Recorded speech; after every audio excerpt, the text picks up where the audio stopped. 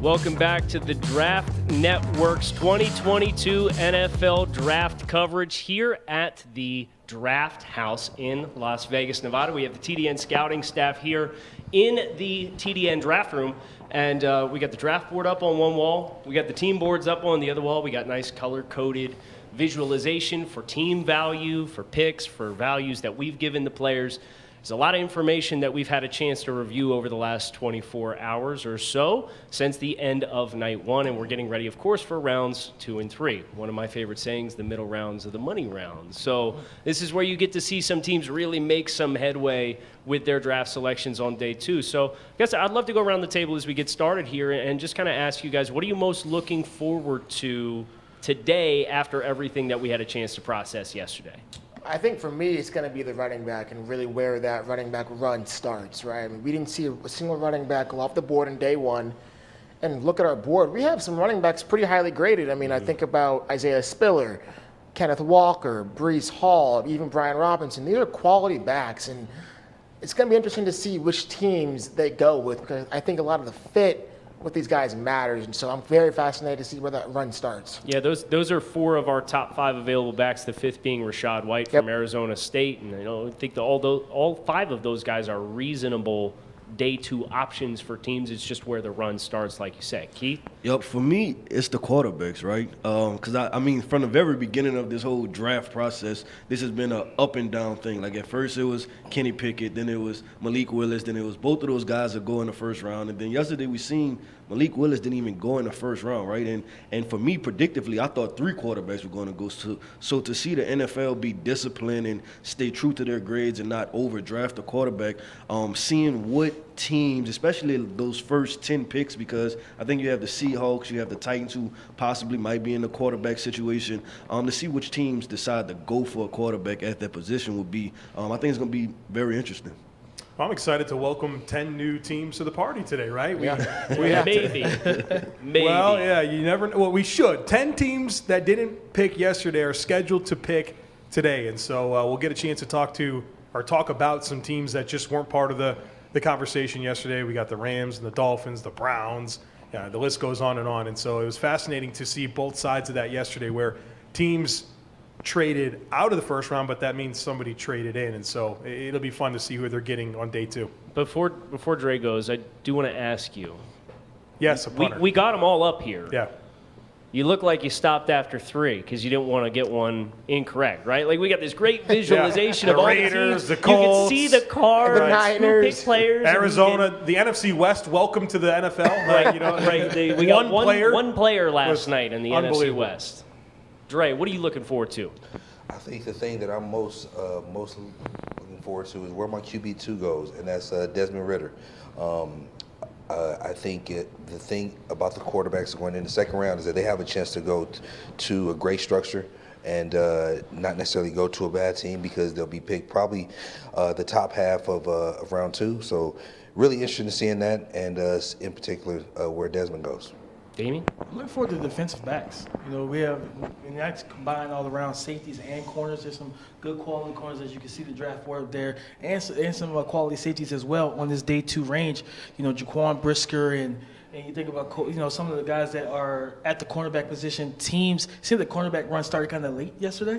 So, Andrew Booth is still on the board, so he should be the first domino to fall, talent-wise that we think about. So I'm excited to see which defense, when they go ahead and prioritize their secondary. One of the things that I'm looking forward to is welcoming some more of our draft legends from this year's class to the party. Of course, we're dressed to the nines thanks to our friends over at Legends. We got the nice jacket. Keith, nice jacket. Dre, we're looking nice. Thank you. I would have gone with the black brand. I mean, but that's okay. it's definitely the cleanest on the table, let's be honest here. Fine, Joe's okay. Damien got my fit from yesterday, so we're good. But if anybody wants to grab anything from Legends, promo code TDN20 gets you 20% off. But we have picked out players in this year's draft class who represent the best of what football can provide for guys, both on and off the field. And for a lot of these guys, it's intangibles, X factors, right? Guy like Cam Taylor-Britt, the corner from Nebraska, Jesse Luketa from Penn State, the linebacker. We had Ikem Ekwonu yesterday,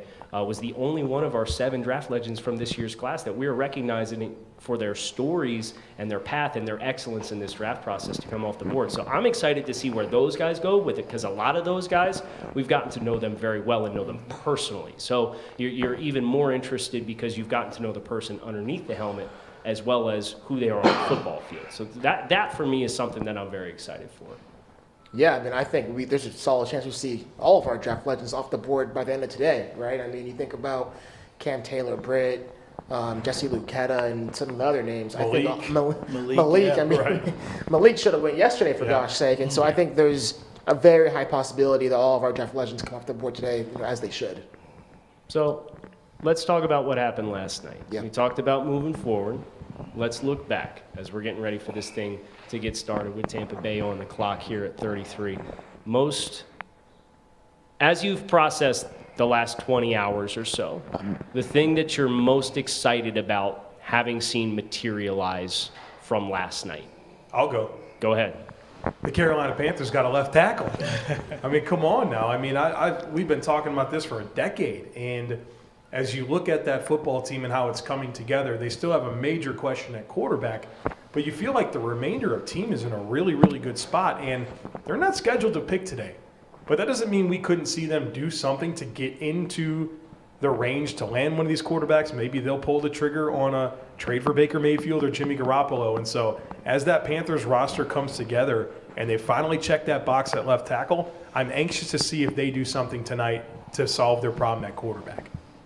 Yeah, for me, it was the trades, right? To see, because we talked about these wide receivers, right? We talked about, man, it's going to be a run, and then it's still going to be teams that need wide receivers, and are they going to dip into that round 2 bucket and, kind of pull from that early? But what we've seen was they just manufactured a couple of trades, right? And you see A.J. Brown, and then you see my guy Marquise Brown, Hollywood Brown. Let me, put the emphasis on it in the nickname. And just those guys on the move, and I think that they're going to pretty good situations for themselves. Like I think A.J. Brown going to Philly, he'll be able to help out Devontae Smith and also Jalen Hurts. And then Hollywood Brown going to Arizona. I mean, that's just another speed racer, right? Another road runner. Like I said, they truly doubled down and committed to this Air Raid, Kyler Murray, Cliff Kingsbury offense. And, I mean, we'll see what happens next year. I think one thing that I'm excited for is this was a victory for positional value for safeties. We had 3 safeties go in the first round, right? As compared to the running backs and the tight end position, we didn't get either one of those. And according to, I think it was Mel Kiper that dropped the statistic that since the modern era of the draft in '67, this is the first time we've had a draft with neither a running back or a tight end taken in the first round. Wow. I mean, that's a large sample size. Yeah. And we talk about positional value, right? We've heard about the depreciation of the running back position, but this year's tight end class, we kind of knew you didn't have some of those top guys like we've had come through the past couple of years, whether it was a Kyle Pitts or even a TJ Hawkinson and a Noah Fant. So to see those safeties come off when that's traditionally been a position group that has been slow to get traction going, and you've seen really good safeties fall out of the first round altogether, to see a run of Dax Hill and Lewis Seen there at the end of the round, and of course Kyle Hamilton to the Baltimore Ravens, I'm excited for that. I would say this too, another player that I'm excited to see where he goes, and that's Nakobe Dean.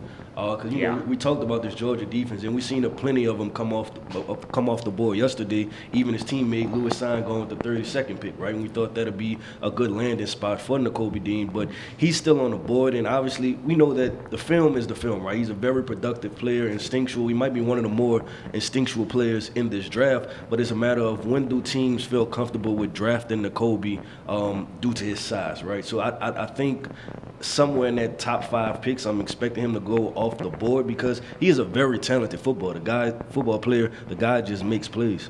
I'm looking forward to the offensive tackle position.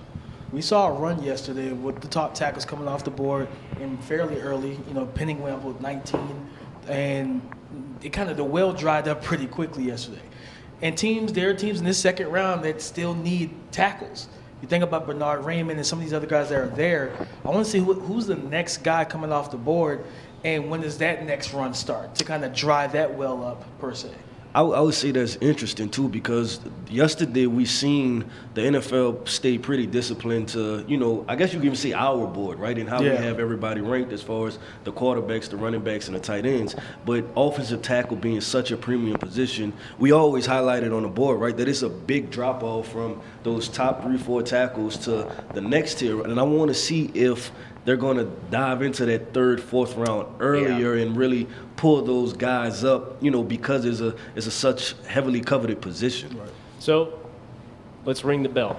Tampa Bay is officially on the clock here as we open up the second round. And let's talk about Tampa Bay. They traded out from 27. They helped Jacksonville presumably jump the Patriots for Devin Lloyd last night. So we look at this Tampa Bay Buccaneers team, and what do we expect them to do here with this pick? Obviously, when you have the first pick in day 2, it's a unique situation to allow all 31 other teams kind of restack their boards and just let the phone sit there and wait for it to start ringing, right? Yeah. I think an interesting name to watch here is IDL Perrion Winfrey, right? I mean, who's someone who was gaining first round traction, and someone that would be a great fit next to Vita Vea.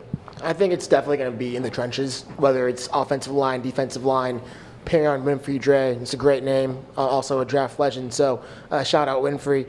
But I will say, I think it's actually going to be an edge. And I we might have gotten some inside sources about Arnold Ebiketie from Penn State, who's explosive. So you're calling your shot. I'm calling my shot. Right.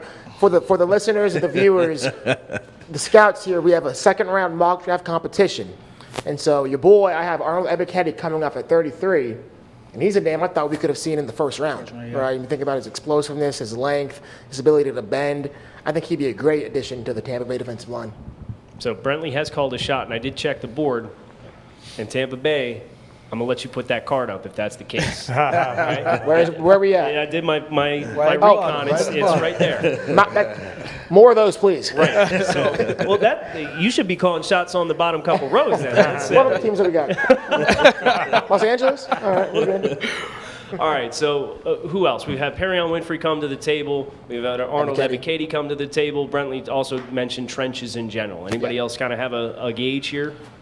They do have that whole kind of the left guard situation. They brought in, because Ali Marpet retired, they brought in Shaq Mason via trade from the Patriots, maybe a Dylan Parham if they want to stay in this particular spot, to put at that left guard. Because at the end of the day, we know what Tom Brady loves. He loves interior protection so that he can step up when those edge rushers do try to get around him and run that arc. He steps up and he's confident. So you want to continue to keep him that way at 44 years old as well. So I think we could see, if they don't go defense side of the ball, we could see a name like Dylan Parham possibly. Joe, I asked you this yesterday about that name specifically, and Dylan Parham, we think this is a stud football player, right? Like, absolutely. We have him very highly graded from a consensus ranking, but he's somebody who might not get drafted where we have him evaluated, and would love to hear you, as the guy who first brought him onto the radar with our regional scouting throughout the course of the season, why you feel that might be the case. Well, the thing about Dylan Parham is that Memphis just listed him at 285 pounds. And so you have that in the back of your mind, that this is a guy that's nowhere near the size that we're looking for to play interior offensive line in the NFL. And then he gets to the Senior Bowl and he's 313? Yeah. Like, what is going on, my guy? And I mean, it really came down to, I think they didn't update the measures, because there's no way that guy. He's a former tight end, right?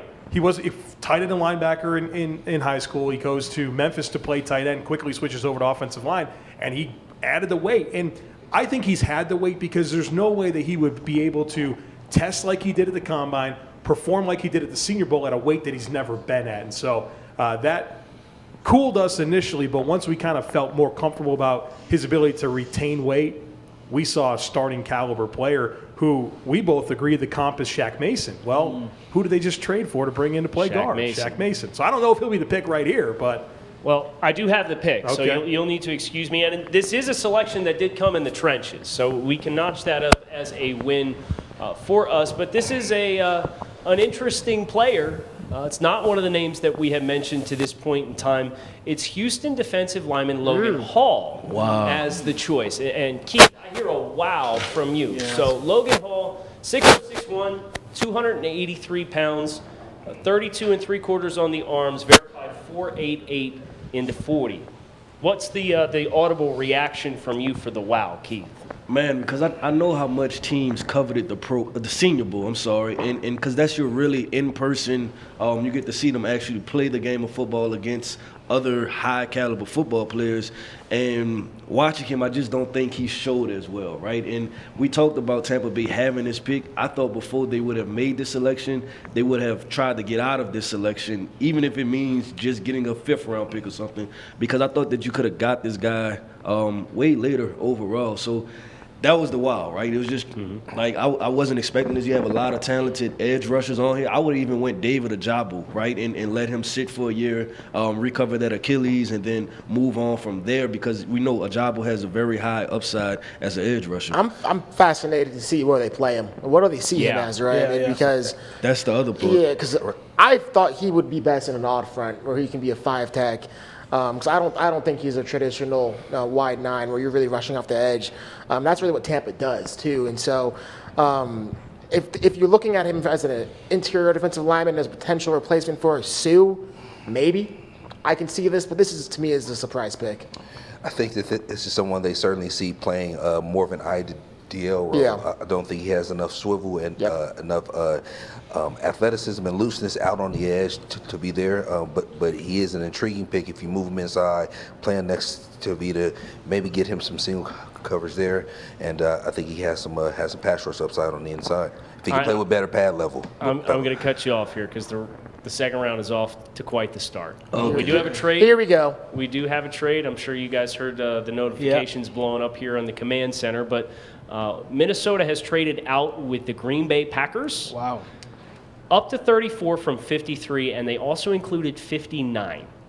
So 53 and 59 for 34. Correct. That's a lot. Yeah. Aaron Rodgers said, "You better go get me a receiver." And that's exactly what they did. The pick is in. They are drafting Christian Watson, Let's go. a wide receiver from North Dakota State. So this is a height, weight, speed guy, right? He's 6'0", 4'1", 208 pounds. He was one of our best available outside perimeter receivers in this year's class. We just got done talking about the Senior Bowl. He had a really nice showing down there, right? Verified 4.36 at 6'4", 208. This is a big-time speed guy, but this is Green Bay's 3rd selection now to go with Quay Walker and Devontae Wyatt. We've known Green Bay likes height, weight, speed guys. Regionally, this makes some sense. What do we think of the Christian Watson fit, especially for the price that it comes at for Green Bay? I think I actually love the pick, man, because I think this is someone that's played in the cold, right? This is someone that I had mocked going in a late 1st round, possibly to Kansas City. But I think this is someone who is competitive. He's got size. He's got great vertical speed. He's got separation quickness. He can get in and out of cuts, and that's exceptional for a guy that's bigger. So I do like to fit with him and Aaron. I think he'll get better at the nuances in terms of the things that he needs to improve upon. But I do think him playing with a guy like Aaron will certainly make that offense far more explosive. I'm really fascinated with the trade here from Minnesota's side of things because it's pretty critical of the trade that they had yesterday and how far they moved back and how little they got for it. Yeah. And then today to kind of flip that upside down and feel like I think they got great value here to move back from 34 to 53 and also getting 59. I think that's a great job of kind of reversing those fortunes. But obviously, the Packers need the wide receiver. We've long known that they like Christian Watson. It's a fit through and through. But I think the Minnesota trade part of this is something that really fascinated me. Yeah, I mean, they got the deal done. And Minnesota, look, if we got to play this guy twice a year, you better make sure you pay through the nose for it, right? But, I mean, Christian Watson's one of our draft legends this year, and bodies work hard, right? This was somebody who was a 2-star recruit from the Tampa area. One of the best opportunities he had was to go up to North Dakota State and play ball, and had a big explosive yards per catch breakout season with Trey Lance at the quarterback position, and then this year had his best season yet, goes to the Senior Bowl, blows it out of the water, and then runs 4.3 at the NFL Combine, and now you get the Packers giving up 2 top 60 picks to make sure that they can have you on the outside and try to replace Devontae Adams. So a really fun story for somebody who was not one of those high-priced recruits, but there's no question that it won because of physical tools, because this dude can blaze. Yes. Yeah, I think this is just really going to pay off. I'm sorry, because we mock Christian Watson to many different places, but I don't think he would have been as successful everywhere. And that's if he was with a quarterback that wasn't as developed and wasn't as accurate as Aaron Rodgers, especially early on in his career. But I think him going with Aaron Rodgers is going to coach him himself, right? He's going to tell you exactly when to get out of those breaks, those releases, when to break, when to get out your cuts. Yeah, so he's going to really develop instantly with Aaron Rodgers, and it's a high volume for him, right? So he's going to get a lot of experience really early on, and he'll be able to take off from there. So I think this is a position where you see Christian Watson and be like, man, he really has potential to become one of the better wide receivers in the league because he has the physical traits. Now it's just getting down to nuances of the position. To me, I gotta cut you off. We Go got another ahead, pick go coming ahead. in here. Go ahead. Tennessee. They're coming in Tennessee hot. selection. They're coming in hot. And Joe, we got some big news here. This is a Draft Dudes alumni coming off the board. Okay, let's go. Ooh, Cornerback Roger McCreary. Yeah, good for you, Roger. nice. Let's go. Good dude. 5113, 190, 450 verified. I think one of the primary concerns is probably the length, right? But Yep. there's no question the man-to-man coverage skills that he was charged with during his time at Auburn before getting a little bit more diverse in the secondary this past year. Really, really good physical corner, can play some man-to-man coverage. Yeah, Dre called it. Yeah, He said corner. Yeah. I think that this is someone who has there are only a few corners within this draft who have true inside and outside flex. I think this is certainly one who does. He's competitive. He can run. He can play press. He can play off. So I really like his fit here with Tennessee, and eager to see how they use him. To me, I was going to say, this is a Mike Vrabel kind of player. Yeah, I was Yeah. Right, he's tough, instinctual, loves ball. And yeah, there's some issues with his lack of length, and maybe he didn't run the fastest 40, but all he does is stay in phase and stay connected throughout the route. Like, you think about his ability to really cover man-to-man, he's amongst one of the best in the class. And so to me, I really like this pick. Love the idea of pairing him next to Caleb Farley. Give them 2 really young, competitive corners in this division. I really like this. How about that Alabama game is the showcase for him as far as Even Penn State. defending Lights were not both of too those big for him. guys. Yep. I was going to say, what does this say for the other guys? When you talk about Caleb Farley, and then they also drafted Christian Fulton, too. So you're talking about in the past 2 years, they spent a lot of high draft capital on cornerbacks, and then to go back in there again, it's like, okay, which one of these guys do they not believe in, or injury concerns they're not too high on? That's what was interesting to me, because I thought that they needed a corner, but at the same time I was thinking, man, they spent a lot of draft capital in the past couple of years. You can never have too many corners. True, and I think that just to answer that, Keith, I think it's the uncertainty around Farley, right? I mean, he was injured when he came out, and he had some injuries last season as well. So he's continued to be nicked, and I think that probably had something to do with it. We have a trade. The New York Jets have traded with the New York Giants, coming up from 38 to 36, and they gave up 146 to move up 2 spots and slam the door shut and play defense on somebody. Wow. Here's what's interesting. I have the pick. Do we have any guesses on who the New York Jets have given up an extra draft selection to get with the top 40 pick? So sorry, who's on the clock, the Jets or The Giants? New York Jets are on the clock. Tackle. I think no. I think Cam Could be a Jurgens, linebacker. Nebraska. Could be Nakobe Dean. Kobe Dean.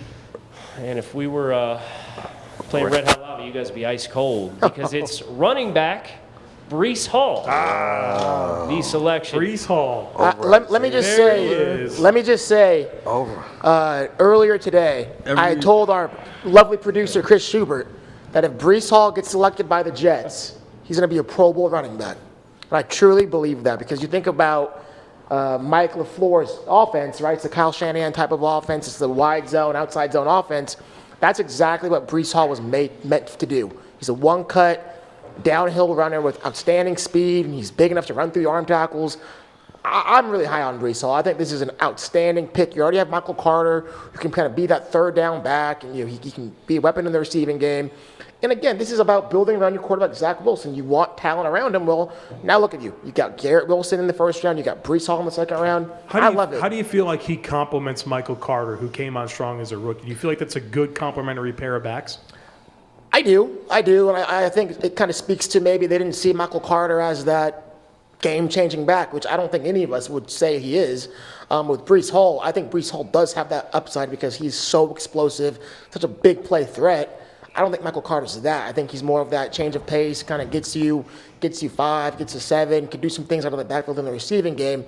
Breece Hall's really a home run threat in this offense. I mean, I think I love it. I think if it were me, it would have been Spiller. Yeah. But that would have been the pick for me. Even in this offense, though? Yeah, absolutely. I think so too, and that's why I wanted to ask you that, because I think what the Jets still don't have at running back is a true guy that can win and convert in short yardage. And I think between Hall and Carter, they have two guys that are more kind of press the outside and work that outside zone. Where I still think they're missing a downhill presence. I think this is where. So I am the high guy on Breece Hall, and I see him differently. I think Breece Hall does win in short yardage situations. You see him in the goal. So tall and upright. He's upright all the time. He's, what is he, 220? I mean, he runs strong. He breaks through tackles. I see it. Once he gets to the second level, he does, but you see him in short yardage and goal line situations, and he gets stood up quite a bit. Like, because he does run, like Joe said, up high. Shoulders up high. He doesn't really have a natural leverage, and he doesn't lower the target and strike zone. So while this is a good pairing, because I've always said he belongs in this specific offense. Yeah, I agree. Simplify those reads for him. Don't give him anything complex. Let him read the outside, one cut. It's just a good fit, but like Joe said, they don't have that true between the tackles, powerful guy that really is going to take some of that pressure in those short yard situations. They're banking on the traits here. Yeah. Right? I mean, and you see him one way. Yeah. I know the collective group sees him. They're not quite as high up Breece, but we can all agree this is the kind of system that he needed to go to Yeah, to have absolutely. success at the NFL 1,000,000%. level, relative to what Iowa State ran with him these past couple of years, in which he's been super productive and a lot of what's the phrase we use? Clean air production. Clear air. Yeah. Clear air production. I mean, we've said it once. We've said it a million times. We do have the next pick. The Houston Texans have made their selection at number 37, and we're staying in the Big 12. Whoa. Safety Jalen Pitre Okay. is the selection Good for the player. Houston Texans. Joe, you like this pick. I heard good player. Why don't you tell us why? Well, he's that. He's a good player, and we're talking about the Houston Texans, and as we continue to have production meetings to talk about the Houston Texans, we realize that they have need after need after need, and so to go and just get good players is smart. Now, I think there's a lot of different conversations you could have about finding different types of players that they could have found at bigger positions, but I think with Pitre, you get a really dynamic nickel defender, a guy that can work off the edge. He's going to fit the run, play downhill, click and close, trigger, one of the best blitzing defensive backs in this class. And so I like how he can help an NFL defense. And I don't think he has a ton of range, but if they want to keep him closer to the line of scrimmage, I think he's going to offer a really nice, aggressive style of play to fill out their defense. Well, and that's what it's all about, right? Especially in this division in the AFC South. We've talked a ton about how much the teams in this division want to run the football. You know, you got to negotiate Tennessee, you got to negotiate Indianapolis. Having a guy who's effective in the box and can be a pressure player, and you can play some sub-package stuff and have him in the nickel or on the second level, and you know you're going to rely on him. He's going to be able to stick his nose into a gap and make sure your gap fits are contained, and you're responsible in the front. That's the value that he brings to the table, and I certainly think that's a player that they haven't necessarily had. Yeah, I would ask this, though, right, because Lovie Smith is the head coach, and we know traditionally what type of defense he runs, right? And Tampa 2, and, too high. And Pitre, we didn't see him that deep very many times, right? He played close to the line of scrimmage. Even when we talked about him in our player reports, we thought that this was a guy that would probably play in a defense that was more multiple, right? Like he can play a lot of different positions. So I wonder if this is an indicator that they're not going to run this Tampa 2 version, or, where they're going to go. Even drafting Derek Stingley, right? That was another question mark for us, because maybe they don't have to emphasize corner as early, but I think they're clearly saying we're getting much better in the secondary, and maybe this means that, I guess scheme-wise, they're going to do some different things and become very multiple on the back end. We have another trade on our hands. All right, here the we go. Atlanta Falcons have come up to 38 with the New York Giants. So the Giants have traded back twice. From 36 to 38, now from 38 to 43, picking up 114 in the process. Nice deal. So they get they've done a nice job here to kind of kick the can down a little bit and take advantage of what we're presuming is perceived depth early in the second round here. But let's finish this thought. Obviously, Atlanta coming up. We'll get that pick here in just a minute. But let's finish this thought on Pitre because he's an interesting player. Go ahead, Brentley. I like Pitre as a player. He's instinctual. He's tough. I think he can do a lot of things both in the run game. I think he's good enough to cover in the slot. I just feel like they already have that player on their roster in Desmond King. Yeah. Like they re-signed Desmond King, and that's really the kind of role that I envision Pitre. And look, you can never have too many good football players, especially in the secondary. I think it's a little repetitive skill sets, and so I question the pick. I don't question the player. So King was set to hit free agency and re-sign. Yeah, they brought him back. But did they? I believe that's only a one-year deal, if I remember correctly. So Sure. perhaps that's the vision there for them. We have the pick for the Falcons. Quarterback? Not a quarterback. Oh! I think it's one of these pass rushers. It is one of these pass rushers. Brentley, you're on a heater. Why don't you give me another guess? For me personally, it would be Boye Mafe. Or You were doing so well. Arnold Ralph. Ebiketie, Penn State, Ebiketie. That's what I was about to say. Man, I started to put that in my mock, too. is one of these speed rushers, 6'0", 2'3", 250, 34 1/8 inch arms. We had a consensus 2 on him, so this is appropriate value. But Ebiketie transferring from Temple to Penn State this past year really showcased himself well. He went to the Senior Bowl, kind of showcased some of that pass rush prowess that he has. We're perceiving him as perhaps a wide 9 style, steep angles, and really utilize that first step to win off the edge. Tools, man. Tools. I think the things you think about with this player, he's got great explosion off the edge, good initial quickness, and it seems like Atlanta has been in the market for pass rushers for years now, right? They keep getting them wrong, but I do think this has a chance, man, to be the right pick if they use them in the right way and get them some more help. I like coming up from 43 to get this guy, too. Yeah. You kind of figure with the explosiveness that he has, it was only a matter of time with 34-inch arms and the pass rush skills. I was going to say the arm length to me is something that sticks out with this guy because he's not the tallest, but you see his arms are dangling to the field. So, the blend of length, the blend of explosiveness, the speed to power combination that this guy presents, I think Atlanta hit this one out of the park. Yeah, Dean Pease needed a player like this desperately, where that defense didn't have anybody that can dictate the action up front. So he might walk into that facility and be their best pass rusher right now. I mean, that's how much they needed a player. Yeah. Yep. No, I think he has extremely high upside. When we watch the film, we always talk about this guy as a lineman, right? He's 2 yards off the football, and he's still beating offensive tackles, right? So you put him actually on the line of scrimmage, and be like, hey big boy, let me make this easier for you. Just get closer, right? Yeah. I think he has the opportunity to be a special pass rusher. When you talk about traits, I think he has one of the best first steps of all the edges combined, right? So, man, if they get this right, you're talking about a top-end level edge rusher if he can put it all together. I think it also justifies their first pick at 8. And maybe You feel better about it, We right? can debate the receiver, but I think drafting a receiver was the smart move because the strength of this draft is at edge. Yeah, And so you're Atlanta, you're picking in the top of the second. I'd much rather feel, I like the options at edge in the top of the second than the other receivers still left on the board. So to me, this makes a lot of sense. Joe, you mentioned the defensive coordinator there, Dean Pease. Where did he come from? Where was he at prior to that? Tennessee. Who they have there as a rusher? Harold Landry. I think Dean Pease Like what probably you did there. looks at that skill set and probably has some Second round pick, excitement too. for some parallels between the ways that they won with obviously Harold at Boston College and early in his career, and Arnold Ebiketie as somebody who made a really big opportunity to come to Penn State and made the most of it.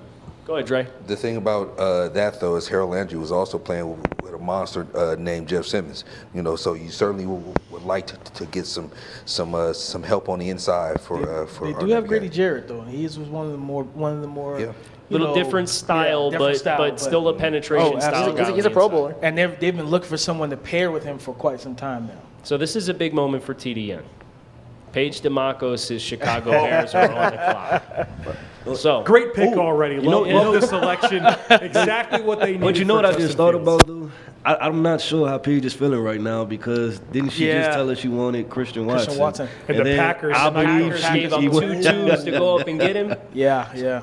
Okay, so as we think about Chicago, and we've talked in the production meetings throughout the course of the day today, this team needs to get the offensive side of the ball figured out in a hurry to help take care of Justin Fields. So as you guys look at the board, does anything kind of stand out to you guys as something that you would like to see from the Bears? Me personally, I would love to see them get a right tackle, right? Shore up that and give Justin Fields some protection and some infrastructure to give them the best chance to succeed. I'd like to see a receiver. Yeah. Like, whether, the guys that are on the board, Skyy Moore, George Pickens, John Metchie. I hope it's David Bell. David Bell is also on the board. They need a receiver, man. I hope it's Pickens. Allow me to mosey my way over here. Keith, go ahead. Now I was gonna say, man, this roster is extremely depleted. So I think they should just follow our model and draft a good football player, right? Just get out of here with a good football player. But the way you're looking, Kyle, I don't like where he's looking right now. So, I'm over here. okay. Looking at these wide receivers that are all stacked up.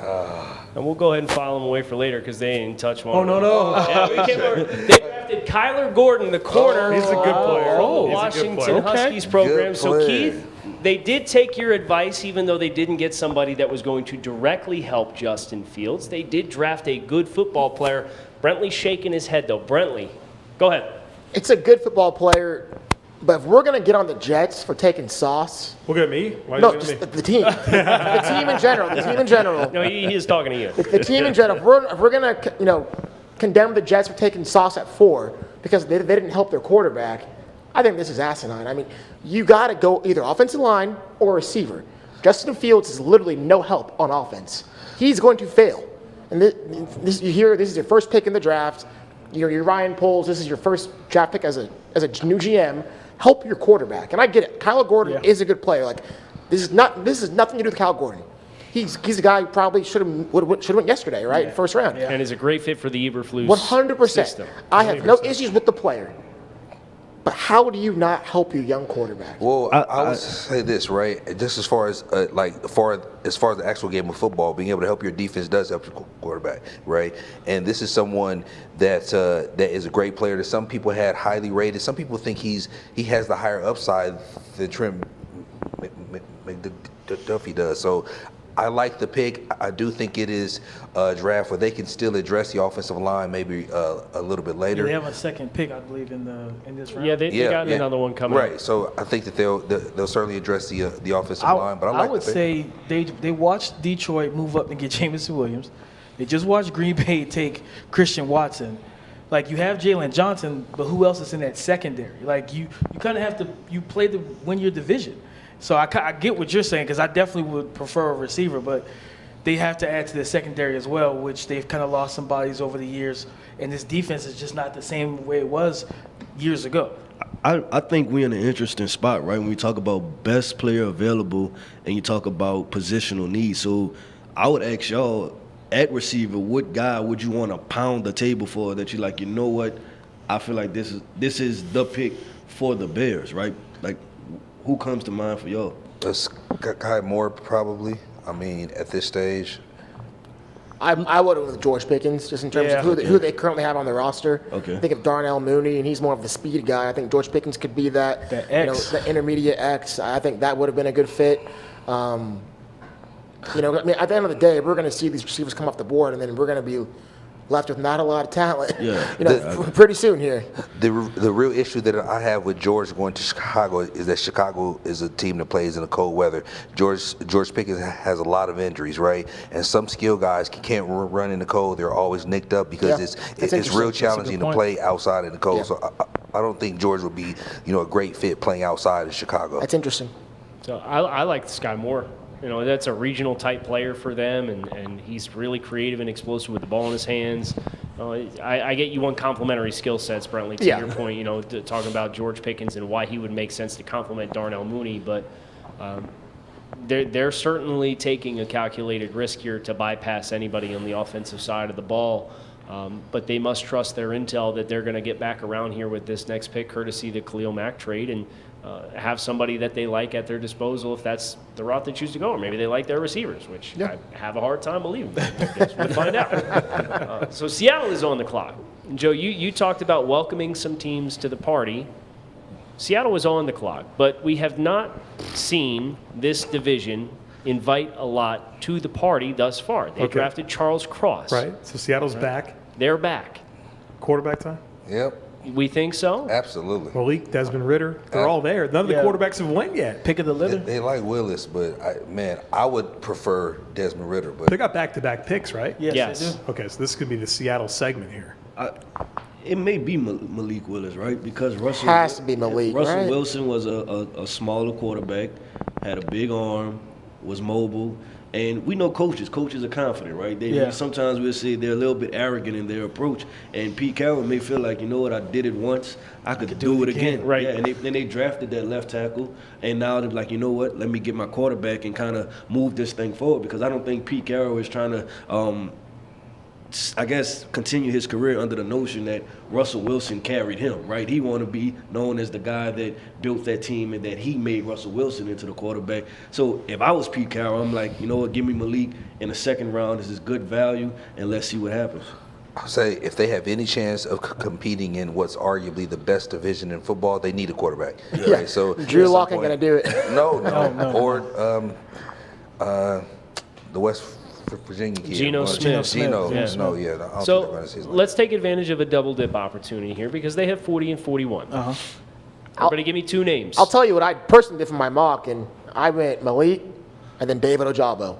I think that David a lot. Ojabo in this I scheme like- makes a lot of sense. And then Pete Carroll, he's never been one to shy away from players who are injured, who were, because he's betting for, hey, what can you do for me towards the end of the season or even the following year? So that's what I personally did. I like That's that. a great way to accelerate this rebuild. Like you get two high ceiling players that you can develop and that you can develop at your pace right now. Exactly. And you think about what Malik, if that is the selection, what he gives you in that run game, similar to what Russell Wilson had when he had Marshawn Lynch, that read option, hold the backside in, pound the rock where they have Rashad Penny and Chris Carson. Both of those big, strong backs in the backfield. DK Metcalf's there. Tyler Lockett's there. I hope it's Noah Malik. Fant's there. Like, this is the type of situation you want to put a young quarterback in. Do they go linebacker here? Is there No way. No way. Jordan Brooks in first, but I do think though that this is a team that seemingly every year is in the market for a pass rusher, right? It seems like they're always looking for pass rushers. Boye Mafe has not come off the clock, but I do like the Ojabo pick though. Man, I love Ojabo, and I thought that he could go late first round, even with the injury, man, because once he's healthy, someone will get a really good player. One thing that we all should acknowledge, though, when it's Seattle on the board, we should expect the unexpected. So, How about Tariq Woolen here? yeah. You think about that stylistic fit in that secondary, what they've traditionally gone for. I know they don't always necessarily draft corners high. They can get that skill set. They feel like they can find it later, but Woolen could be a really, really special player in that defense. So They have the track history of developing these type of corners as well. That's exactly right. So, I mean, we've got some nice names here. And, Joe, a little quiet over there. You got any names for us? Yeah, I would say Woolen and Mafe would be predictably my two. And if I over a quarterback. Yeah, I start to get a little bit nervous about that. Well, maybe because I want it. I want Malik to go there. So I don't want to disappoint myself. But I think this team is going to love Tariq Woolen. I mean, height, weight, speed guy. I think he's just exactly what they want in a corner. They've had success with players like this in the past, and then they do need a pass rusher. And Mafe, another toolsy guy that I think would be a good fit. So I think they're going to go double dip on defense here and go with the corner and the edge. They are certainly taking advantage of having the double dip here. You know, we've seen so much action come early and often already, and this is one of those teams who's taking a little bit of time. They don't go about getting jumped because they got the next pick, right? So we might as well milk it down and see what comes our way potentially. And Seattle, as we mentioned yesterday, is a team that often has a track record of trading back as well. You know, so maybe they like the depth that exists in some positions here, and they're working the phones. But I don't know. We think about, Dre, you mentioned the competitiveness of the NFC West, and I think both of the West divisions this year are going to be very challenging between the AFC side of things with all the changes that came, and some of that courtesy of Seattle trading Russell Wilson to the Denver Broncos. But this division specifically is always a fun one because it's constant turnover at the top of the division, right? There's been so much competitiveness, and even the teams that don't win the division, you see San Francisco make a playoff run. So, like, what's the secret to consistent success in a division like this that has so many competitive teams, and it's just a question of who gets the right bounces and breaks and stays healthy? I think it's two things, right? I think it starts with continuity, right? It starts at the top, and it certainly helps to have continuity from the GM to the head coach. But then the second thing is you got to have a quarterback, right? Yeah. You have to give your offense a chance to be able to score enough points each game, right, to be in contention to win. I mean, so I think it's those two things: continuity and having a quarterback. And I think that you need one to certainly play in this division. I mean, three out of these 4 teams have been to the Super Bowl in the last 7 years, right? Yeah. And the Cardinals are the 4th team, and they have a great young quarterback. The pick is in, and somebody's going to have a moment here because somebody acknowledged this player, and it is Boye Mafe. The pass rusher from Minnesota is the selection. Dre, you mentioned this team has constantly been hunting for pass rushers. Seems like every year. Mafe, 6'0", 261 pounds, 32 5/8 on the arms. This is their second selection, only the second selection in the NFC West. He pairs with Charles Cross to give Seattle, with the Russell Wilson pick, a premium position. So what do we think about Mafe as a football player? Obviously, he's very toolsy. He's another one of our draft legends from this year's class as far as the diversity and the experiences in life that he's had. He spent a year in boarding school overseas. Really credited that with helping him mature as a player and as a person. So he's really impressive backstory in addition to everything else. How do we like this fit for Seattle? I like it a lot, and I like it from the aspect of you understand that you are most likely going to see Trey Lance, who's a very mobile quarterback. You're going to see some of that read option with him, those RPO type of play calls with him in the backfield with those backs. Then you look at Arizona, it's the same thing. Another mobile, hyperactive quarterback that if you don't contain backside, they're going to get out there and they're going to hurt you in the open field. And boy, Mafe is seen on tape playing that half a man, staying square, being fluid and loosening his hips, and then being explosive to redirect and get to the quarterback if they do pull the ball out of the running back's belly in the mesh point. And then the fact that he's so toolsy as a pass rusher. I believe he had, 2 sacks in the Senior Bowl game? Like, he gets after it. That first step, the handwork, he's still a little raw, but you see everything there. All the tools are there to just mature him and get him to that point where he's a full, not a project, but a full player. I really like this pick for them. Yeah, they asked him to do a lot, and I think you get him in a place where you don't have to ask him to do so much. Yeah. And I think that's where you can really see some exciting development from Boye Mafe when you let him play forward a little bit more and really accentuate on the high-level flashes that we've seen as a pass rusher. Seattle's quickly acquired maybe one of my favorite drafts so far this year. Draft good players. Yeah, I mean, think about Charles Cross and the value they got with him falling to 9, and then Boye Mafe was a guy, I had squarely in the first round because the upside that Damien mentioned is the explosiveness, the length, and really the kind of rawness that he has. To me, is a positive because he's a kind of a mold of clay that you can, if you mold him correctly, you can get a high upside potential pass rusher. Yeah, I think they're trying to rebuild this thing, right? When they let go of Russell Wilson, I think that was a clear sign that, we're going back into the well, we're going to get this thing together. So I think starting with offensive tackle and then getting the edge rusher, much like the New York Giants have done, I think, you're trying to get, like I said, get back to the basics and just really try to rebuild this thing. Yeah, again, I think that they're building the infrastructure and getting the quarterback a little later on, which is what we've talked about in right here. Weeks past, right? You build the offensive lines, and when you get a quarterback, he has a line, he has a tight end, he has an ability to run the football, and it helps him. Gentlemen, the pick is in. And with the 41st pick, don't get too excited. They win Desmond Willis. Seattle is drafting Kenneth Walker, running back from Michigan State. Oh my God. You had Rashad Penny as an expiring contract. You chose to bring him back. You paid Chris Carson a reasonable amount of money. And now you're adding Kenneth Walker to the mix. We shouldn't be surprised. No, It's you Seattle. called it. It's, You called it's it. Seattle. We should not be surprised. I want to look, and I was going to say this.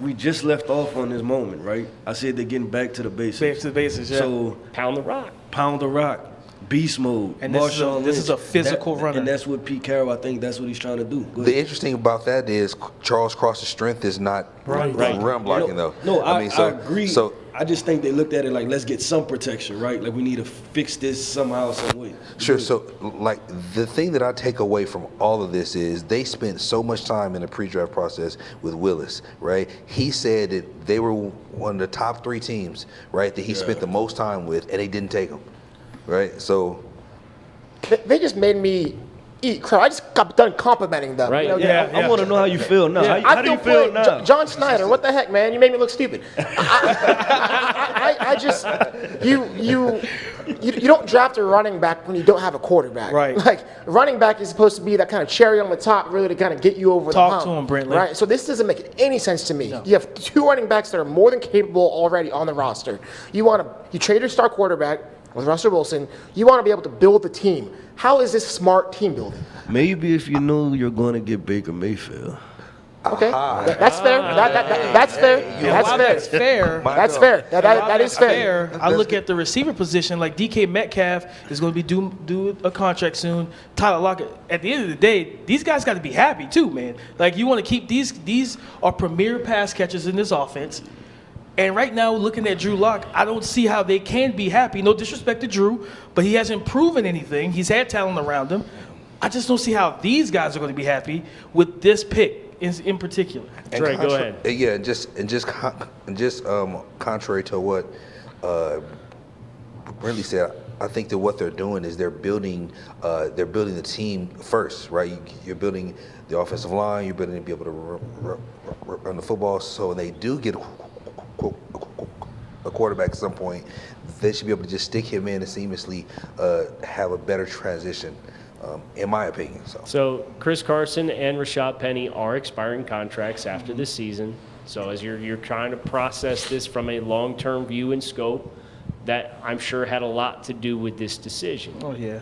Joe, I'd love to hear your thoughts here, drafting a running back. Listen, we didn't really talk about how the Jets traded up in front of the Texans to draft Breece Hall. Who I've talked about as a Breece Hall spot. Correct. Houston, yeah. So, and when we sat down in the production meeting, we talked about, we'll see Houston. We really feel they might draft a running back. Well, they got jumped by the Jets. Breece Hall comes, and now Kenneth Walker comes.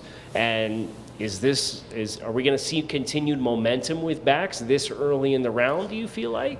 I wonder about how the NFL views the rest of these running backs. I know we love Isaiah Spiller, but I mean, I think there's a chance he could be a 3rd-round guy. You have James Cook. Like, who's the next running back? If there's going to be a run on backs, I'm really interested in knowing who that next player is going to be in the NFL's eyes and at what point they're willing to take them. This is still pretty high in the draft. Yeah. We only saw 4 top 100 running backs last year.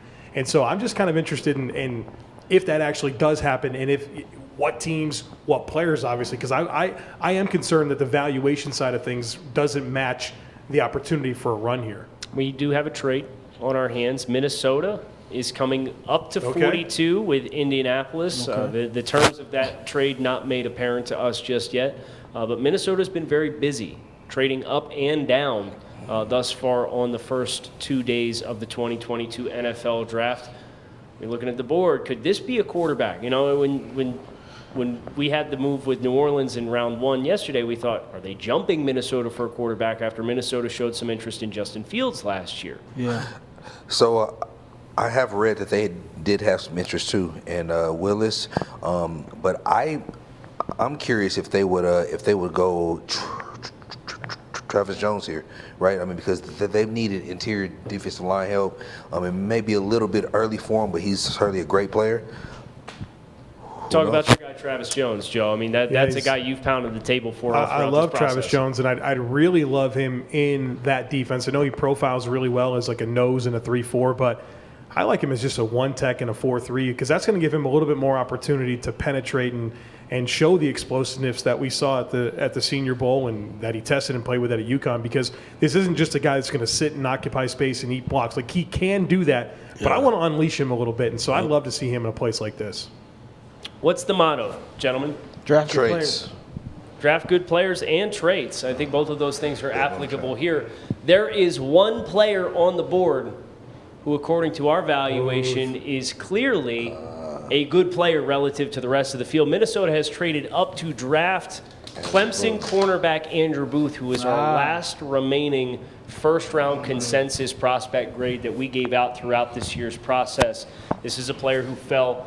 We've heard a lot about the medicals, right, as something that's been a contributing factor for his fall. But from a physical skill set perspective, Joe, you went to bat for this guy when he had 400 snaps under his belt in the summertime.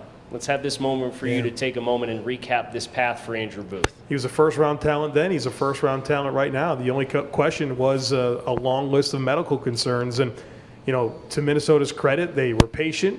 They've worked the board up and down that gave them the ammunition that they needed to be in this position. And I think they're coming away with a first-round value. I really do believe that. If he's healthy, I think Andrew Booth has an incredibly high ceiling. He's versatile. The competitive toughness is off the charts. The ball skills are special. I don't really have any concerns about him other than the medical side of things. I think they're going to get an impact player if he could stay healthy. I want to give you guys the terms of the trade, and then we got to go to a quick break. Sure. Okay? Minnesota trades 53, 77, and 192, and in return got 42 and 122. Okay. So a reasonable exchange. I don't think this Getting better. on the spectrum of trades that we've seen thus far today, this isn't on either end where one team gets the best of the other or not. But we will be back after a quick break to talk a little bit more about Andrew Booth and the rest of the 2022 NFL Draft here on day 2.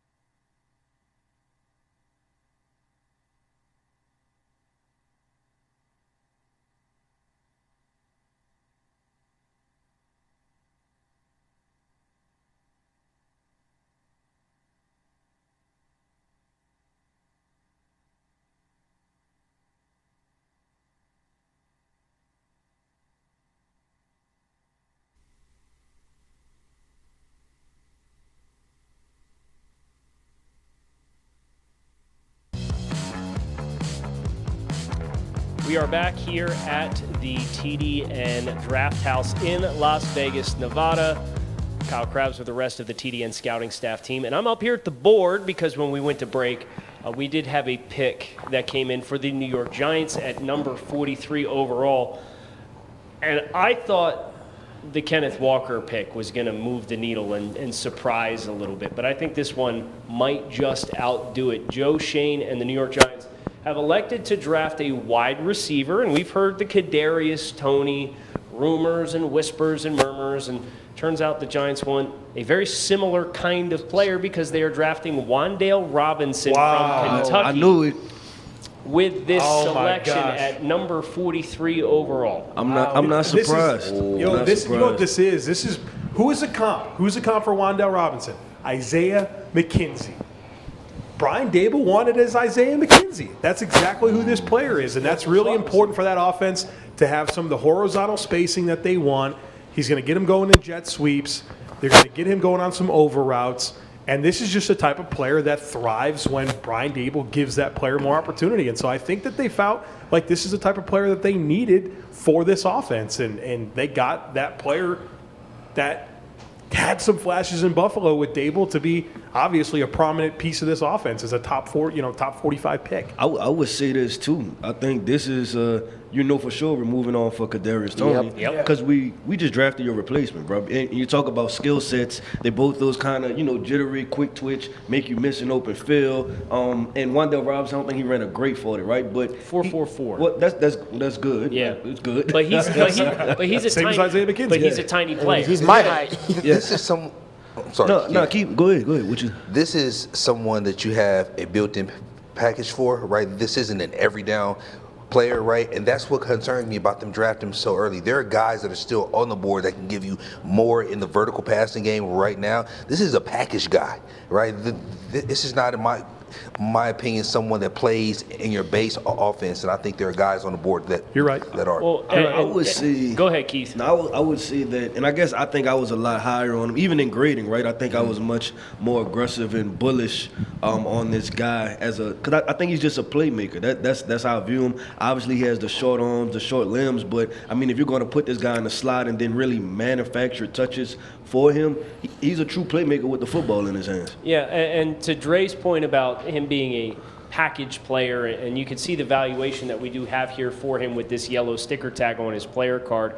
This is somebody who we do carry with a third-round valuation, and that's usually because it is a little bit more of a scheme-specific type of role that exists for him, and he can certainly play on special teams. I think you saw the full extent of his package when he was at Nebraska before he transferred to Kentucky. I mean, they were almost a little too one-dimensional with the packages that they had for him, where you saw him lined up in a certain spot and you knew exactly what they were going to do with him. But he did come to Kentucky this past year and he showcased a little bit more of a palette. So maybe this selection is kind of betting or hoping that there's further development to be had as far as a every down type of player. I certainly don't think he's somebody who's going to play on the outside, but Keith, you mentioned playing in the slot, and I think that's what the hope is that he can become.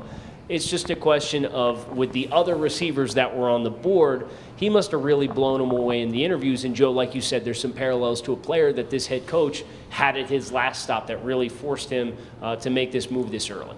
It's still a strange pick. I think Dre really hit the nail on the head, though, because he's a package player. And this, I don't want to go all the way this way, but this is a little bit like Tutu Atwell last year, where you just didn't really expect this and going to be a very specific role for the type of player. But I think this is a player that Dable said he needed for his offense, and Joe Schoen went and got him. He could have got him later, though. I agree. He could have got him later. I was higher on this guy. I seen him going in the second round. I didn't think he was, just because of his playmaking. Like when you cut the film on and I guess you take out the traits and everything else and just watch the film. This guy made some spectacular plays. Like those clips against Florida. Like not many receivers in his class could do what he did with the football in his hands. So I think they looked at it from that perspective. The bowl game was an excellent showcase for him as well. Yeah, I agree 100%. So one question, and I'll end this: if they're in their base offense, 21 personnel, where does he play?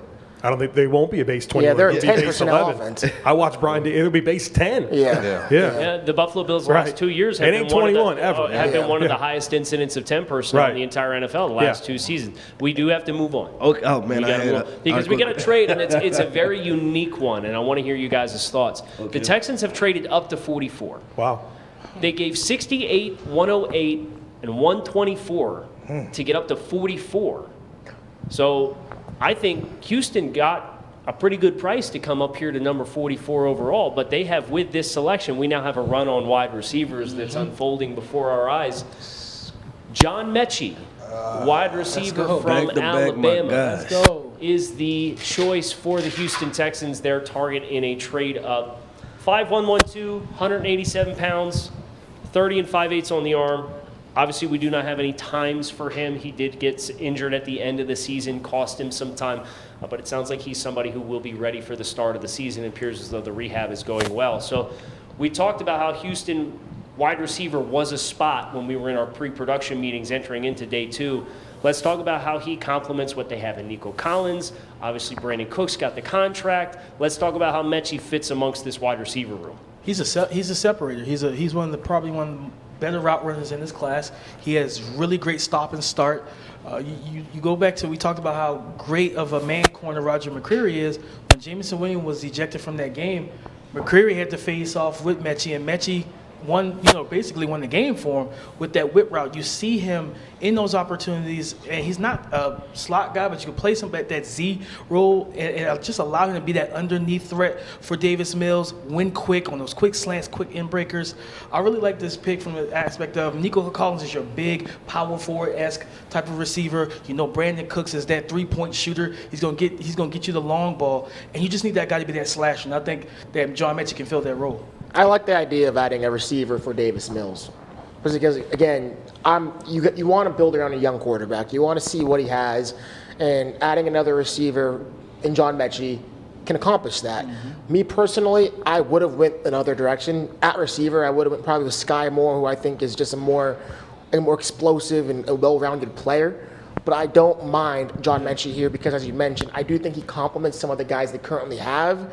And I love the fact that they're giving Davis Mills another weapon. The conversation around John Metchie has always been, can he figure out the drops? Yeah. Right? And that's it. Right. That's all he has to everything figure else out. is really, really good with him. I remember you did the summer write-up on him, and you were like, dude, if we can get this guy some Velcro on his gloves, like, Man, we're going to be cooking with gas, right? And I want to emphasize, I'm talking top 10 pick. Like when you watch this guy run routes, yeah, he's that explosive, Brittany. I'm pounding the table for it. Like this guy separates like no other. Like I said in our meetings, he would have cornerbacks 12, 15 yards off, and he's still threatening them vertically just to snap it off. So it's literally, can we get this guy to catch the football in traffic? I think he's that special of a athlete, like Damian talked about with his start-stop ability and explosiveness. So let's talk about how he complements Brandon Cooks and Nico Collins from the lens of, I know when we've had some of these conversations around John Metchie, the apprehension has been playing him in the middle of the field and in high traffic areas as a slot guy because there has been consistency issues addressing the football, right? And we've kind of talked, some of us have felt as though maybe we'd like him a little bit more as playing the Z as compared to being the slot, because you don't have to worry about bracing for contact at the catch point. How do you guys, now that you know where the landing spot is, where do you land on that aspect of his game? I mean, I think it's an outstanding fit, right? Because now you can play the Z in this offense, and again, not have to be in situations where he has to worry about contact at the catch point. Because that was a big issue for him, So now he's going to get a ton of free releases, ton of easy access in breaking routes, and he's not going to have to deal with some of the deficiencies. And then we'll be able to see the strengths that Keith is pointing out. I guess I still have to think about Davis Mills, right? He could run all the routes he wants to run, but it's a matter of Davis Mills can get on the football. So hopefully Davis Mills takes that next step, and then they did give him some weapons, to just kind of get the football to him. And then also I think about, just kind of the short game. Maybe they could give Davis Mills the opportunity to throw some of those quick screens, get the hands in the ball of John Metchie and Brandon Cooks, and they can kind of give some running after the catch production. Kyle Krabs is shaking his head. The Baltimore Ravens are on the clock. Oh, boy. Oh, here we go. What does this team do every time they're on the clock? Just get good take players your that shouldn't players. be there. So who shouldn't be here on the clock right now? David Ojabo. The pick is David Ojabo. No. The rich get richer. Of course it is. No way. Unbelievable. Death taxes and the Ravens getting guys in the draft that have no business being on the clock. They do this every year. DaCosta is crushing it. 6'0", 250, 33.5-inch arms, 4.55 verified. It's ridiculous. With Odafe, with Odafe Owe. Owe. You think about they brought back Campbell on the defensive line as well. Somebody help me out here, man. I cannot believe this team is stealing the draft like this. I got you, Kyle. So I'll say this. When I did my initial write-up on him, I think I gave him a second-round grade, right? And in that, I had a caveat, and I said if he goes somewhere where he could be developed and a good culture, this guy would be a superstar. And he's somewhere where he can be developed with a good culture. This guy has a high potential chance to be a superstar. Absolutely. Michigan's defensive coordinator went to Baltimore as well, if I'm not mistaken. Sure did. And he came from Baltimore. So Coach McDonald came from Baltimore. He's a linebackers coach. Was the DC this past year. Ojabo blew up across Maine Hutchinson, and then they moved on from Wink Martindale. McDonald came back and is now the DC in Baltimore, and they just drafted that pass rusher at 45 because he tore his Achilles in the pre-draft process. It's cheating, man. Explosive rushers with him and Odafe Owe. And you guys know my comp for him. He's a juiced-up Chandler Jones. The body control, to be able to contort his upper and lower body to get underneath the hands of offensive linemen, the length, the bend. Like he has a pass rush repertoire that is actually, to me, a little bit underrated in this class. Like this is a ridiculous steal in value.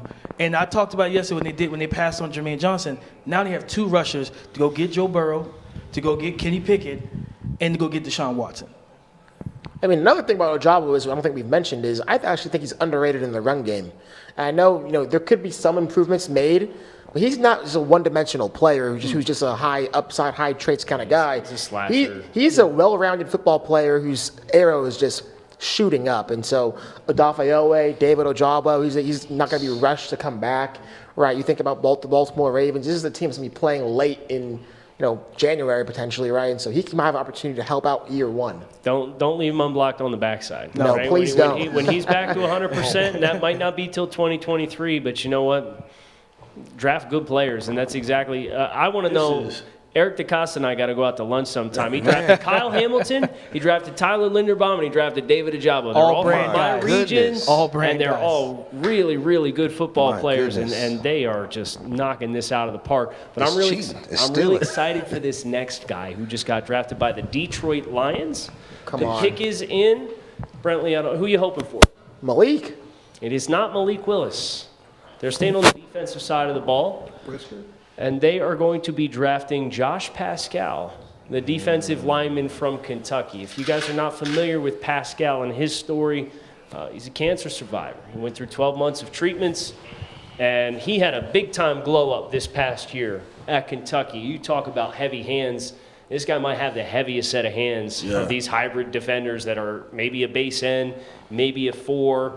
He came to the combine at 280 or 268, but he was on the roster around 280, and he terrorized SEC offensive linemen with his ability to really jolt and reset the line of scrimmage. So you think about Lee McNeil, and now you think about Josh Pascal as somebody who could play next to him. Obviously, you have Aiden Hutchinson, who's coming into the building as well. They drafted Levi Onwuzurike in the second round last year. The trenches in Detroit is starting to look very, very different than what we're used to. Absolutely. Man, it's starting to look really good. And I think this is a really good football player. When you talk about his last year that he just played, right? And you talked about it, Kyle, because you introduced him to the group. And you talk about, man, this Kentucky defensive lineman, he can go.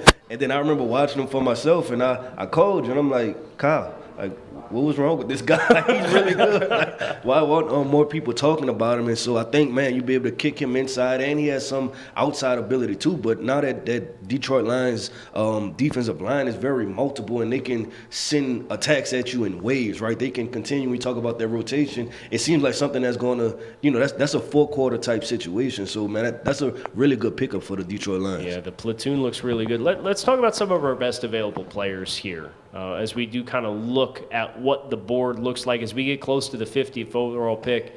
Nakobe Dean is still on the board. Yeah. Jaquan Brisker still on the board. DeMarvin Leal, We've talked about some of these quarterbacks. Malik Willis, we're very eager to see where some of these quarterbacks, including Malik, come off the board. Spiller. Isaiah Spiller, absolutely.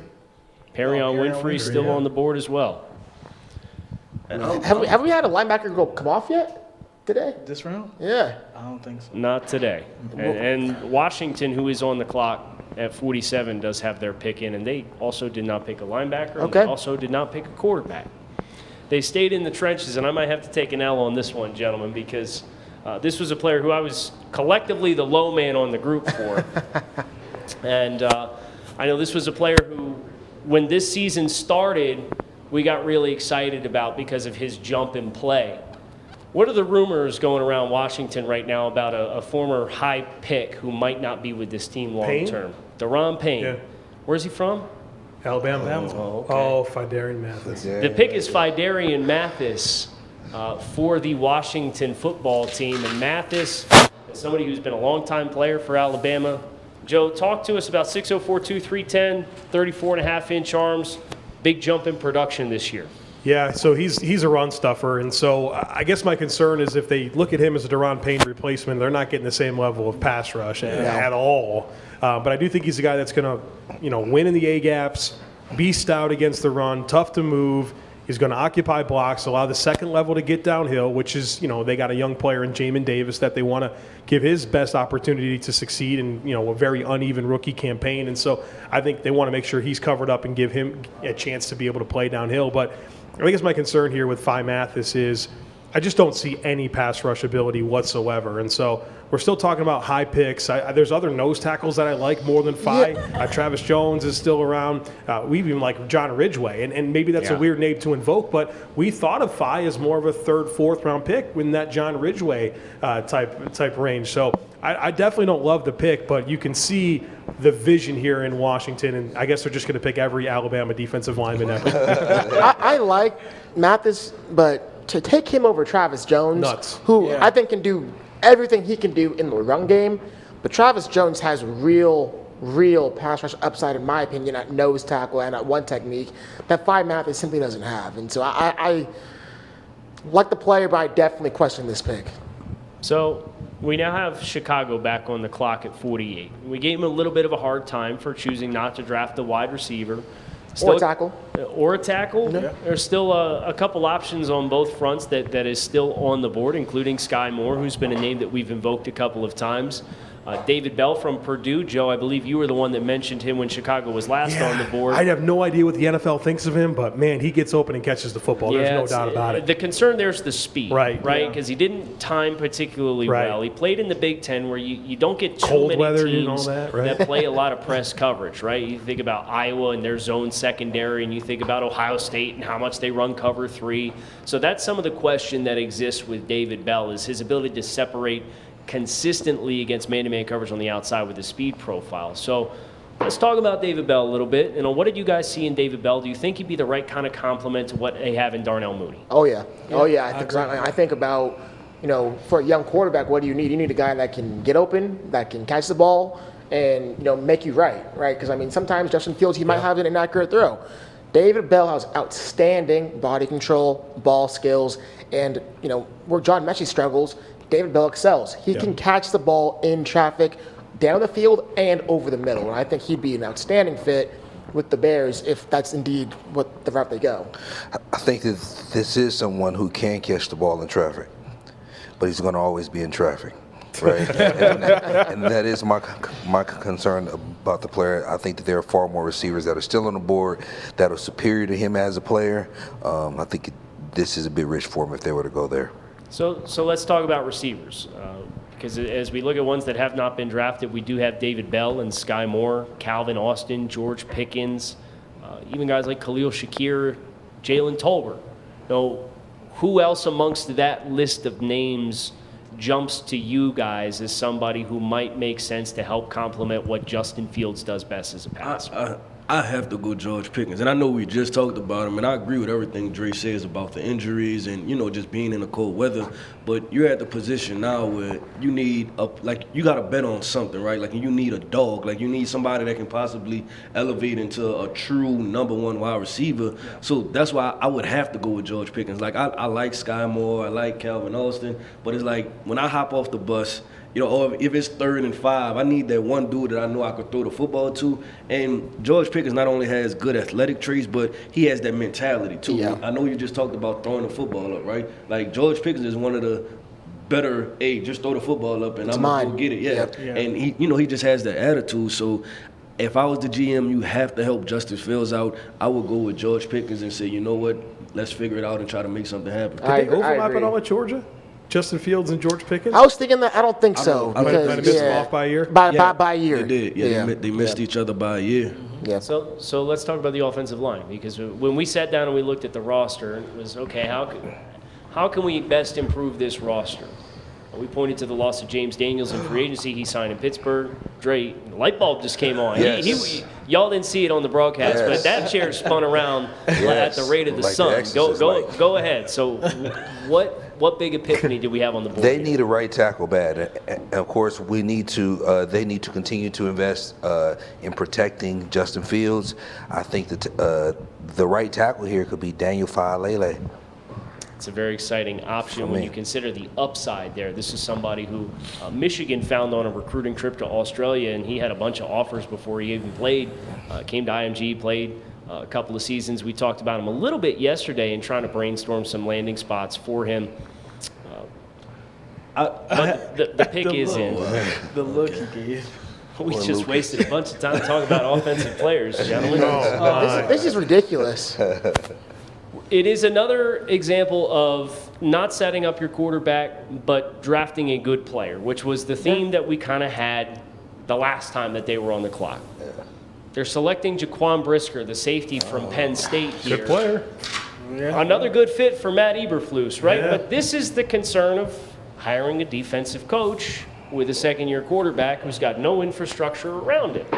Is if the coach wants his guys to get his side of the ball to run, you better figure it out, kid. So let's talk about Jaquan Brisker as a player. Let's talk about him going to Chicago. I love the player. Yeah. I mean, he has excellent size, excellent instincts. He's good enough. He's athletic enough and fluid enough to cover man-to-man. Outstanding in the run game. Really good tackler. Can play in the box. I think Ball he's one of the skills. most well-rounded safeties in this class. I think he'll be a day one starter for the Chicago Bear defense.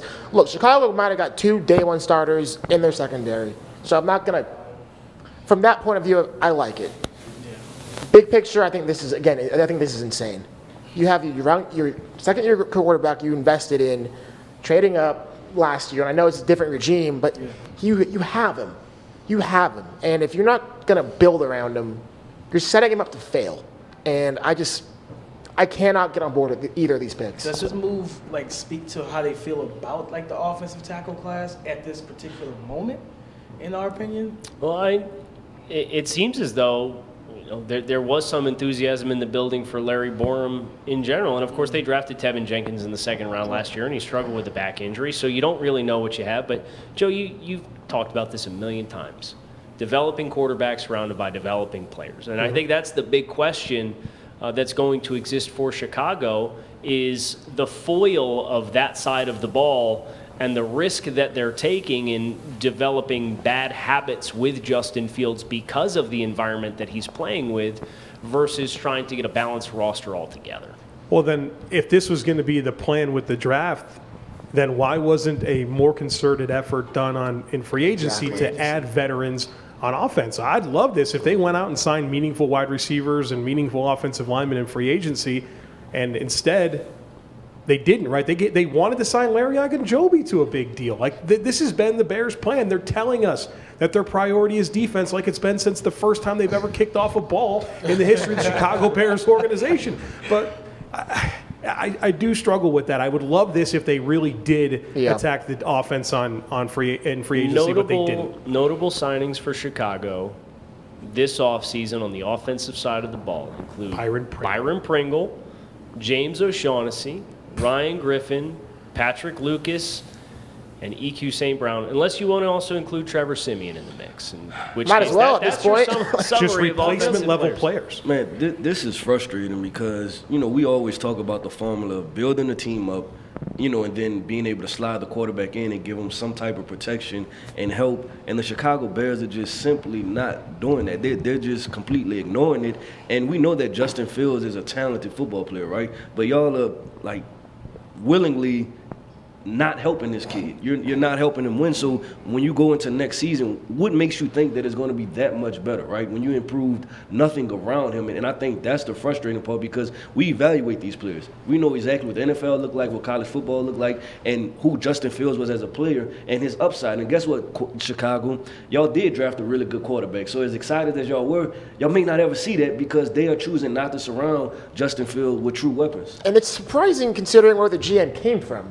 You just came from a place where you had a young quarterback in Patrick Mahomes, and when you insert him in the lineup, you had everything. You had Tyreek Hill, you had Travis Kelce, you had an offensive line. You gave him a lot of weapons, and for whatever reason, that's just no longer his philosophy. Or is Eberflus? Does he have the roster control? This is not adding up. Let's shift gears. Obviously, Jaquan Brisker is a very good football player. Yeah, definitely. Excellent player. 100%. It's an exciting addition. The secondary in Chicago looks a lot better. Yep, sure does. Having drafted Kyler Gordon and Jaquan Brisker, a couple of physical defensive backs. But the Saints are on the clock here at 49.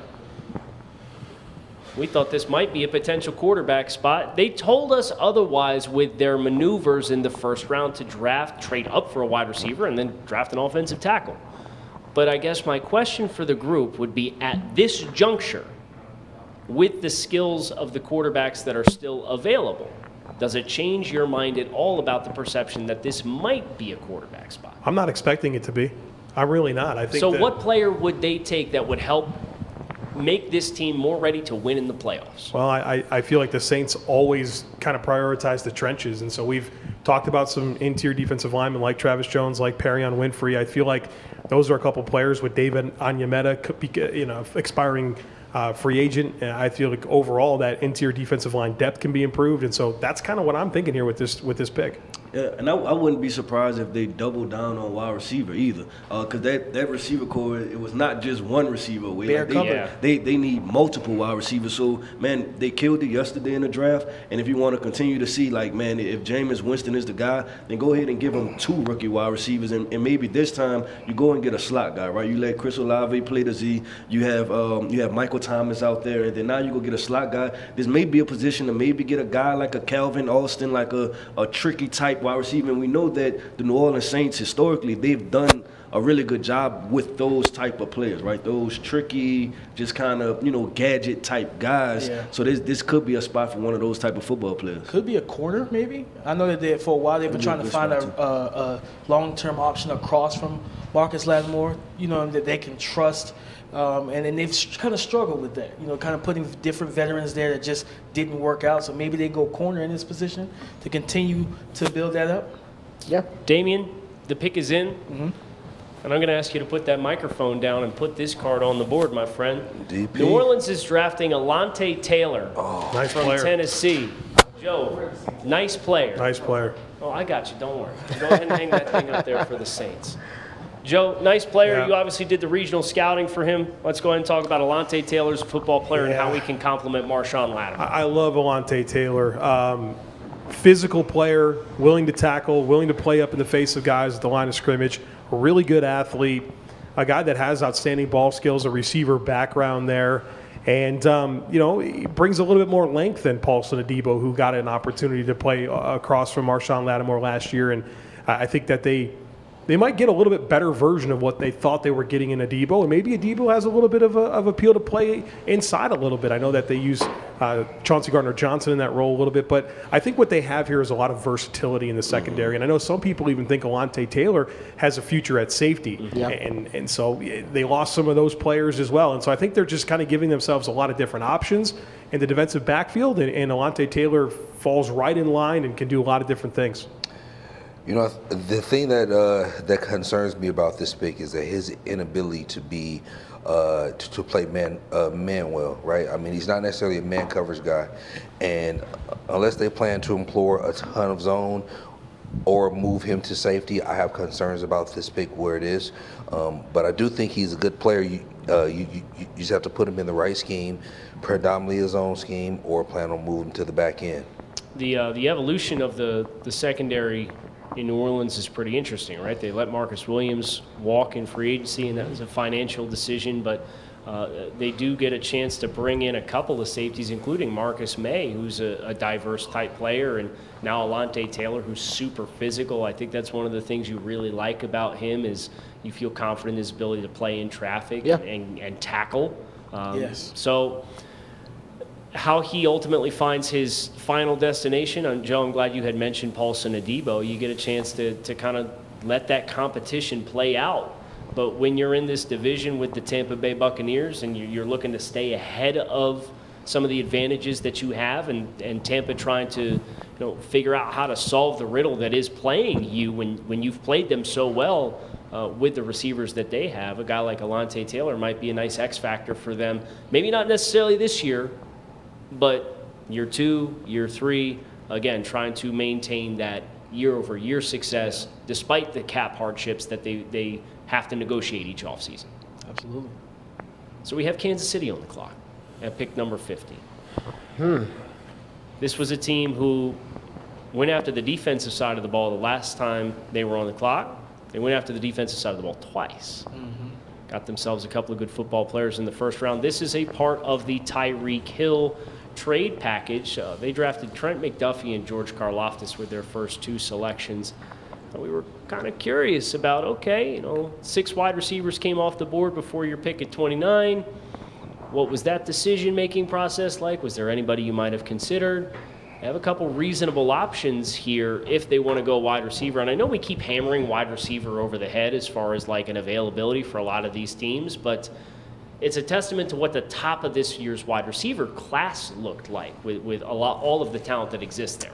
I wonder if this is a Daniel Falele spot, right? I feel with Lucas Niang at right tackle.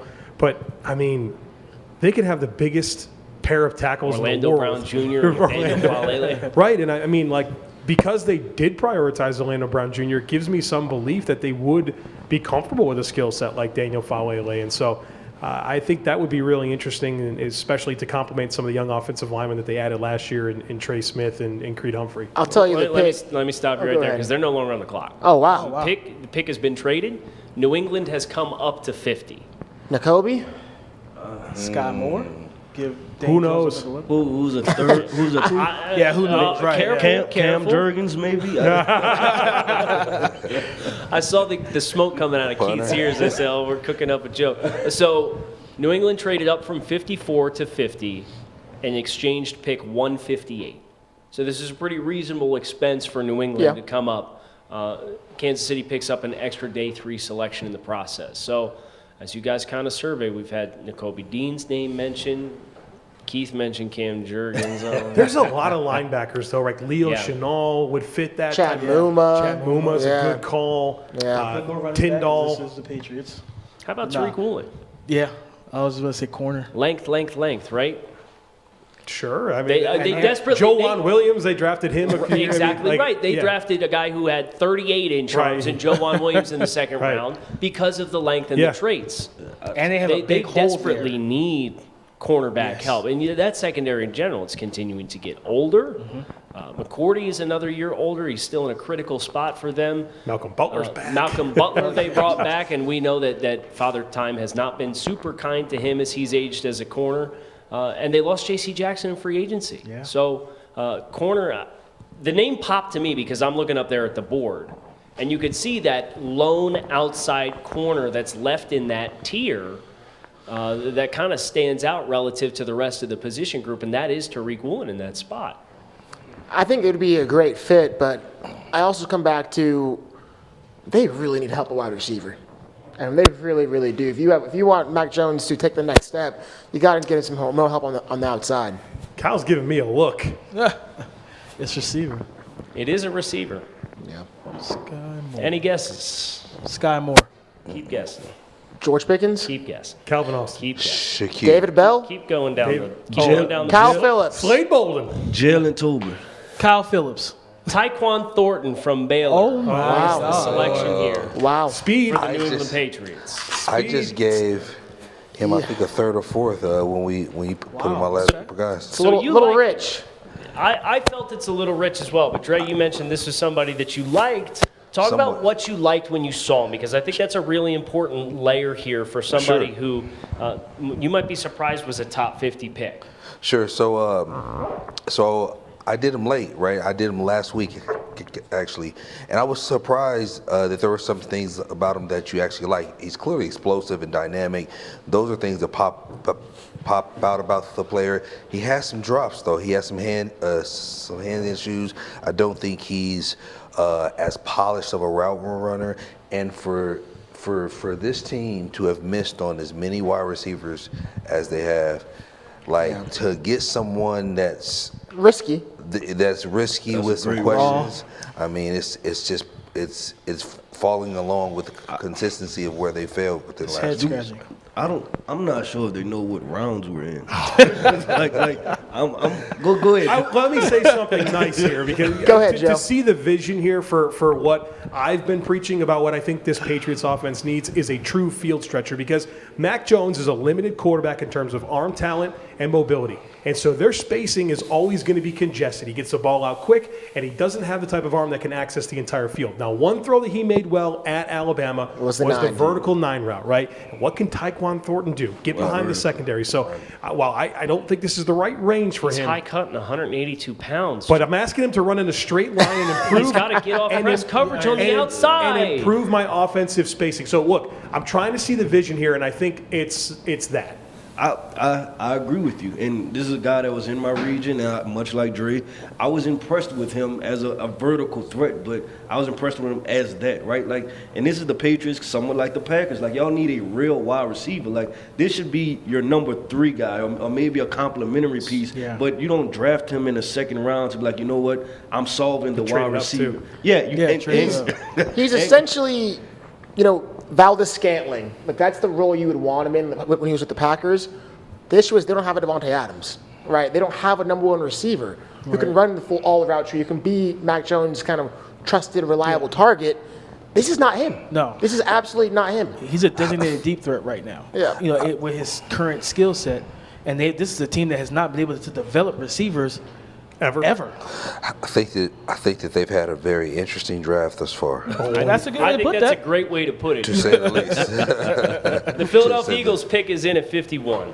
I can't We're gonna think keep of this something thing more moving. random in my life.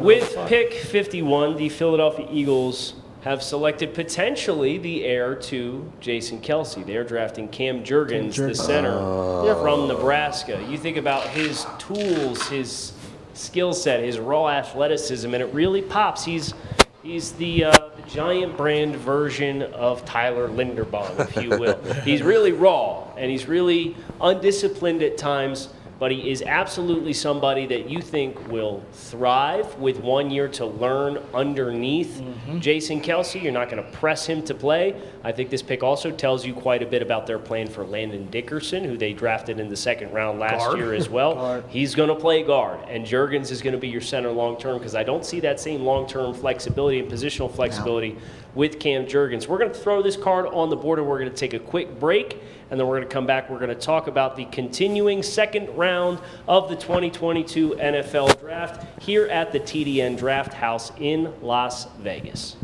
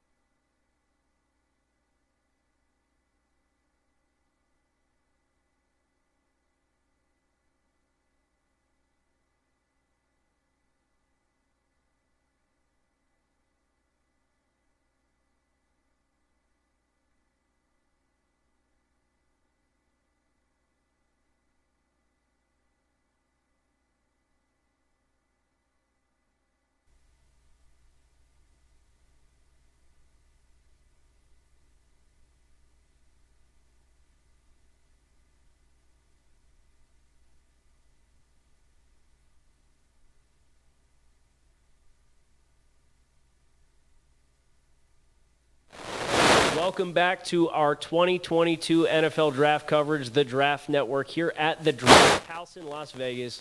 Kyle Krabs with the rest of the scouting team here in the draft room. We got the team boards back behind me. We got our personal draft board on the wall across the room. And we were going to talk a little bit about Cam Jurgens, but the Steelers have expedited this process for us. And they've taken a player that we've been asking for quite a bit recently.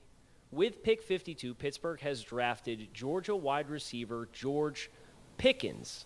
So, obviously, they lost.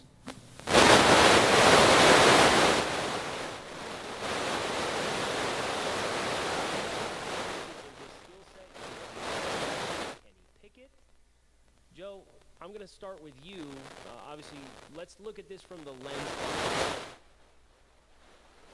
Pitt and how George Pickens can potentially complement that. Yeah, where Kenny Pickett really took off at Pitt was this past year, where they opened up the offense. They run a lot of spread, putting 3-4 wide receivers on the field and letting him survey the field and rock and throw the football. Right, that's what he did. And so now they're building up this wide receiver core, and maybe there are questions about Chase Claypool, but he is there. They have Deontay Johnson. Now you add George Pickens into this mix, and you feel like you can put 3-4 wide receivers on the field and have guys that can win down the field. And for Kenny Pickett, man, remember when we were talking about Kenny Pickett together, it's like there was no cheap production. This dude was ripping it down the field. Yeah, he can throw. And so they have another guy here in George Pickens that can win down the field and give Kenny Pickett a type of receiver that wins in the ways that Kenny Pickett also wins as a quarterback. Yeah, I like this for George Pickens, the person, right? Because this is a guy that at Georgia, it was kind of documented that he had some character. I wouldn't even call them issues, but flaws, right? You got to grow up, right? At some point, you got to transform from a boy to a man,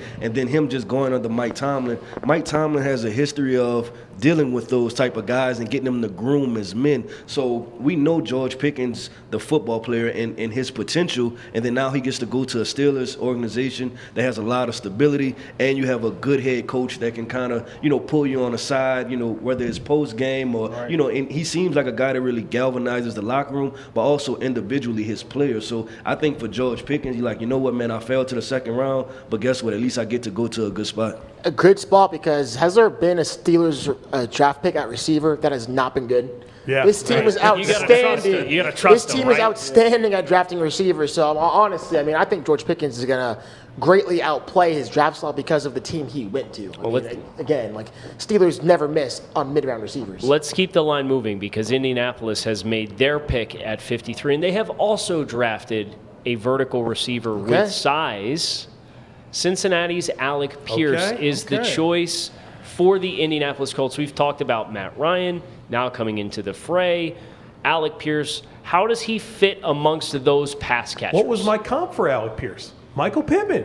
Right. This kind of fits that style of offense that they want to run. They have two guys that can get down the field. I mean, there's more speed with Pierce than there is with Pittman, but I think that's a nice way that they complement each other. And so they definitely have a type there in Indianapolis, and it's going to be interesting to see how they put all this together with Matt Ryan at quarterback. I think this also kind of speaks to them hoping that Paris Campbell can stay healthy in the slot, being that explosive, change of direction slot receiver that can attack the underneath routes and give Matt Ryan that run after catch threat, because he is an explosive, dynamic guy. So if he can stay healthy, now you got Alec Pierce outside, you got Michael Pittman outside, your two big guys, your two twin towers, and now you got a kid that can catch the ball underneath and make plays for Matt Ryan. Yeah, I love the pick, and we all know I'm an Alex Pierce guy, right? But I think this is a perfect situation for him. Another, because we talk about it, his one issue may be getting out of breaks and getting separation, right? And then how do you eliminate that? Sometimes having a very accurate quarterback. And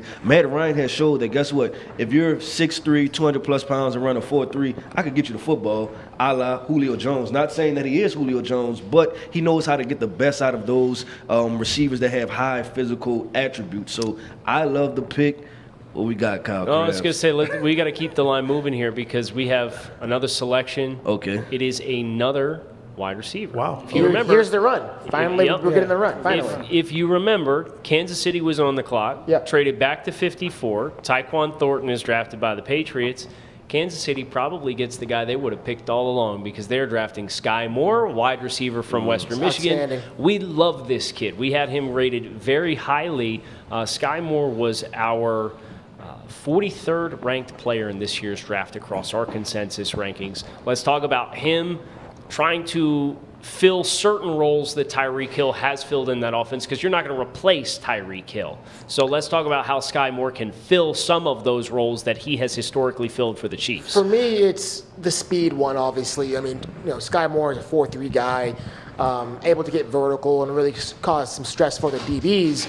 But also it's what he's able to do with the ball in his hands, right? You think about Andy Reid and the quick game, and even on reverses and manufactured touches, Skyy Moore is perfect for that role. Yes. And so I think we could see him be really, really productive as a rookie because he's going to be such a creative offensive play caller who's going to know how to maximize his strengths. Exactly. And so I love this player. I love this fit.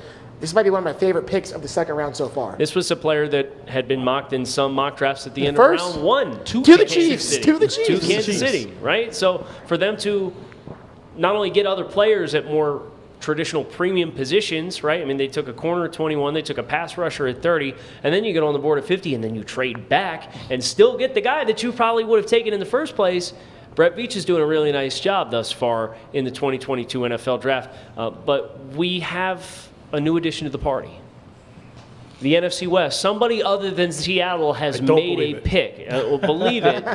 It's true. Okay. The Arizona Cardinals have made their selection. Let's let Dre guess who it is. Dre, go ahead and guess for us what you think Arizona has used their first pick on. I'm going to guess that they have taken an edge. They have not taken an edge.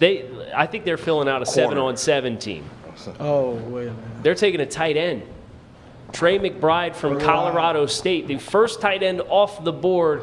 I saw a big collective exhale from Trey Harris. Oh, we have two. Joe just had the epiphany that they just paid Zach Ertz. So let's talk about Trey McBride, his skill set. Obviously, they're all in on weapons, right? We're trying to make Kyler happy and then some. So how does Trey McBride, the player, fit in Cliff Kingsbury's offense? I mean, he fits in because he's a good pass catcher, and you're able to get two tight ends on the field and do all kinds of things that theoretically should help a high-octane passing offense. But is there any other positive things we can say before we change subjects? PP's got to say something here. What's going on, my guy? Talk to us. What's going on? I'm trying to make sense of it all, right? Me too, Dre. I don't understand. I mean, I know that they're trying to surround Kyler with as many weapons as possible, but you just traded for and re-signed Zach Ertz, right? You have these guys who are threats in the middle of the field. They don't have a lot of outside threats that are young. It just doesn't make a lot of sense to me, man. I mean, and again, like, they acquired Brown, they have Moore. All of those guys are guys that are going to play in the slot and work mostly in the short to intermediate area between the numbers and maybe some deep stuff, right? But they don't have anything outside, right? And they haven't built up the defense after losing Chandler Jones. So I'm trying to reason with it. I'm trying to make sense of it all, but I just can't, man. I mean, I don't understand it. Is it the Ravens' blueprint, though? With the two, when they first brought in Lamar Jackson, the two tight ends that they had in place, that's two separate offenses. Yeah, but they ran the ball. Yeah, the Ravens are run first. From the passing game perspective, I'm trying to. We're trying to be positive. They're gonna play 0-0 personnel, right? It's unreal. It looks like the Texas Tech teams that Cliff Kingsbury's had, right? That just had a lot of offense. They just outscore you. Go ahead, Dave. I think for me, I like the player, right? Yeah. He can block. He's got great hands. He can make those tough contested catches over the middle of the field. Zach Ertz did. He was paid, but he's also a little long in the tooth. Max Williams, Kyler trusts him. He can block, but he's not dynamic. He is not someone that can truly beat man coverage consistently. I think Trey McBride can do that. My problem is defense. You're still trotting out this same defense, this secondary, this pass rush that is not there. The inability to stop the run. What is going on? I'm not really understanding Steve Keim's thought process here. Like, yes, you want to listen. You want to spread the floor out and have shooters everywhere. I get it. You understand what I'm saying? Golden State can do that. Golden State plays defense too. Like, you're facing Los Angeles Rams. You got Cam Akers and those running backs there. They're going to run for 100 yards on you, right? Rashad Penny, Chris Carson, Kenneth Walker now in your division. What are we doing? I don't understand this. Like, I feel like the Arizona Cardinals, where they went wrong last year is when it gets colder and the season gets a little longer come November, December, and it's time to start big boy football. They wilt, and in order to not wilt, you need offensive line, you need defensive line. Mm-hmm. I thought if they didn't trade for Hollywood Brown last year, they would have took a guard. Or they would have took. Is Jones still on the board? Yep. Yeah, still on the board. I mean, but you see what I'm saying? They're not addressing what they needed to in order to solve their issues in terms of being able to finish the season and actually compete in the playoffs. Not getting more physical, not getting tougher. Exactly right. Okay. They just keep pushing their chips to the middle of the table. And we said this last night, right, with the trade, and they just keep doubling down on it. We're in Las Vegas, right? Like, that's the theme they're rolling with. Right. Like, we're pushing our chips in the middle of the table, and they're committing to. They have a gambling problem. And they keep doubling down on ammunition for me in my articles, too. They just keep giving me more bullets. More bullets. Follow us at the Draft Network for Dre's latest article. Might get manifestos from Damian and Dre this weekend. But, so we're sitting here. Dallas is on the clock with their next pick, right? And we've talked quite a bit about Arizona and the commitment to weaponry. And it's going to be a fascinating case study, right? Because this really feels like it is your way of trying to do something different. And I admire some creativity, right? But the conventional wisdom in the NFL does not lend itself particularly well to foregoing the trenches on both sides of the football and just embracing spacing and speed. We said it looks like a Cliff Kingsbury spread air raid offense, and that's exactly what it feels like they're looking to replicate. We do have our next pick. And Dallas, we talked last night, about them potentially looking for a pass rusher opposite DeMarcus Lawrence. We mentioned the departure of Randy Gregory. They have selected an edge rusher here. And this is somebody who one member of our staff Got it right, my mock draft. Let's go. Has consistently brought up anytime you talk about a day 2 pass rusher. This gentleman brings up this player. So we're going to let Dre talk first about Sam Williams, the defensive end from Ole Miss, because he is Dallas's pick here at 56. I'm pretty sure that I mocked Sam Williams in the second round to Dallas. Sam's a great pass rusher. Sam is one of the best pass rushers in this entire draft. There were some circumstances that maybe have pushed him down, but I think that with his size, his length, he's about 6'4", 260. He can set the edge. He's extremely fast and explosive, man. I think he ran 4.5, and he had 14 sacks or so in the SEC. His production's proven.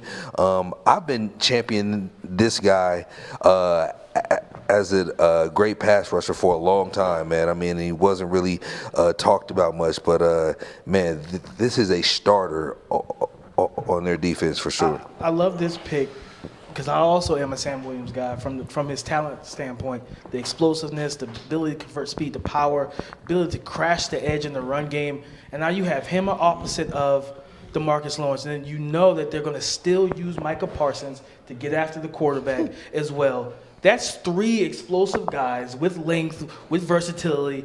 That's what you do in the draft is you add, players that can come in and make an impact. This is really good for Dallas. Yeah, go ahead, Keith. I was going to say, I think Dallas, we talked about pre-draft, them maybe possibly being aggressive and trading up, but they haven't. And I think they're kind of betting on guys developing, right? Like, you go to the first-round pick with Tyler Smith.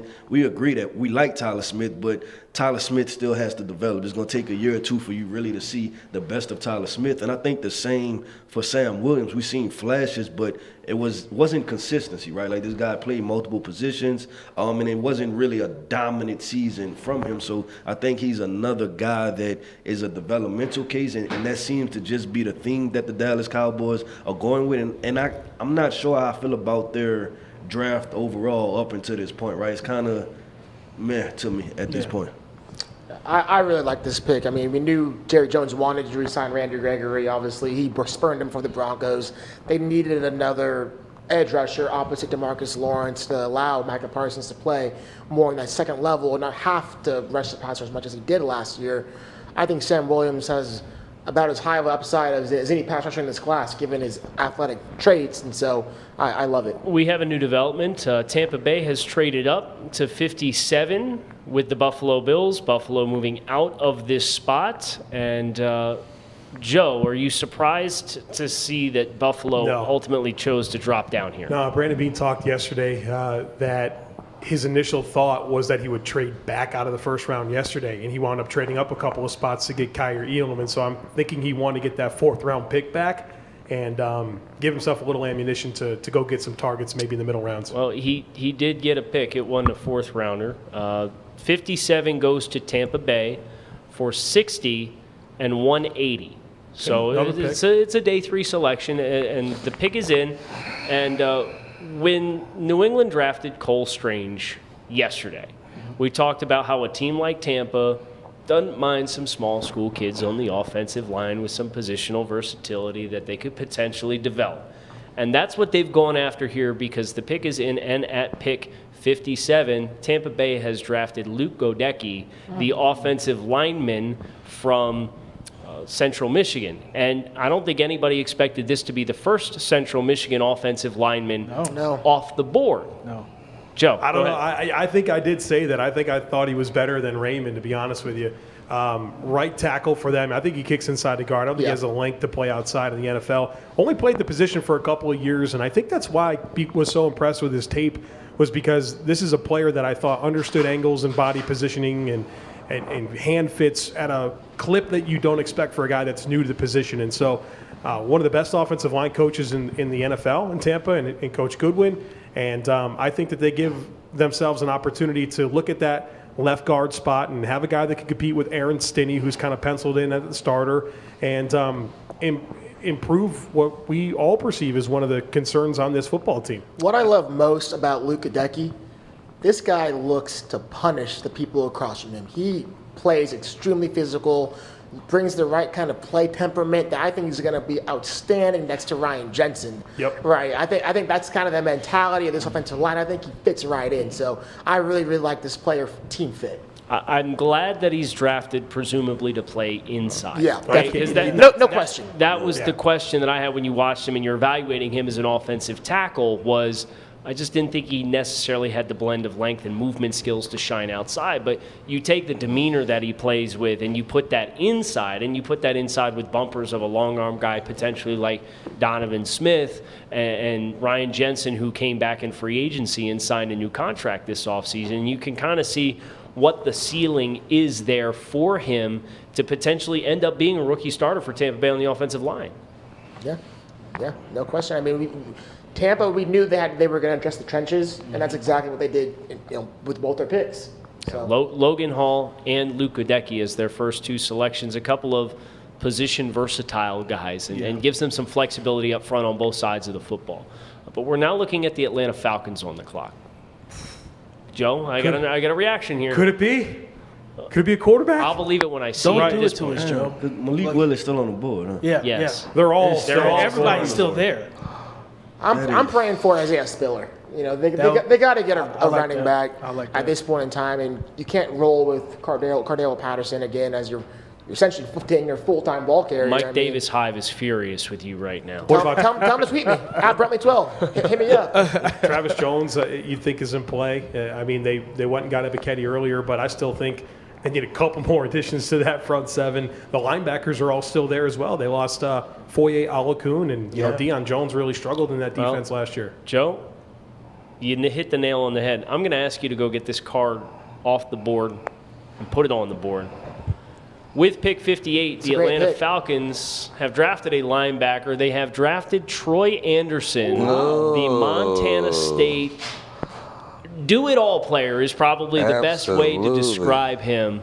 This was a player who came into the Big Sky and he's a running back, and then he was a quarterback, and then he was an outside linebacker, and then he was an inside linebacker, and he was an all-conference player multiple times at multiple positions. And you think about the physical ceiling that exists with Montana State's Troy Anderson.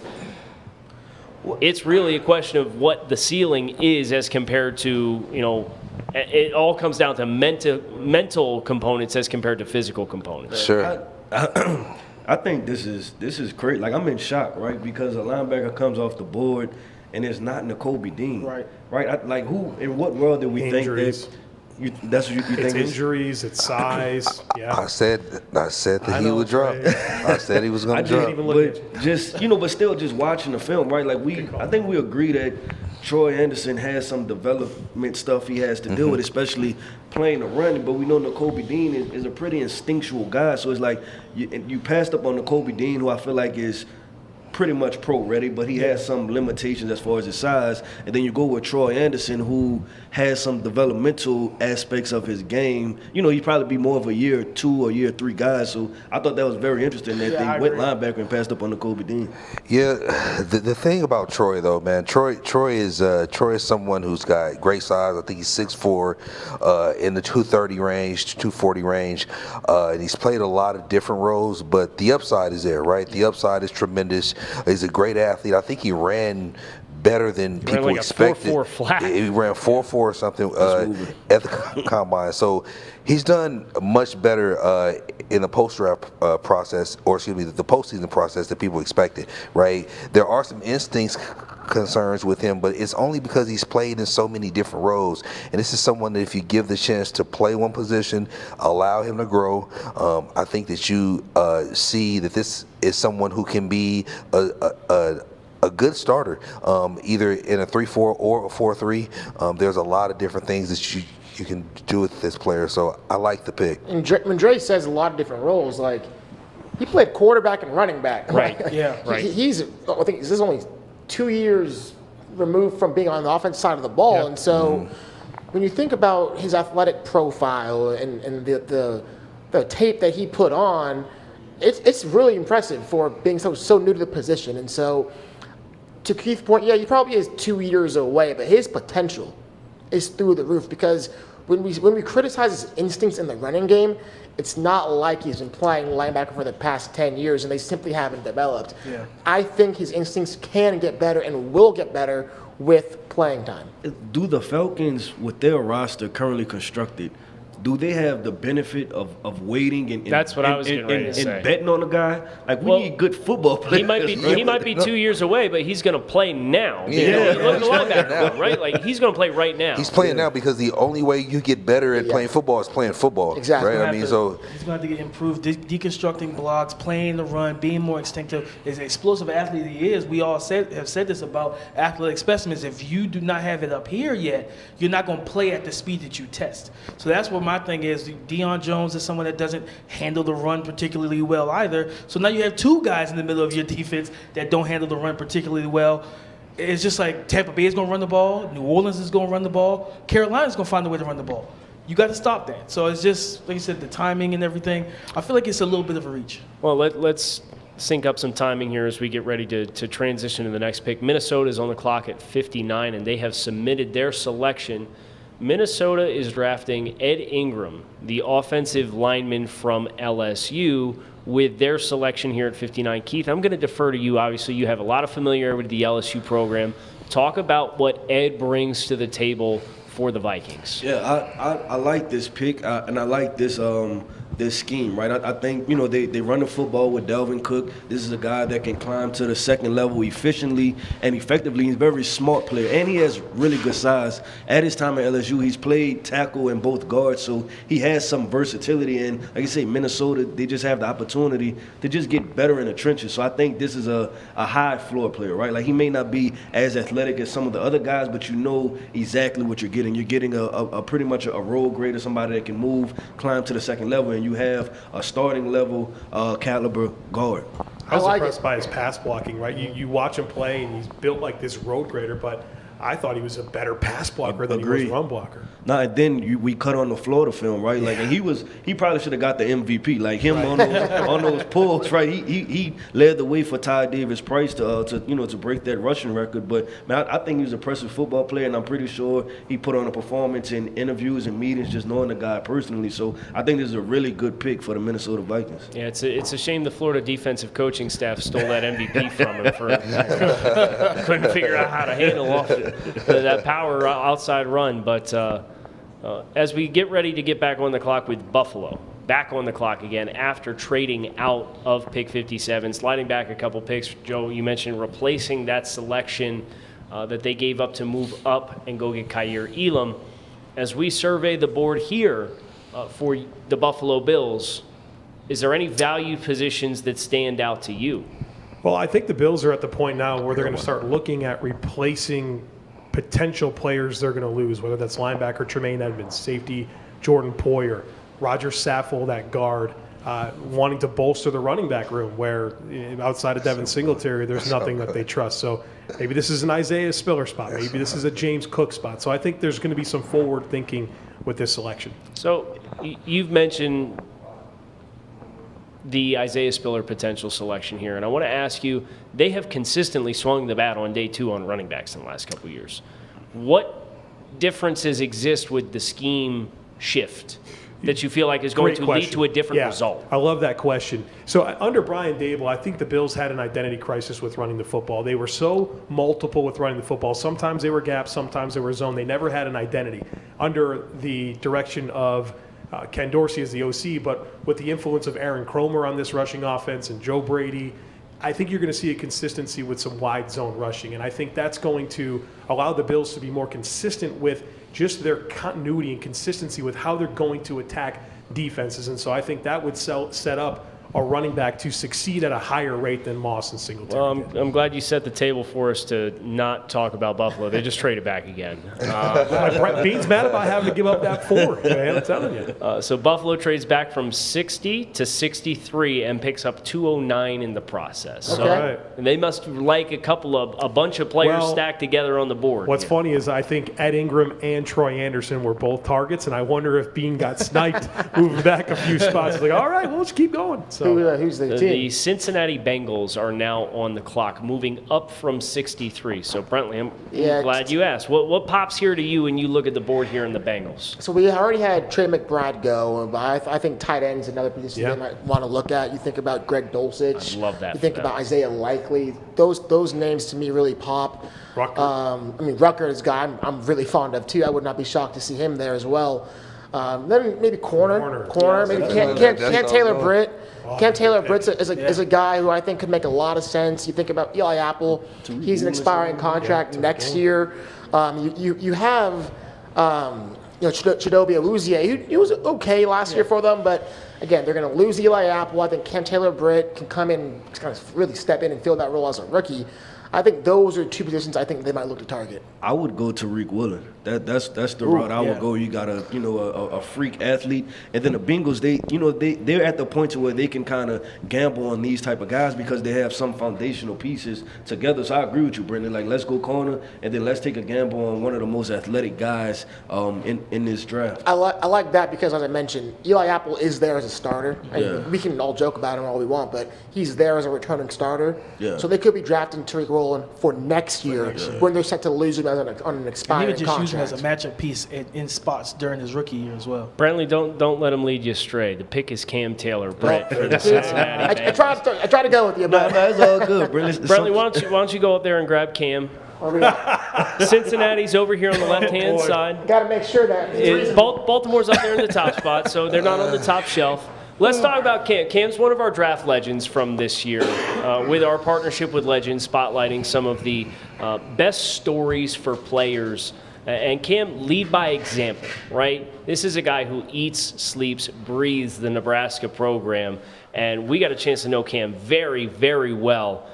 He's a magnet of a personality. He oozes the passion for the game of football, and his addition to Cincinnati with them also adding Daxton Hill at the back end of the first round, you get pretty excited about the evolution of this secondary for the Bengals. Yeah, I think the last time that they had, you're talking about a smaller corner, and the last time that they had this type of guy was, I think, was like Adam Pac-Man Jones, right? Like you get that guy that can kind of, mix play in your face, and then he can also back up. And I'm not saying that he's that elite level type player, but he brings that type of swagger to that outside corner. You need that confidence as a corner because every corner gets beat, right? That's just part of the game. But it's the ability to talk about the next rep, the next play, and to keep going, and just to kind of really motivate that team. And he's one of our draft legends because the way he approaches the football game, and I think it shows on film, right? All you have to do is watch 5 to 10 clips, and you're like, you know what? I like this dude.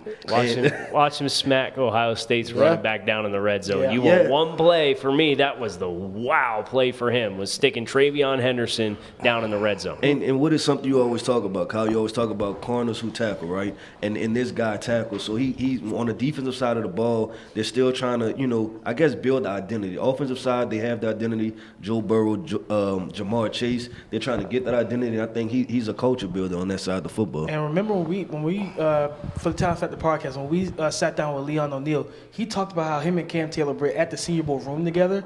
They're only there. They only practice 3 days. Those guys in the same room together? He said they roomed together. They got the playbook. He said they looked at each other, and Cam was like, we're going to be up past midnight learning this playbook, right? So it speaks to when you talk about him sleeping and breathing the game as well. Like, this is a high character guy. Like you said, the swagger fit, the culture fit of what Cincinnati is building and what they're doing. Jamar Chase, swagger. Joe Burrow, swagger. He fits that to a T. I think that all of those things are great things to have. But in my in my opinion, a cornerback's primary responsibility is to cover, right? And that's not his strength. He can cover.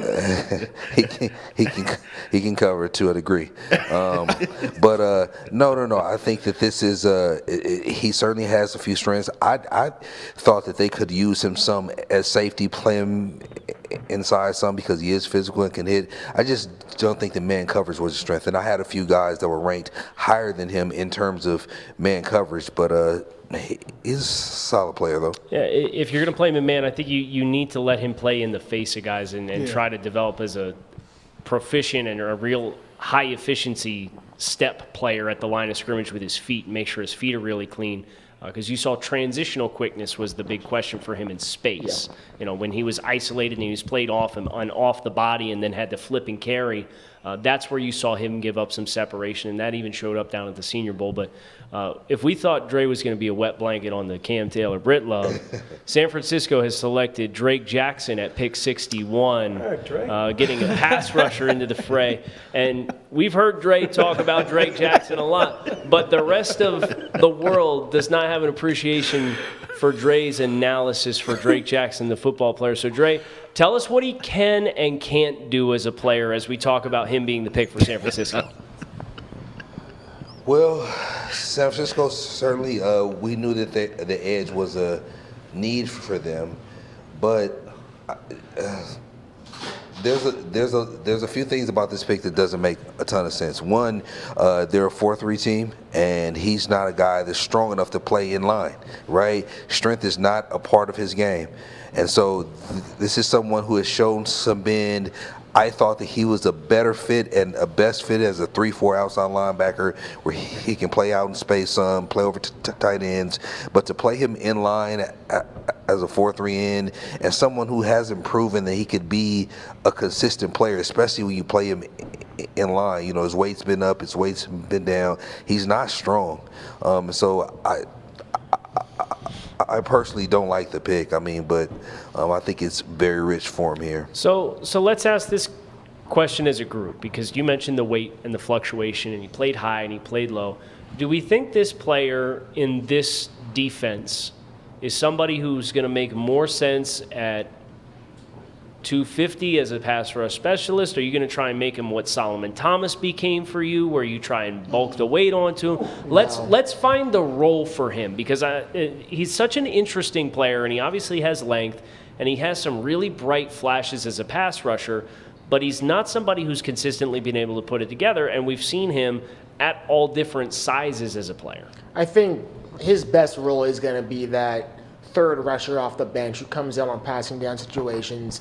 They haven't gotten any sort of contribution from D Ford, who they obviously traded for a couple of years back. This could be the guy who comes on the field on third downs, even might allow you to put Nick Bosa inside and you can rush him off the same side.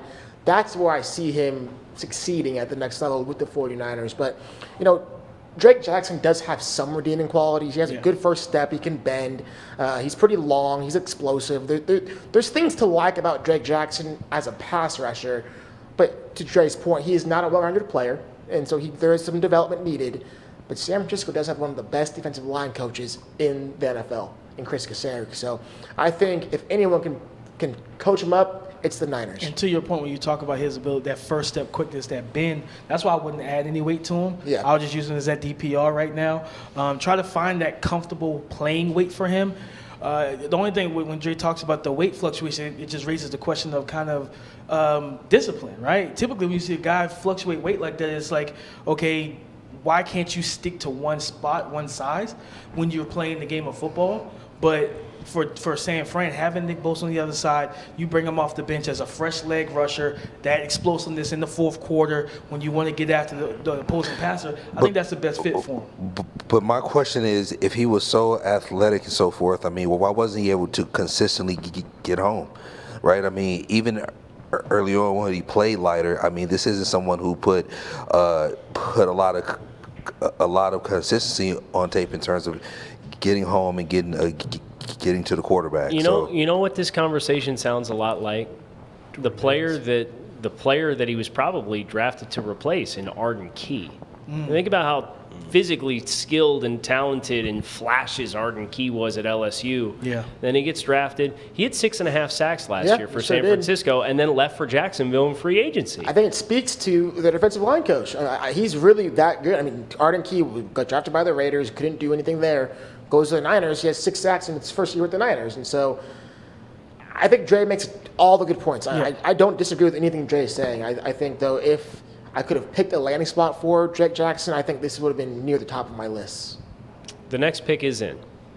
Kansas City has made their choice at 62, and they have drafted a Cincinnati Bearcat. Safety Brian Cook is the choice for Kansas City. This is a really fun football player, and I'm glad, last year Cincinnati had a couple of safeties that came out, and we really liked them. And then they didn't get drafted particularly high. And that was the question we wrestled with as it pertained to projecting Brian Cook. Well, it turns out he's going to be a second-round choice for the Kansas City Chiefs. Joe, I'll defer to you. Obviously Cincinnati's in your region. You've seen a lot of this football player. It's funny you say that because Brian Cook, the reason he didn't play was because those safeties, Wiggins and Forrest, were ahead of him. And now those guys go to the NFL. He gets his chance to start, and he might have been the best of the three. I think he is the best of the three. Yeah. Brian Cook, the name of the game with him is versatility. He's a guy that can play in deep alignments, split zones, down to the line of scrimmage. He could play man coverage as well from the slot. And I am not calling him a honey badger replacement, but when you do think about versatility, you could see some parallels in the different ways that you can deploy Brian Cook to fill some of those roles. He's a really, really, really good tackler. He takes good angles. And there's times where you're just watching his tape, and I got to be honest with you, safety's not my favorite position to evaluate.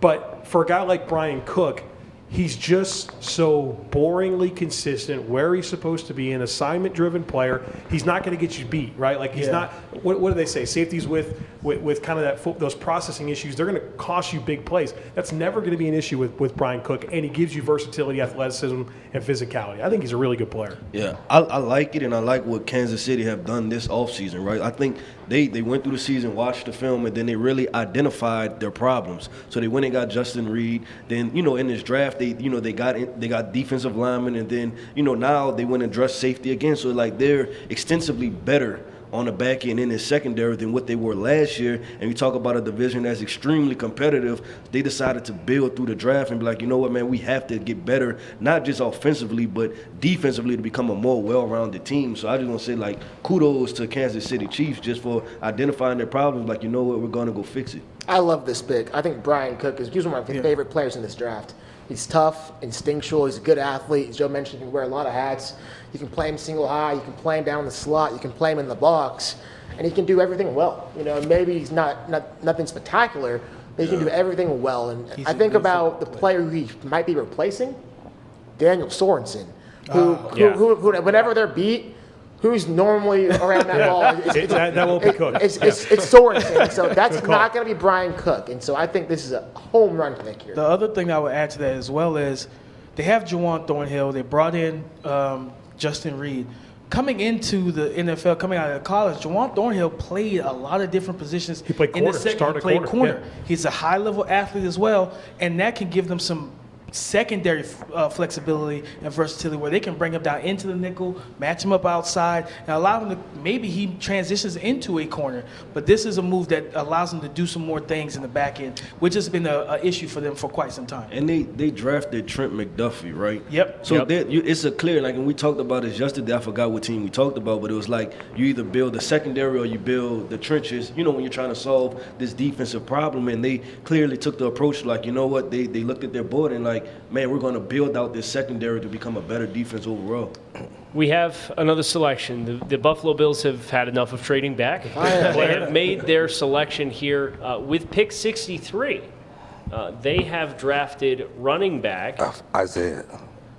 James Cook, from the University of Georgia. So, Joe, I'll let you talk about how he's different from the backs that they've invested in Devin Singletary and Zach Moss the last couple of years, and why he's the right kind of fit. You mentioned the addition of Coach Cromer to coach the offensive line and the systemic changes that are going to come now that Brian Daboll's no longer the OC.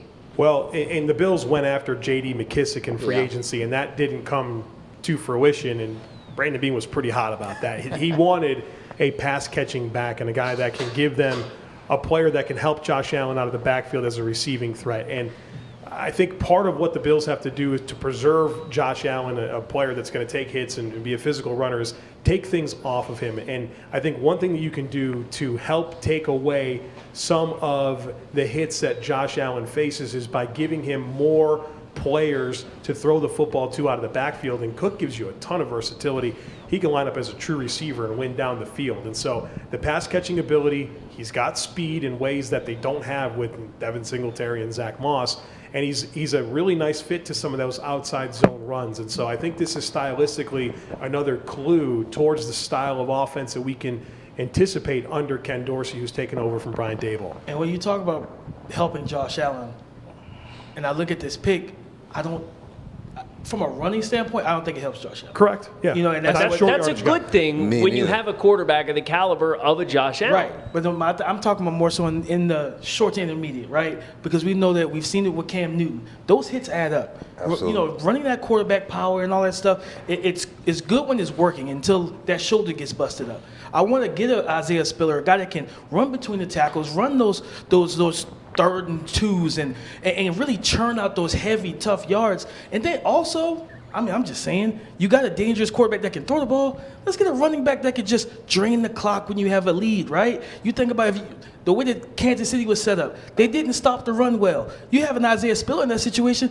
Man, you get the lead. Okay, we get the ball back. Let's run it down. Let's run down the clock. Let's get downfield, close this game out, and let's score and go home go into the AFC Championship. We're getting ready to go home into our next break, but we got one more pick to get into first. And Brentley, I'm coming your way. The Denver Broncos are on the clock.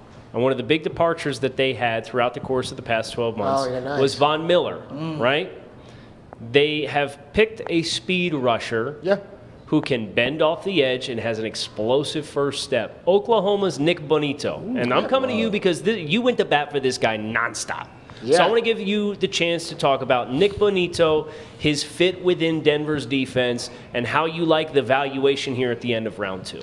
I think this is, a little later than I actually personally had him going. I thought he was going to go mid-second round because I think the NFL was going to value his explosive first step, his ability to bend, his motor. I think this is an outstanding fit for the Broncos, who, as Kyle mentioned, is lost Von Miller. They needed an additional edge rush presence to help Bradley Chubb. This is a guy who knows how to get home to the quarterback. And for a defense who has Patrick Surtain, they have Bradley Chubb, as I mentioned, they have Justin Simmons, all dogs, all alphas. I think Nick Bonito fits in that same mold. He's a high-character football player, plays with an outstanding motor. And yes, I get it. There are some issues with his weight, with his ability at the point of attack. but you don't find many edge rushers with his ability to bend the arc and get to the quarterback. I think it's special, and I think they got a really good player. We're going to talk a little bit more about Nick Bonito, but after a quick break. At the end of round 2, we are shifting gears to round 3 here in Las Vegas with the TDN Draft House, in the TDN Draft Room with the TDN Scouting Department.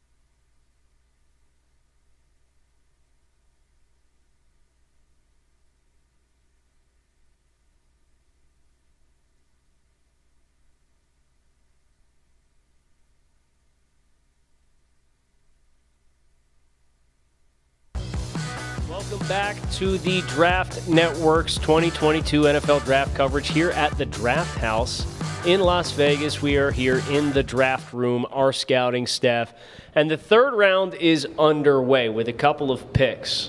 We need to talk first and foremost about the Jacksonville Jaguars at 65. And when we went on the clock to open last night, we talked quite a bit about the interior offensive line of Jacksonville and some turnover that's happened. They have made their selection, and this is a really likable player. I don't know necessarily what the ceiling is, but Luke Fortner, the center from Kentucky, is the choice. I think this is a potential quality starting center for any offense that wants to consistently reset and generate push inside. Yeah, we had talked about when we were looking at what could happen today. We went through the Jaguars and their team needs, and I saw the interior offensive line situation where Tyler Shatley was their projected starting center, and I was thinking right then and there that this is a team that could go and make a move here at interior offensive line, and that's exactly what they do. And now we're into the third round. This isn't necessarily a guy that is going to instantly be that upgrade, but I think he can eventually develop into their long-term answer at center, which was very much a position of need. And Jacksonville went with the defensive side of the football in their first several picks, and now they're coming back on offense, and I thought the biggest need on offense was interior offensive line. And what does Dre always say? You know, you can find starting level interior offensive linemen in the mid rounds, and I think Jacksonville just did that with Luke Fortner.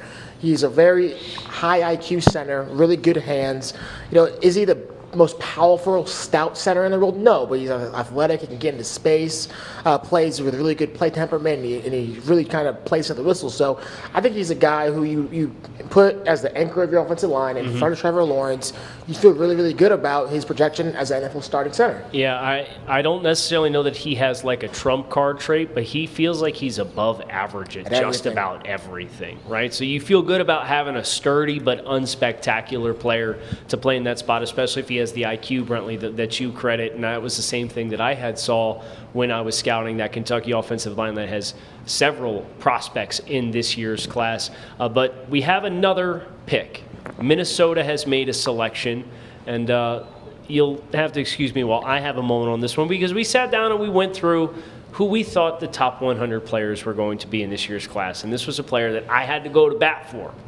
Oklahoma linebacker Brian Asamoah is the selection for Minnesota. I don't have to be talking to you, Joe, but you took it. So let's talk about Brian Asamoah. This is a speed player, right? He is very, very dynamic and rangy. He has some length, but he's not super dense and he's not super physical. He's somebody who's going to have to play in space. So let's talk about Brian Asamoah, his strengths, and why he was an early third-round selection for the Vikings. Yeah, I think he's someone who is a downhill player. He's very athletic. This is someone who is a prototypical 4-3 weak side guy, somebody you'd have to play covered up to get the most production from him. I don't think he's a 3-4 fit, but he doesn't have to be now because they are a 4-3 team. If they can get their two big interior defensive linemen shored up and keep him clean, this is a guy who excels as a chase player on the backside. Really like this pick. And then the thing is this, he's so athletic, he doesn't just have to play inside linebacker, right? He doesn't have to be just a Mike. He can be that will linebacker. And we talk about how, like, his speed and his true athleticism that they say you talk about, lining up in trips, he can really carry that number three wide receiver. And then his versatility that we talked about when you go into nickel, right? You can kick this guy inside, and you don't really lose that presence as far as having an inside linebacker. So I would really like this guy. Like Kyle Krabs, like, man, this is a really good football player. I think he's going to be a high-level starter with a really high upside. Reminds me a lot of Jerome Baker out of Ohio State, who's playing for the Miami Dolphins now with a lot of range and speed and explosiveness. And you saw Miami even get as creative to drop him down as a rush linebacker in some of their more lighter personnel groupings to try and get that speed on the edge and just take advantage of, hey, we're going to crowd and create numbers and force everybody offensively to step inside and take an inside player and try and get that speed off the edge. So creative defensive coordinators, I think, with his speed can help to get some production in maybe some non-traditional ways that aren't just being a will that's playing out in space. Yeah, I think it speaks to where the offenses are going now, right? I mean, there's so much of the game is played in sub, and guys who can walk out and cover over the slide and be able to rush and drop. I think that those guys are huge assets for defenses. I like. I am going to come to you, but I want to ask you what you just said that Dre always likes to say, because the Giants have made their selection here at the early third round. What did you remind me? You can find starting level interior offensive linemen in these mid rounds here that we're in. Okay, because the Giants have selected with pick 67 Josh Ezeudu of North Carolina. Joe, you got to this guy a little later in the process when we did cross checks. Let's talk a little bit about Ezeudu and his skill set, and why he makes sense to pair with Evan Neal in this draft class for the New York Giants as they try and reclaim the offensive line. Yeah, well, first of all, just leadership and versatility. That's what I think about when I think about Josh Ezeudu, who, the North Carolina offensive line has been really inconsistent, a lot of injuries over the last couple of seasons, and that put Ezeudu in so many different spots where he had to play. I mean, literally up and down the line of scrimmage, multiple starts, some games, just consecutive games not even being in the same spot. And I think that's going to be a major asset to Bobby Johnson, the offensive line coach, and Brian Dable, who's going to really design this offense, Mike Kafka, to give them options to get their best five. And, I think they do have a few pillars on that line. Their tackles are set, and Neal and Thomas, John Feliciano at center. And this gives Ezeudu to be kind of cross-trained into multiple spots and really maybe even compete for one of the guard spots. And so I think they're looking for leadership. They're looking for versatility. They got a really quality player here in Josh Ezeudu. So we have another pick. We're going quick. The Cleveland Browns have made a selection with pick number 68. This was a part of a trade back with San Francisco, getting out. Who did they trade it back from 44, but collected picks in the process. That came courtesy of, was it Houston? I believe.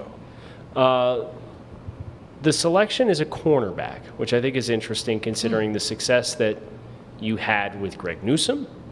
The Just contract of Denzel Ward. Yeah. They've drafted Martin Emerson, cornerback out of Mississippi State. Tall, long, Slow. physical. Brentley, what was that? Slow. You can't run. So I got to go pull up the card here, but let's talk about Martin Emerson. I know we've had a couple of scouts on the team that did some cross checks on him, so let's try to piece together the thought process relative to who's going to be playing where in the secondary for the Browns. So I think just in terms of the team, I think that they could be trying to look to move Denzel Ward inside and sub, and maybe keep Greg Newsome and Martin Emerson and or Greedy Williams, who hasn't really given them anything since they drafted them. Use those two with a little bit more length on the outside. But I thought that they were set with their top three corners, man. I mean, but Greedy's been so inconsistent. I mean, so I could somewhat understand the pick. I just feel like, one, I'm not the biggest fan of this player, number one, and two, the hole they had along their interior defensive line, and you have names like Parham, Winfrey, Travis Jones staring you right in the face. I'm not a fan of the selection. So let's pick a new one to talk about then, because we have the Tennessee Titans have made their choice. And what have we learned about John Robinson as a general manager? Drafts for need. Man, I saw that microphone whip up real quick when I started to ask the question. So I'm going to come to you first. Tennessee's drafted Nicholas Petit-Frere, the offensive tackle from Ohio State. Yep. We've talked about potential need at the right tackle position. They swung on Isaiah Wilson and came up about as empty as you can get with a first-round draft selection. Maybe even emptier. Emptier than empty, right? But Petit-Frere is interesting because he's played both sides of the line at Ohio State. He was a right tackle and a left tackle. And now you think about stylistically what Tennessee offensive linemen usually look like, and you can see some dots connected here on why this is a fit that makes some sense. Yeah, they invested in Dylan Raduns last year in the draft in the second round, and we've kind of wondered, is he going to be a guard? Is he going to be a tackle? And then this gives them another player here that I think, spent most of his time at tackle at Ohio State, but I think could play some guard. But between those two players, they can probably figure out the right side of this offensive line. And obviously they lost Roger Saffold, so there's an opening here. And even Quessenberry they lost at right tackle, who started every game for him last year. So they needed to find a player here that gives them a chance to put their best five on the field. And I think Petit-Frere's versatility gives them a chance to do that. A lot of starting experience at Ohio State. Yeah, I mean, I like this pick. He has some things to work on in terms of his balance and really just playing more in phase and not bending so much at the waist. But there's a lot to like about Nicholas Petit-Frere. He plays hard. He has good hands. Above average power at the point of attack. I think we're getting to the spot in the draft where we're going to start running out of starting level offensive tackles quickly.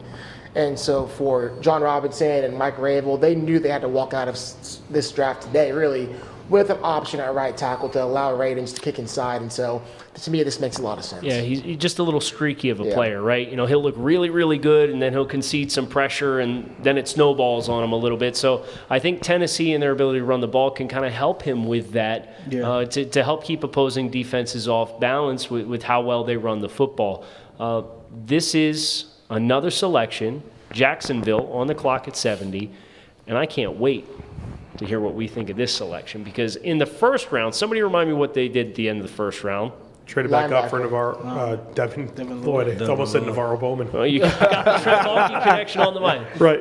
High praise for Devin Lloyd, comping him to Navarro Congrats on the career, Devin. But this is, to your point, one of the staples of what Trent Baalke had in San Francisco. He had a stud pair of linebackers on the inside.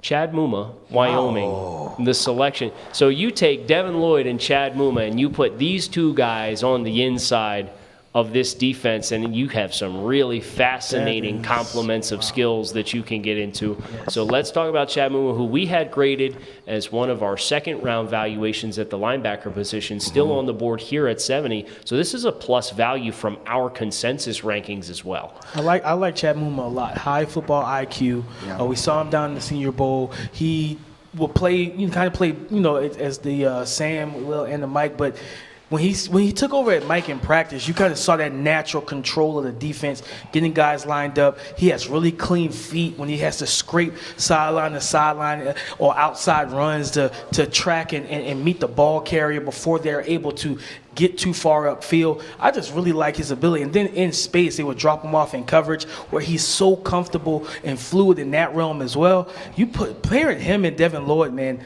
and then Trayvon Walker, you're rebuilding this front seven in a way that most people didn't think was possible coming into this class.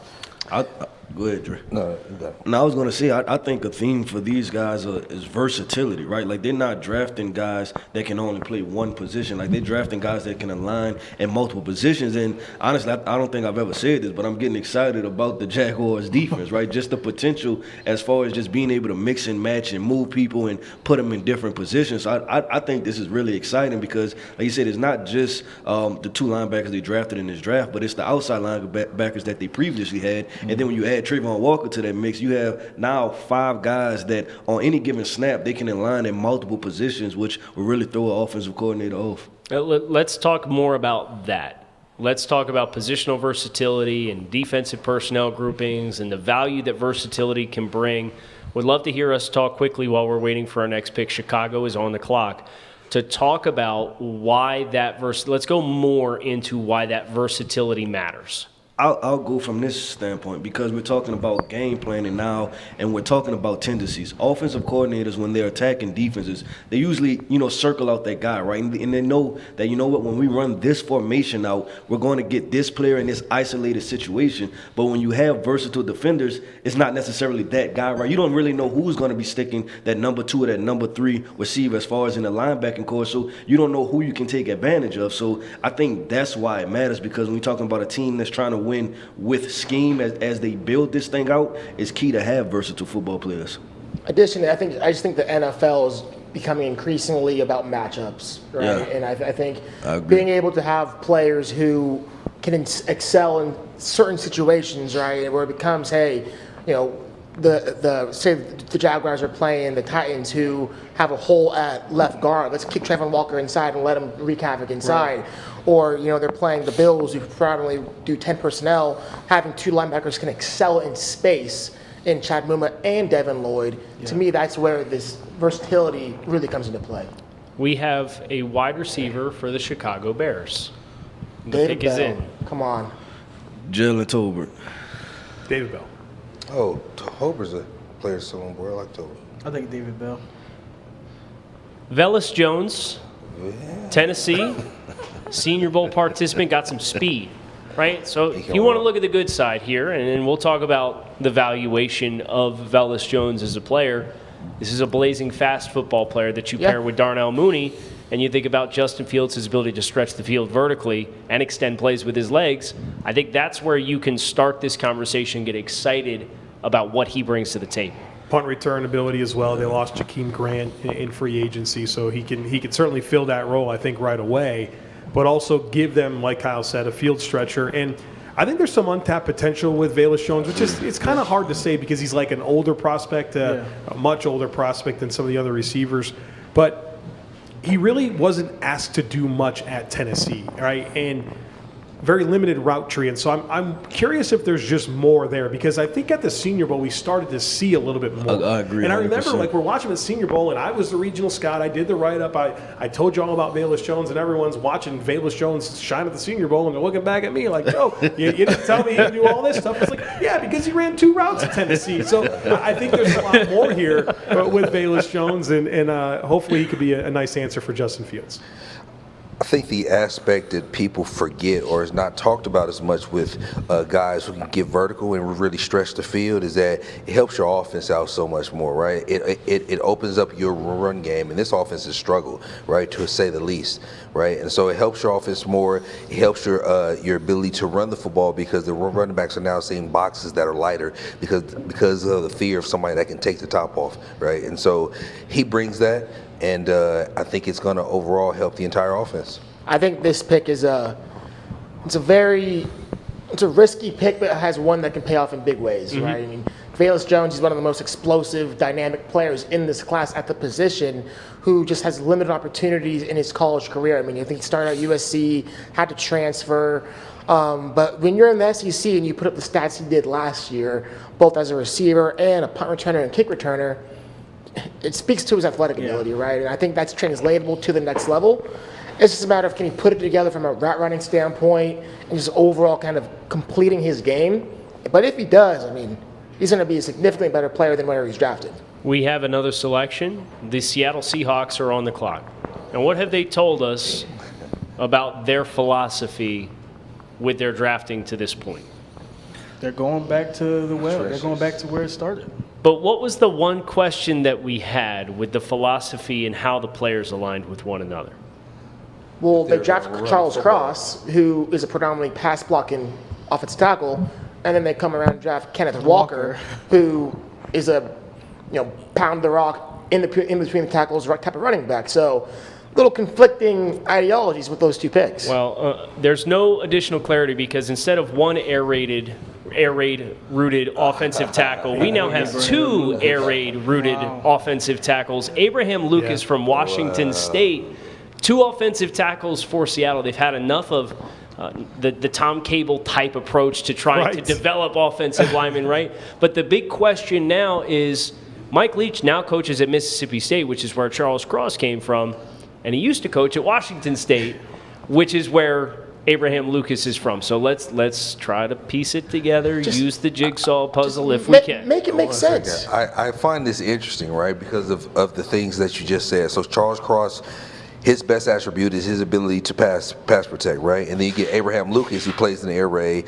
His best ability thus far is his ability to pass protect. But then you get Kenny Walker, who is a physical between the tackles, downhill bruiser, right?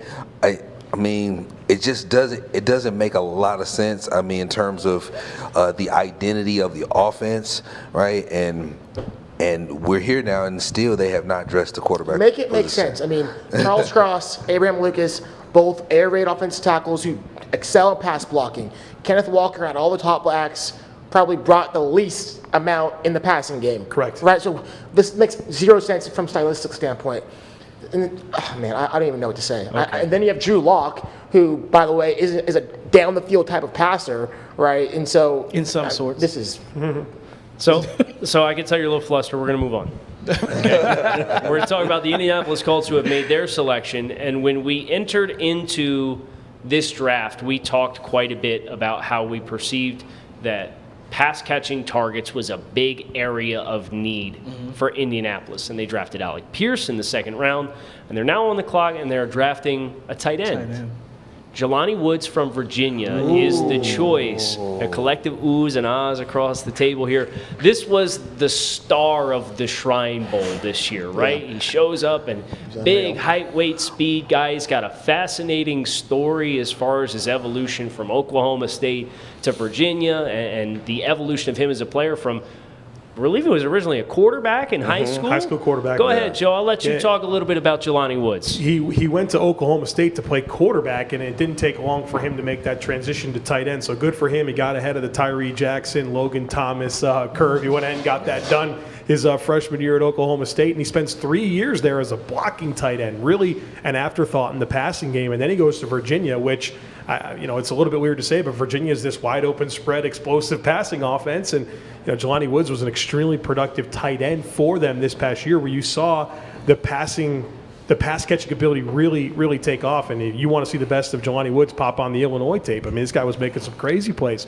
Goes to the Shrine Bowl, and he was the best player there. We really felt that, and you could see him make impact plays in the team drills, and then he goes to the combine and blows the whole thing up. And so everything's been pointing up for this guy, and I'm really excited to see what he can do at the next level. Well, what's really fascinating too is he's a player who profiles as a pass catching player, but because of his experiences at Oklahoma State, he's got a little bit more of a high floor as a blocker than what you typically would associate for a player with his athletic profile and his receiving skills. Because he's about 260, right? Yeah, yes. 260. Yeah, he's legit 6'7", 260. I ran a low 4'6". And ran like 4. Yeah. But you don't see 4'6" until he's got the ball in his hands, right? It's him getting out of the blocks. That's still a little new to him. The quickness at the top of the route, that separation's not there yet. But when the catch radius is as large as it is, and you see him go up high over the middle of the field, that's when he really shines. And you think about Matt Ryan, an experienced quarterback, middle of the field, with the ability to run the ball, play action passing, get behind the second level, and the linebackers get it up and over those guys and down in front of the safeties. I think that's what you get really excited about with Jelani Woods. But we have a quarterback off the board for the Falcons. A quarterback is off the board. The Atlanta Falcons have drafted Desmond Ritter from Cincinnati as their choice to be the heir apparent to Matt Ryan and potentially Marcus Mariota. We'll see how things go. But, of course, Arthur Smith is the head coach there, coming from Tennessee. The comp for Desmond Ritter is there you go. But I've been saying the whole time that Desmond Ritter was quarterback just needed to get to the third round, right? And he'll come off second. Yeah, and to hit on the comparison, right? I think it's a comparison throughout. Like just, the 40 time that he ran, then you combine that with just their physical frame, what their frame, like just their attributes. Then you talk about their arm strength is probably very similar. So I'm wondering where they're going with this, right? Because you have Marcus Mariota in the building. If Desmond Ritter doesn't work out, then now you just have Marcus Mariota 2.0. Right. Like, so I thought they would have went a different direction. That's why I would think of Malik Willis, because it's just a totally different skill set, just from every attribute. Higher ceiling. But when you talk about Desmond Ritter as the player, I like him. And he's a proven winner. He's a tough guy. He, comes from a winning program in Cincinnati. So I do like the football player. I just thought it was very interesting because of our comp, Marcus Mariota to Desmond Ritter. I mean, I love this pick. I really do. You're here in the third round. Why not take a swing for a quarterback? Yeah. Arthur Smith has had success with, Ryan Tannehill, and even before Marcus got hurt in Tennessee, there was some levels of success. And so, you have the opportunity here to get younger at the position and really reset the clock for the franchise. And so, the third round's all about taking a swing, right? For a quarterback, why not? And so you have a guy who has some physical tools, 6'5", ran a low 4.5 40. He's won a lot of football games, high IQ. If you're Arthur Smith, you can kind of dial in the accuracy issues. You might have someone here. Love the fact that he's going to a place that's going to be committed to running the football. We saw the best version of Desmond Ritter this year when Jerome Ford really took off and helped serve as an engine for that offense. So you think about Arthur Smith, obviously his system is going to be predicated and centered around the ability to run the football. Desmond Ritter, I think, complements that quite a bit, and he's a high-floor player. The question is what the ceiling is and the concerns with the accuracy. And while that might not ever get resolved fully, the fact that he's going into a play-action-oriented style offense it's going to give you a little bit more edge for some separation because you're going to put those defenders in conflict over the middle of the field. And do I got to get down into this gap, or do I got to get back into my drops or try to attach to a body coming across the middle of the field? Absolutely. Real quick, I think someone was going to say something, but when Desmond Ridder misses, he misses high. Who do they have now as pass catchers? Right. Drake London and Kyle Pitts. Kyle And so Pitts, I think from a kind of stylistic standpoint and offensive weapon standpoint, Ridder fits in nicely here. So we now have the Denver Broncos on the clock. And as we look at the board, we still see some green up here for players that are available. We have a Tariq Woolen. We have a Nakobe Dean. We have some offensive linemen.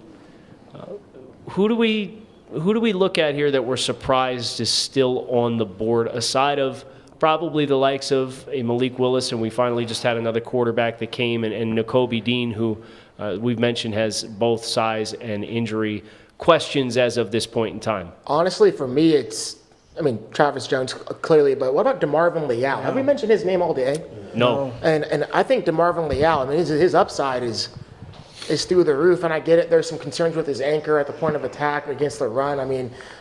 I get the issues, but his upside as a pass rusher, his explosiveness, his length, his versatility, I am surprised to see the league not willing to kind of bet on the traits and bet on what he could be. And the fact that he's still here, it's mildly surprising.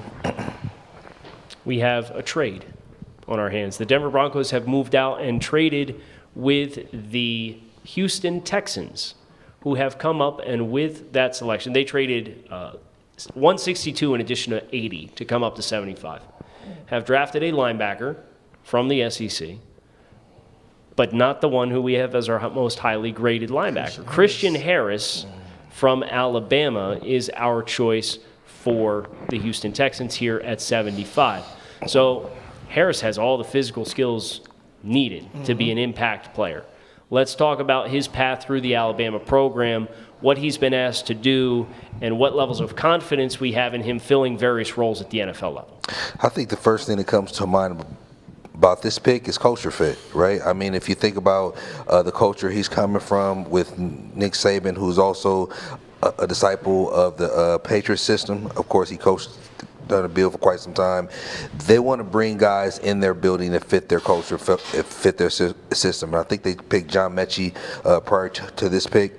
And Christian Harris is someone who is athletic. He's fast. He'll be a weak side guy who plays on the weak side. And so, I think he'll fit seamlessly up within that culture. And if I remember correctly, all of their picks have been from the SEC. Yeah. Stingley, Kenyon Green, John Metchie, and Christian Harris. They're banking on guys who have experience in the toughest conference in college football, who've been played in big games, in big moments, that have high floors, high ceilings. They did draft Jalen Pitre in the early third round, but 4 of 5 are SEC programs. Absolutely. So, I like what they're doing. They're investing in playmakers, versatility, guys that can do different things with and move around and be versatile in their front. He's a run and chase linebacker with explosive speed. There's some issues processing, but I think he can improve on that. More reps, put him on the outside in that wheel roll, sideline to sideline, let him go get the ball. At this point in the draft, you just take linebackers who are long and can run. To me, this makes a ton of sense. Joe, you're awfully quiet back here. I know you're the low man, and he quite frankly came in the middle of where you had him graded and where the collective rest of the table had him graded. We had some 2s for him. You came in with a 4 for him. How do you like? Are you comfortable with this range?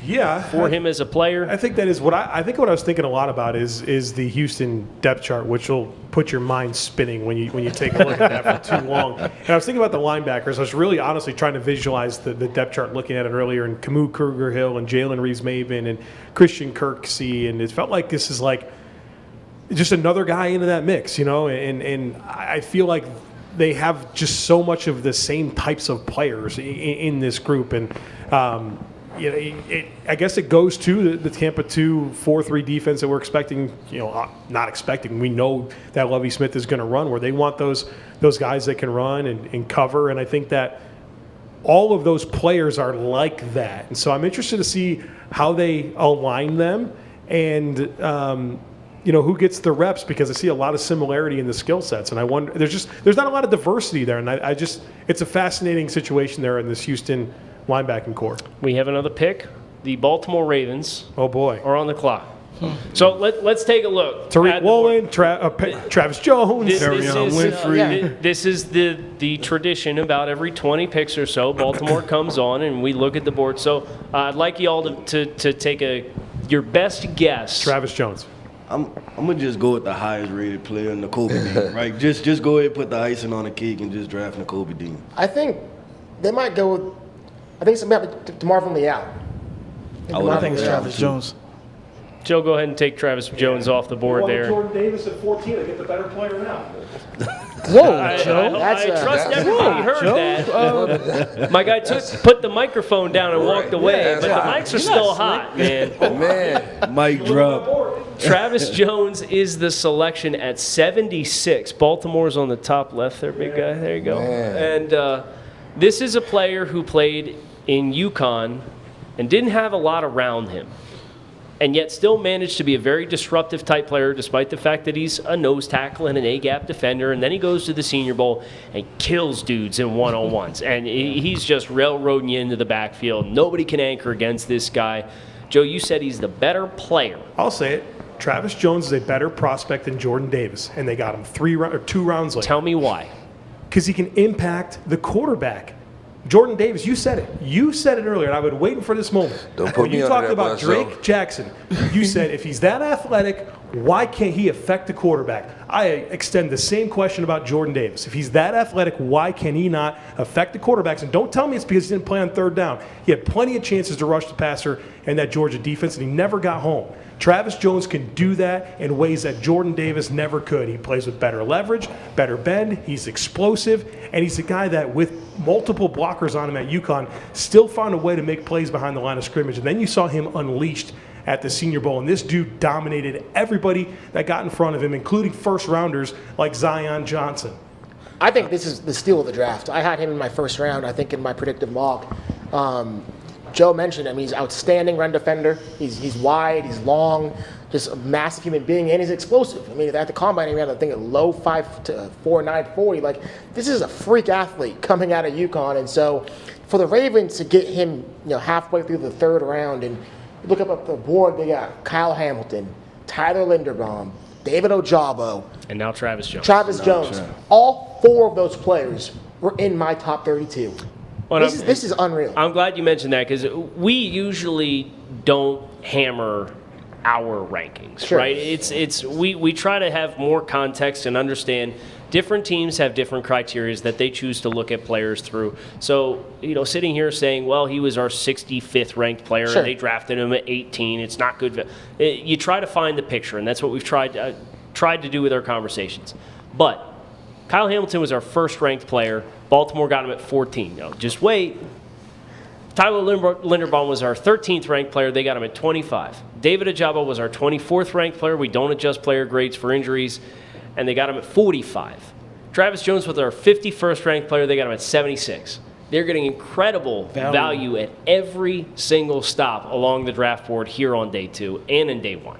I think they're getting their type of guys, right? I think we was at the Senior Bowl, we talked about this, and we said, like, this guy can play in the AFC North. Like, just his approach to the football looks like game. a Raven. Yeah, he looks like a Baltimore Raven or a Pittsburgh Steeler. Like, looks like you're going to cut on the film, and he's going to have the tape around his hands, slightly bloody, a little bit nasty, and like, that's Travis And Jones. mud, it's raining, it's snowing. And just a little B-roll to him or whatever, and it just fits, right? And they're just showing you how to build a football team with the right players and just the approach to the game, too, because sometimes you can get defensive linemen and they could, take plays off or, they can be labeled lazy. This guy's not lazy. He brought it every single play at the Senior Bowl. Think about what this does for Odafe Owe and David Ojabo. Yes. Yep. Allow them to get one-on-one rushes, opportunities on the And outside. Patrick Queen. And even Justin Matabweek. And Calais Campbell. Right, they brought back Calais Campbell on another contract. Yeah. All right, so let's ask the question, why was he here at 76? Because that was my question with Travis Jones, because I was certainly lower than you were on him, but I liked him as a player.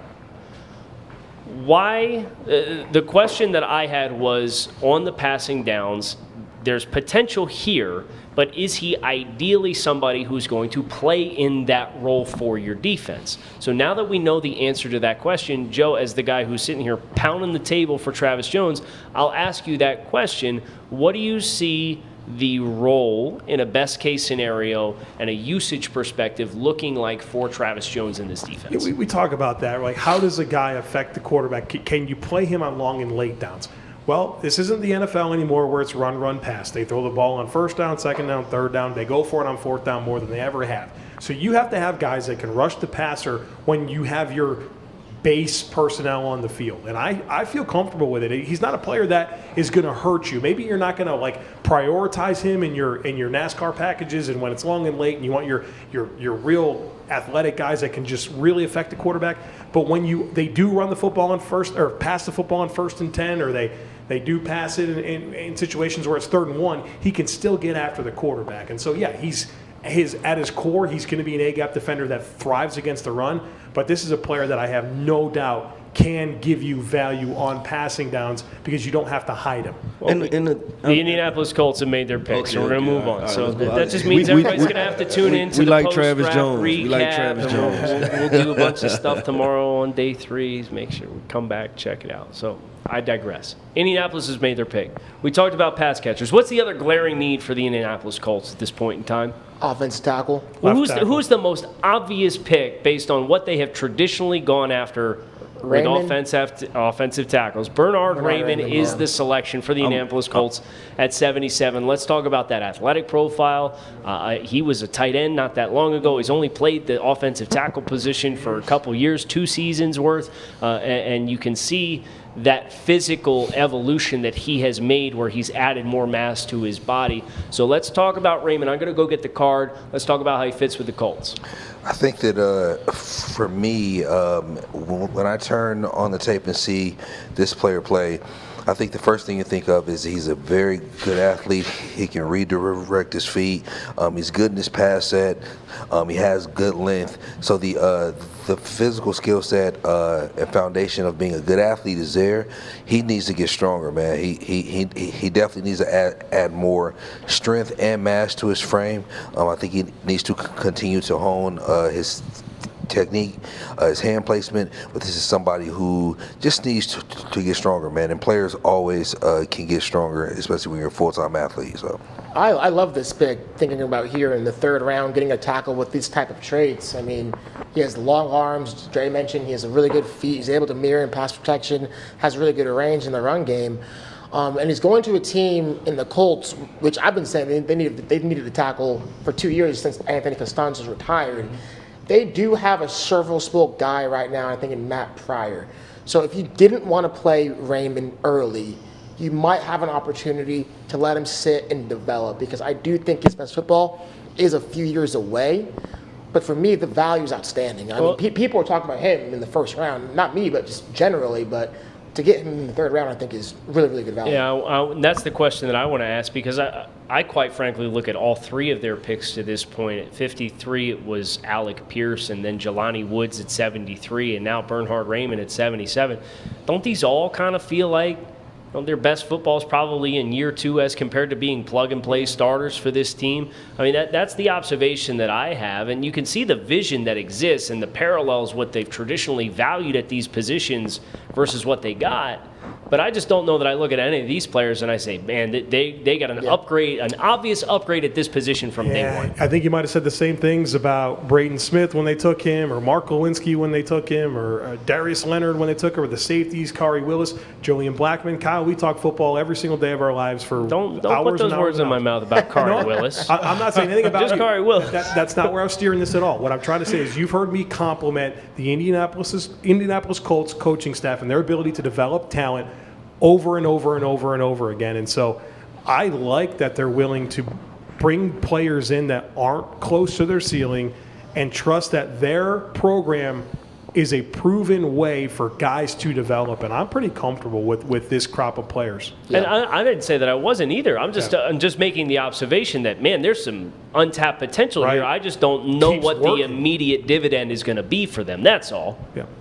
I think they're selecting those players in the right spots, though. You know what I'm saying? Like they're drafting, mid-level guys in the middle, kind of middle of this portion of the draft. But they also have high upside guys, like Brentley just talked about. This guy was talked about being a first-round pick. You got him in the third round. And that's because he showed flashes of some first-round attributes. You go back to Alec Pierce, right? This guy has flashes of some first-round attributes, but you're able to get him in the second and third round. So I think they're properly drafting these guys in good positions. So Cleveland's made their pick at 78 here, and we're talking about developmental players. I'd love to hear us talk about this developmental player because this is a Draft Dudes alumni. This is somebody who came on, we had the conversation with. He plays the pass rusher role. He's an outside linebacker, defensive end type. Alex Wright from UAB is the pick here at 78. So let's talk about Wright, what he can provide for a team that has really been looking for somebody opposite Myles Garrett for a little while now. Traitsy guy, right? Like this is a guy with size, length. He had a really good season this past year, and I don't want to say this and it get taken the wrong way, but he provides versatility and that you can move around the line of scrimmage in ways that they did with a Jadeveon Clowney. And so I like that he can line up in multiple spots and you can try to take advantage of some mismatches. I think you can rush some interior gaps. I think he's definitely a developmental guy. I don't think that he's a player that you can expect a whole lot from in year one, but I think about the vision and the way that they use Clowney, and I can see them wanting to do some of those similar things in time with an Alex Wright. So we have another pick. So the pace has picked up here as we get close to closing out the top 100. The Chargers are on the clock, and they've chosen a safety. J.T. Woods from Baylor, who we all got to late in the process. Yeah, Obviously, he went to the Senior Bowl, right? And you know he's got speed. He's long. Brentley, you love the pick. So talk to us about J.T. Woods and why you like him in that second. He's a track guy. He's extremely fast, low 4.3, outstanding ball production. You think about him being able to play single high with the Brandon Staley defense, and who's rushing the passer for the Chargers? Khalil Mack, Joey Bosa. They're going to be forcing a lot of erratic throws. You can have a ball hawk with outstanding range in the back end, being able to pick those inaccurate passes off in J.T. Woods. I mean, I really, really love this player. I got to him late, but I gave him a pretty high grade because you don't find many safeties with that type of speed, that type of instincts, that type of range, and that type of ball skills. I mean, he's a really, really good player. Yeah, and in my player profile, I talked about him coming downhill. He was really good when he was attacking downhill, and I know that you brought up them having Nick Bosa and Khalil Mack. I think that helps him out even more, right? Because he's a line deep, so he doesn't really have to get into his back pedal, flip his hips. Everything is in front of him, and he can just completely come downhill. And for a guy that's only 195 pounds, I think he's tough. He'll hit you.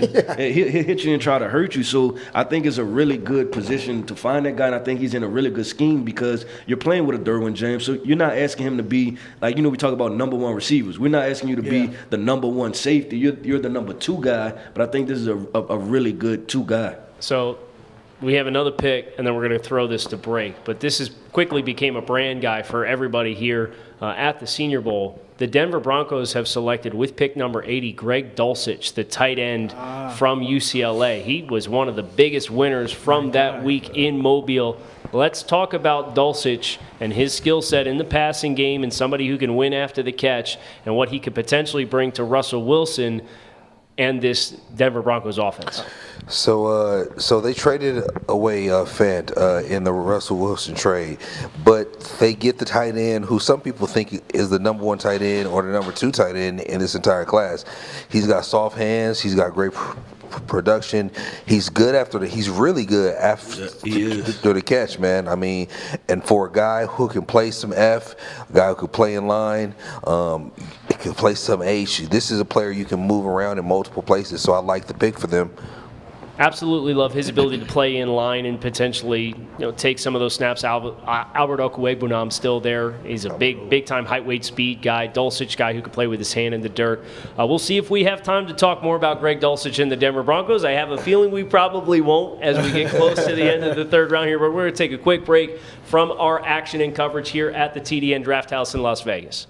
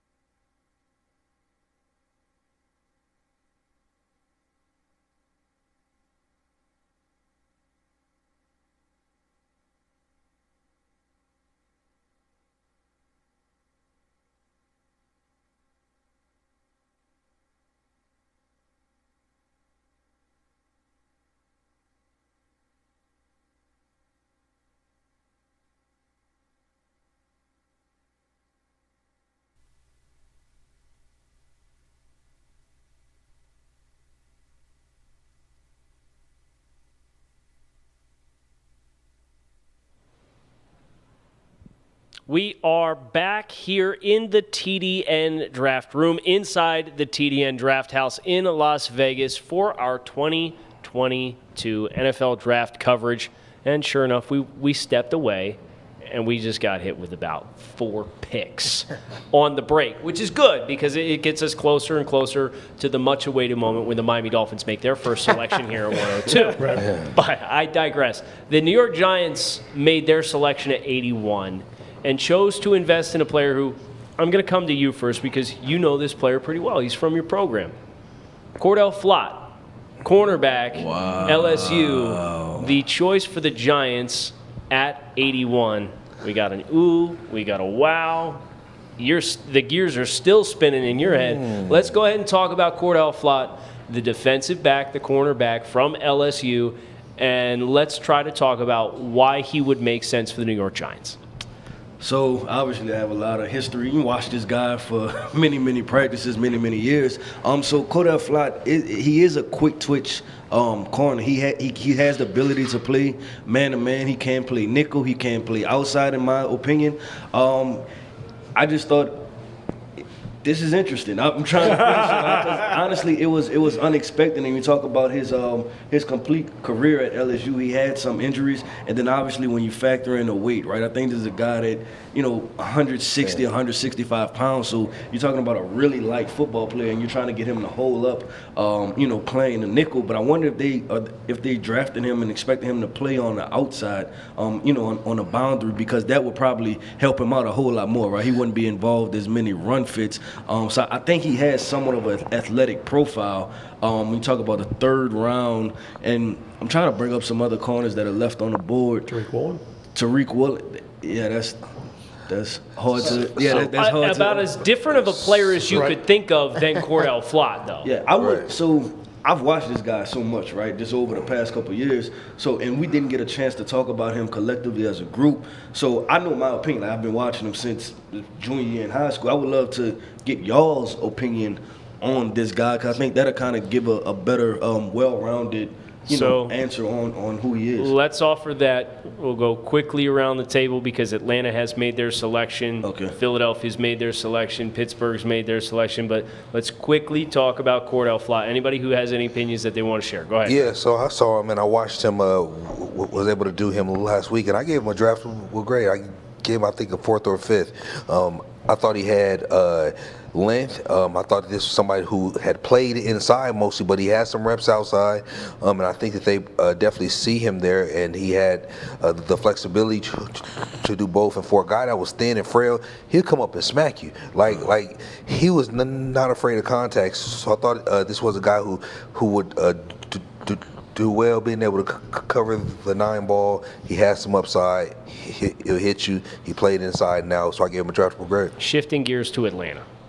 The Falcons have made their pick, and this is a really interesting player. We've long since wrestled and debated about what this player's best role would be at the next level. In a lot of our scouting meetings, and we've been talking about this player for quite a while. D'Angelo Malone, the pass rusher from Western Kentucky, is the choice for the Falcons. We've talked about trying to get more pass rush help. They've been looking for pass rush help for a really long time. Now, as well as Arnold Ebiketie, they get a chance to add D'Angelo Malone, who can maybe play some stack, play off the ball, can play as a stand-up outside rusher with wide angles. He's not the biggest or the longest. No. Let's talk about D'Angelo Malone. Brentley, go ahead. Yeah, this is a very interesting player. He's been very productive at Western Kentucky for the past 3 seasons. He's just so light in his frame, very narrow, and so a lot of his power, he can't generate it because he just doesn't have that mass in his lower body, but he's explosive and can bend. And so when you think about the 2 edge rushers they've added, in Ebiketie and Malone, it's telling us what they want to do. They want explosive pass rushers who can really get after the quarterback. He's not going to give you much in the run game. Let's just face it. I think he's 225, 230 pounds. He doesn't have that muscle mass at the end to really affect the game at the point of attack.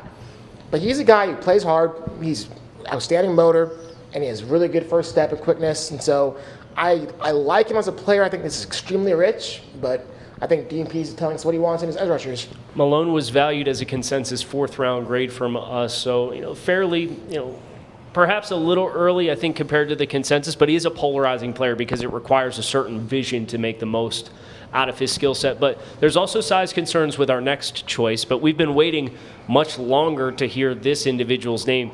The Philadelphia Eagles drafting Nakobe Dean, the linebacker from Georgia, at pick number 83. Tremendous value relative to our consensus board. We had him as a will linebacker who was valued in the second round.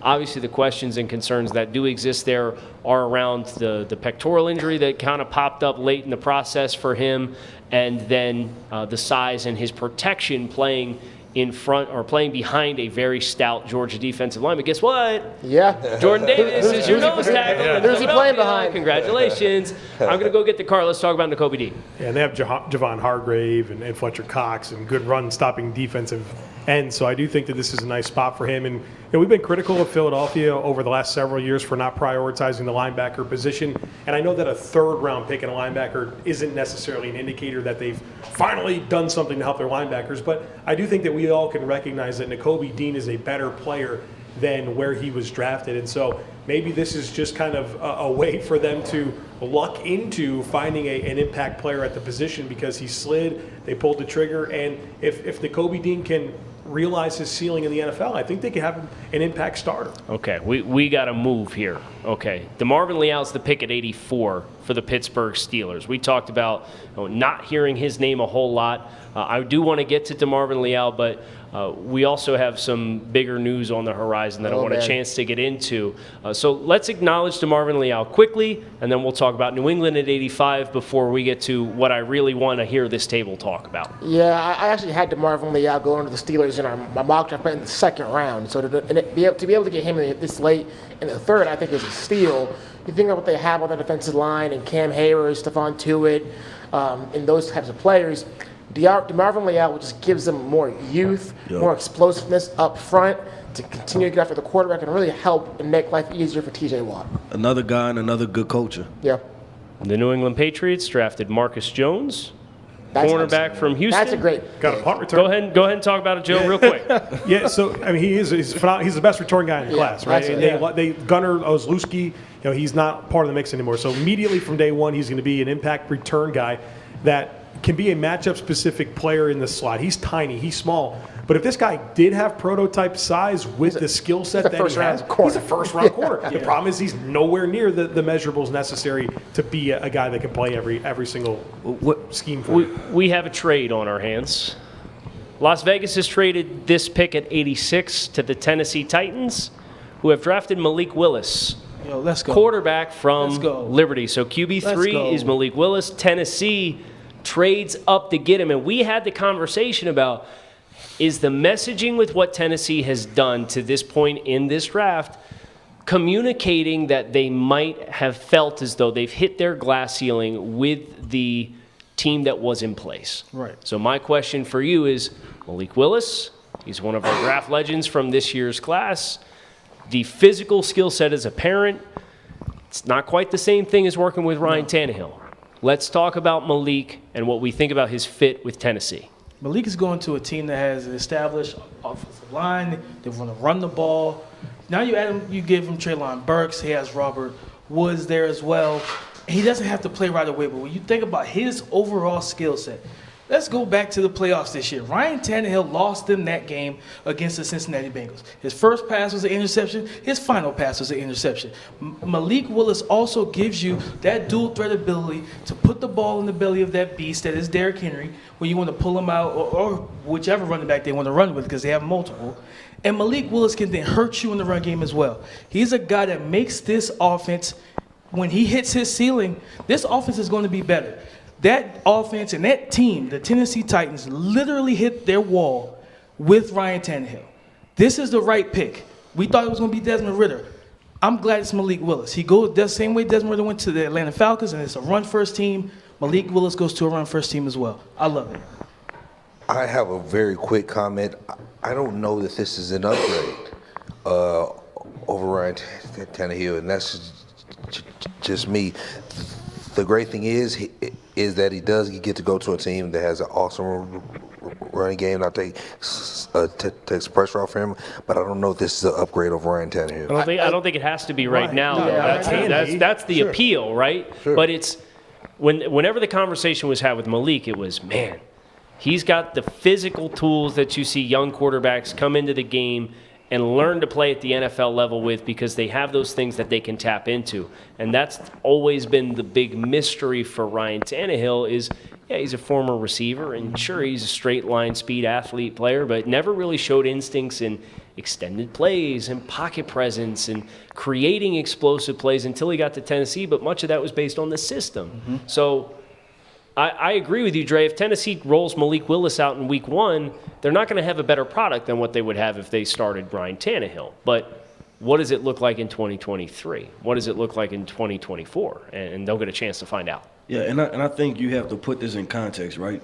At the start of this draft, if I told you Malik Willis went number 20 to the Steelers, everybody would be like, okay, that's a solid pick, right? Like, they got good value from the Steelers needed a quarterback. We're talking about Malik Willis at pick, 80-something? 86? Yeah, to the Titans. So you got really good value for a quarterback that can turn into a high-level football player. And if he doesn't, you drafted him in the 3rd round. So I think ultimately it's just a pick that makes sense. And then when you talk about arm talent, he does have a higher upside than Ryan Tannehill, but you let him sit there, and then you let Treylon Burks develop. Like you said, you have a good run game, and then you also add in another year of off-season acquisitions. Then you have everything in peace to where you can figure out if Malik Willis is going to be that guy, and you drafted him in the 3rd round. I do need to move the conversation forward, because I do need to know if Damian's going to have another impassioned speech about an Arizona Cardinals selection. See if this matches the energy of the last one. Arizona has chosen to invest in a pass rusher. Cameron Thomas from San Diego State is the choice for Arizona. We talked about the departure of Chandler Jones. This is a player who carried a consensus, too, from our group. We liked this player quite a bit. Yeah. So let's go ahead. Let's talk about why we like Cameron Thomas. I mean, he's long, he plays hard, and he can rush inside out. Yep. You think about what the Cardinals have in J.J. Watt, and allowing Cameron Thomas to learn under J.J. Watt, right? Yes, I think they play very similarly in the way they win. And so I really like this pick for the Cardinals. I think this is probably easily the best pick they've made so far. And I think this is the type of player that they need to add to this defensive line as a versatile guy and a guy who can really get after the quarterback. No, I like the pick, and the effort, the motor. And that was something that kind of plagued this team down the stretch. Like, the effort in all aspects from offense to defense just really wasn't there down the stretch as they collapsed for the 3rd, 4th year in a row under Cliff Kingsbury. So this is a move, like you say, he can learn from J.J. Watt, and he could play inside and out. He's not the twitchy, bendy edge rusher that you would have wanted for that 3-4 scheme, but I'm not sure of his weight off the top of my head. He's a mid-260, 270 guy. I'm going there. Okay, I'm going there as soon as you're done. So with his weight and his length and his toughness, again, that's some of the things that you really need. So I'm perfectly fine with this pick. So they employ a 3-4 defense. And yes, they have hybrid principles, right? So it's even sometimes, but they primarily employ a 3-4 defense. This is a guy who's 260, 270 pounds, right? So he's traditionally undersized to really play the 5 in a 3-4. He's not an edge guy. So what you ultimately have is a tweener who actually put very good tape out. He dominated in college. Right? He played extremely well, but he played in an even front scheme. They moved him to a 3. And he was able to do some things there. And I don't know how they plan to use him. He hasn't proven he could really play on his feet. So I'm thinking that they'll use him as a 5, but then he's not that big to play 5 yet. So let's see if we can get a better feel for the role of this next player. The Dallas Cowboys have made their selection at 88. And we talked a little earlier about wide receivers. And we've seen Dallas. They bid farewell to Amari Cooper. They bid farewell to Cedric Wilson. They're drafting Jalen Tolbert, the wide receiver from South Alabama. I heard a lot of head nods. I heard nice pick. Joe, nice pick. I'm going to let you start this conversation for Tolbert and the Cowboys. Yeah, I think this was always that receiver that I envisioned that some team would pick in the 3rd round and really round out their receiver core, right? And they have CeeDee Lamb and they have Michael Gallup back on injury, and now you can add Jalen Tolbert in there as that other guy that can win down the field and has good size. I think he's a good route runner. Maybe we expected a little bit more at the Senior Bowl, but I think you can make a case that he was still one of the better players there. And so I think this is one of the steals so far of the third round to round out and replace a lot of what they're missing now with Ced Wilson and of course, Amari Cooper gone in that receiver core. Yeah, I agree. I think this is their best pick so far when you consider value. Yeah. And even just looking at our grades, right? Like in the first round, we have a third round grade on a guy. In the second round, we have a third round grade on a guy. And in the third round, they finally got it right. Just wait till next round. Just wait till next round. They finally got it right. So I think this is a really good pick. Joe outlined everything with their depth chart. Man, he goes to a quarterback that can get him the football. No doubt. So he should be able to put up numbers. And he's a pretty good athlete, right? Yeah, no, he's a good athlete. You're not asking him to be the number one wide receiver. And I think he'll be a really good 2.5 type guy, Sure. right? You're number 2 between 2 and 3. So I think it's a really good pick. I also think this allows CeeDee Lamb to stay in the slot mostly because that's where he's most effective. So you have Michael Gallup out wide, you have Jalen Tolbert out wide, and you allow CeeDee Lamb to continue to have advantageous matchups against smaller nickels, sometimes safeties, and for some reason linebackers as well. So I think that's a great move, not just for CeeDee Lamb, but also Dak Prescott. Joe, you observed in the second round that you thought that the Bills might have got sniped for a linebacker. Well, they've came back, and here at 89, they've drafted a linebacker. So maybe we'll know the truth, maybe we won't. But your head's turning around. What name are you? You can walk up there. It's okay. Just put the mic down. Who are you hoping to see here? Whose name are you hoping to have called for the Buffalo Bills? Chanel? Channing I Tindall. don't know. Maybe Leo Use your microphone, please. Maybe Leo Chenal, maybe Channing Tindall. I mean, they've been doing the SEC thing this year. I'm not sure. Dre, you mentioned Channing Tindall. Channing Tindall. Anybody else? I mean, I like Jojo Doman just to introduce a new name, but That's a little bit more in line of where they did choose to go here. They drafted Terrell Bernard, the linebacker from Baylor. wow. Yeah, you know what? That's not a good pick.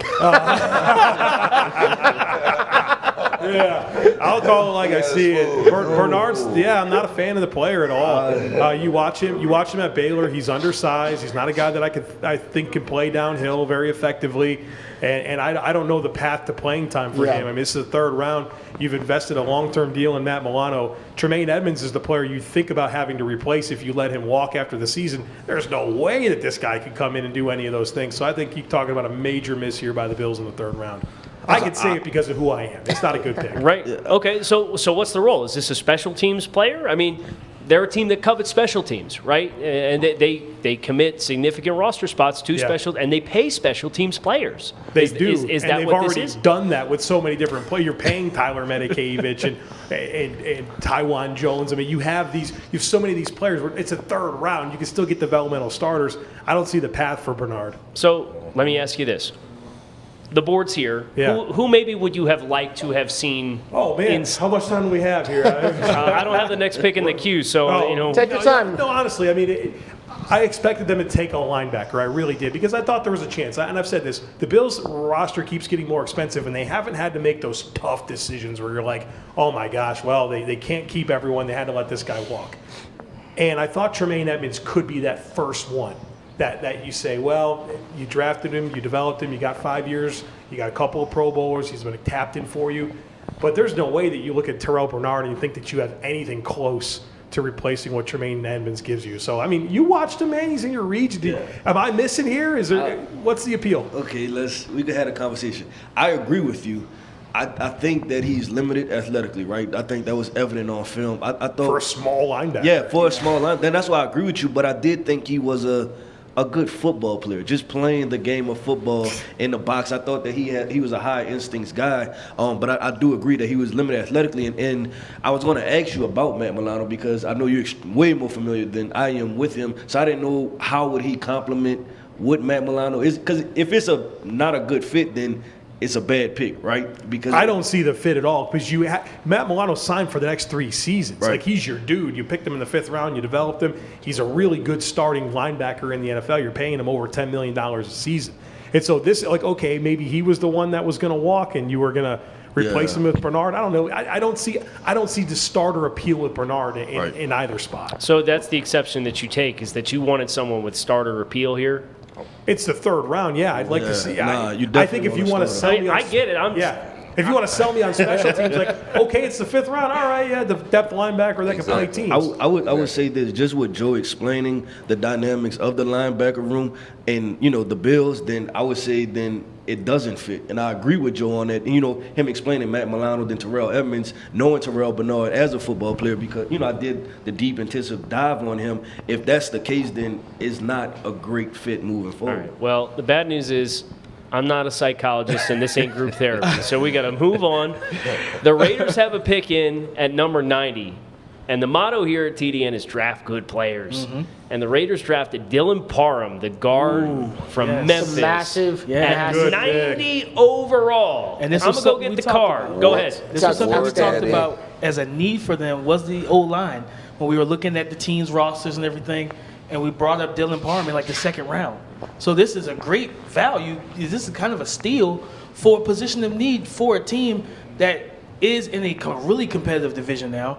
You brought in, you got your number 1 wide receiver. You told Green Bay we're not trading you Darren Waller. So now if I'm Derek Carr, I'm really happy that you invested to not only give me weapons but also keep me upright. And the reason why I love this pick is because he has position versatility. Yeah. Where he could be a center for the Raiders. And Andre James last year, who started for the Raiders, was very disappointing. And so this could be your starter at left guard. It could be your starter at right guard if you want to kick Alex Leatherwood back out to right tackle.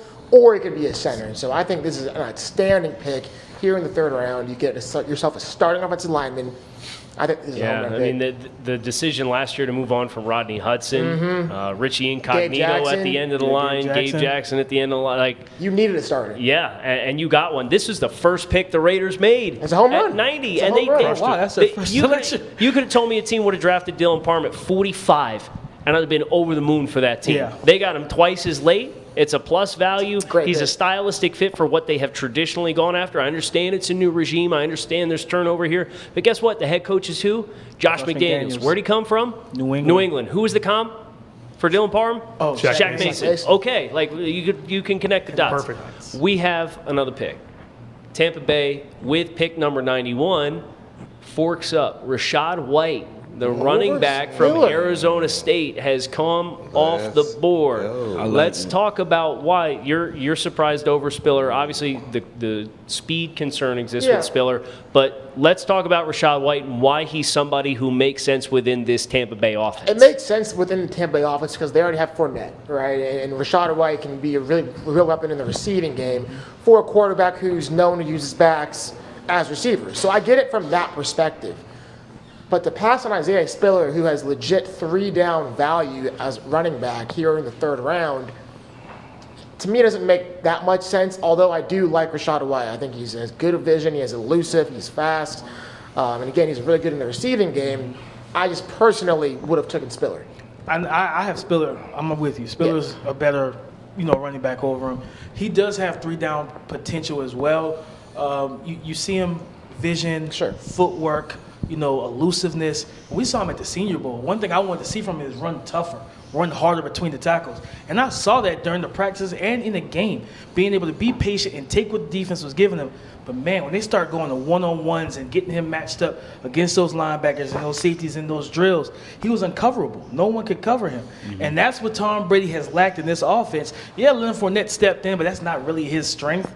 That's Rashad White's strength completely, and he also gives you those running opportunities to step in when Leonard Fournette is gassed, unlike a Keyshawn Vaughn or Giovanni Bernard. And there had been some reports that they really wanted Antonio Gibson the year that he came out, and Washington ended up grabbing him in front of Tampa Bay. And what did they do? They ended up just drafting the next running back available in Keyshawn Vaughn with that pick when it came up in the 3rd round. And that hasn't materialized, but you can see this is a skill set that's a little bit more like an Antonio Gibson as compared to Keyshawn Vaughn, right?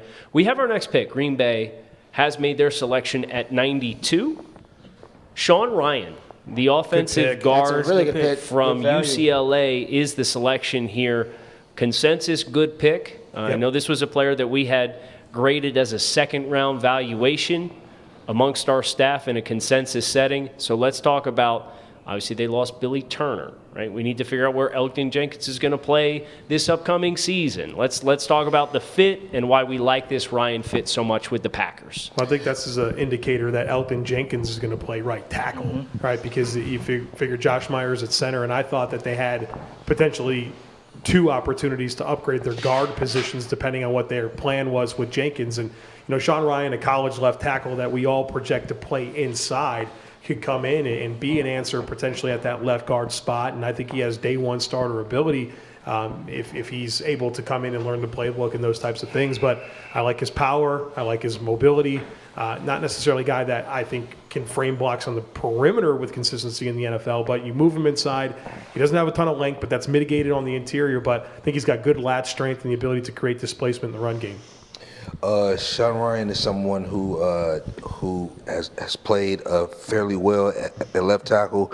There are some people who thought that he could play left tackle. I did not think so. I graded him exclusively as a guard.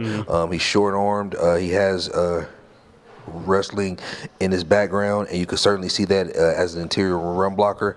But the issues that I have is that he too needs to improve his strength, man, and just get meaner and just get nastier, right? Like you want your interior guys a little bit more nasty, physical finishers, and just get stronger at the point of attack, man. He definitely needs to improve that. Yeah, that's quite the interesting contrast, right? When his valuation was in the same bucket, in the same range as Dylan Parham, who came off the board 2 picks earlier. I mean, those were the only 2 guys we had valuations left on the offensive line with second-round valuations, and they're stylistically very different. And I certainly think with Oakland, jeez, it's been a long day. Las Vegas, Josh Jacobs, I understand they didn't pick up the 5th-year option, but his physicality to run downhill versus Green Bay and Aaron Jones, and I understand you got A.J. Dillon, but that is a little bit more of a zone-oriented offensive attack with Sean Rhyan.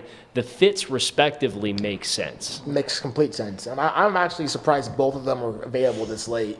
I had both of them in the second round in my mock, and I think both Green Bay and Las Vegas Raiders got 2 day one starters at guard. So we're sitting here with San Francisco on the clock.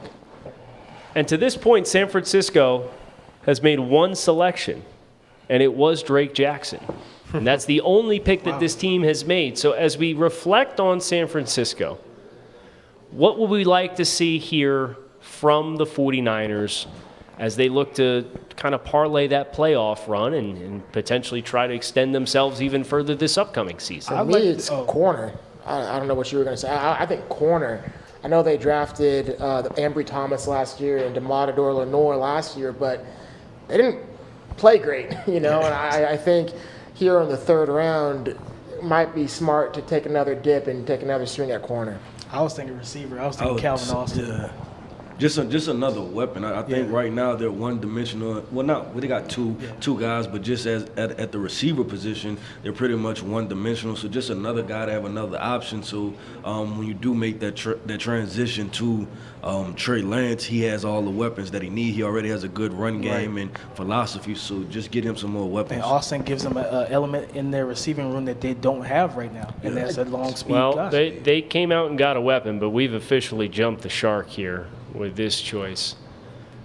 Ty Davis-Price from LSU, the choice a running back for San Francisco. After San Francisco took 2 running backs last year, including Elijah Mitchell, who was the team's leading rusher, and Trey Sermon, who they took in the 3rd round in last year's draft. I understand Deebo Samuel don't play running back anymore, but this team double-dipped last year in the draft and now has come back and drafted Ty Davis-Price. Keith, this is an LSU Tiger, so I'm going to bank on your expertise here to kind of set the table for us. Yeah, man. So I think this is a hammer, and this is a guy that has a lot of untapped potential. Meaning that, look, this is a guy that broke LSU rushing record this past year, 280-plus yards rushing. So you don't break a rushing record, and then you don't have any talent at all. I think in order to understand this guy's career at LSU, you have to understand what he was playing with and playing around. So while 3rd round was unexpected for me, right? I think I had a little bit later evaluation on him. I think there's a guy that does have upside and potential as a running back, and then he goes to this team where they emphasize running the football and just being creative in the run game. But I mean, you have to factor in just their depth at the running back position too, and was it necessarily a need? And that's, I guess, the question that y'all may have about it. And the answer is no. No. It wasn't a need, especially in the third round. They took Trey Sermon last year. In the third. In the third round. Didn't they move up for him?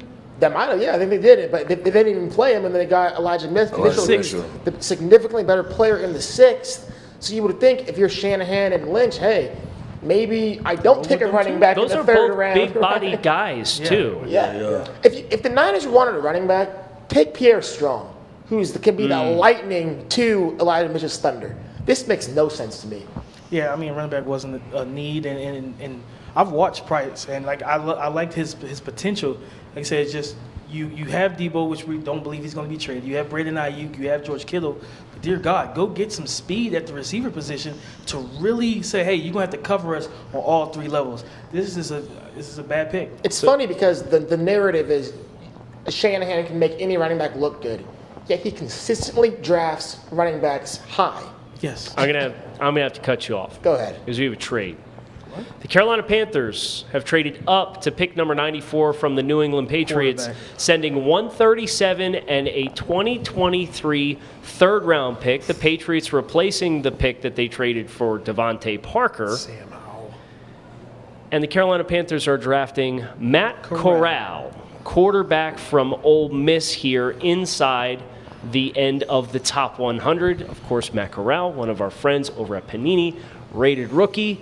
Very interesting story, his pathway taking him from sunny California to Ole Miss. Let's talk about the fit. Joe, I'm going to come to you first. You're obviously right there in that neck of the woods. We've talked about needing a quarterback. Yeah. Carolina potentially scorns the Baker Mayfield trade to trade up instead and come get Matt Corral. Yeah, I was kind of hoping it was going to be Sam Howell for so many obvious reasons, right? I mean, he's a Charlotte kid and goes to North Carolina and has just a lot more tools, in my opinion, than Matt Corral. The biggest need the Carolina Panthers had remaining was quarterback. And they certainly got a player here that can come in and add to the mix. But Corral has a big adjustment ahead of him coming out of that Lane Kiffin offense. And I think he's got average gifts in terms of athleticism, size, and just overall arm talent. So I don't know that I look at him as their answer at quarterback, but he can come in and give them just another guy to add to the mix. But this isn't the guy that I think is going to stabilize the quarterback position for the Carolina Panthers. I want to cut you off and I want to challenge you a little bit. I want you to tell me why you think Sam Howell has better upside than Matt Corral, and I want to know why. Talent. Your arm talent. Yeah. Okay. Sam throws a nice 9-ball, right? But Matt, I think, gives you much more from an intangibles perspective. I think he's just as good of an athlete as what Sam Howell is, and I think he's got better accuracy to certain areas of the field than what Sam Howell does. And you're also talking about transitioning from a similarly difficult offense. They're different offenses, but neither one of those offenses is going to be an easy transition to the NFL. I have the same questions, but I just have more buy-in with Sam. I really do. What's the most important trait in a quarterback? Accuracy. What's the most important intangible trait on a quarterback? Leadership. Energy, leadership, it factor. Does Sam Howell have any of those things in his advantage over Matt Corral? No, I wouldn't say so, but I mean, I'm not in love with Matt Corral and from that department either. I think. Go ahead, Keith. I think he does. Like, we're talking about a guy that put this North Carolina team on his back. And just from watching the film, I got the vibe when we talk about Sam Howell that he was the reason why they were moving the football down the field. I can't necessarily say it was the play calling, right, or it was the playmakers around him. So I feel more comfortable with the fact that he knew how to will his team to win. With Matt Corral, I'm just not as sure. I'm not saying that he can't do it, right? He can very well get it done. You don't put up those type of numbers in the SEC and college football and can't play quarterback at all. So I think it is a good football player, but I disagree with Joe. I might have went with Sam Howell because of that, just watching the film and what you got from the actual production. I don't want to undersell Matt Corral, though. I do think there's some likable traits, as Kyle mentioned. I think he's accurate. I think he has good zip on the ball. I think he's a really good athlete, and you see some of the things he does in the running game with his legs. But for me, it's the ability to create in the pocket, the kind of instincts he has to kind of keep plays alive. It's very reminiscent of Zach Wilson coming out last year. I think that's really his biggest strength is his moxie when things kind of get chaotic around him. I think that's where he excels. And so, here in the third round, if you want just to trade up, that's a conversation to have, sure. But the player, the range, the value, the team need, I think it checks a lot of boxes. I thought he just needs to be more cognizant of his body type and his frame as a runner. Like that's fair. That that's much absolutely I definitely think he can do. But like you said, he throws with good zip. To me, me and you've talked about him quite a bit. That lane kicker offense is a little bit of an issue for me because they create manufactured throwing lanes, like wide open lanes a lot of times. So processing is going to be a concern, but I mean, he has some tools. He does have tools. Like he was a 5-star recruit. You got Icky in the first round. You needed a quarterback. I don't mind the pick. Yeah, we have our next pick from Cincinnati, and they've drafted Florida defensive lineman Zachary Carter with the pick here at 95. Us getting right up against the end of this top 100.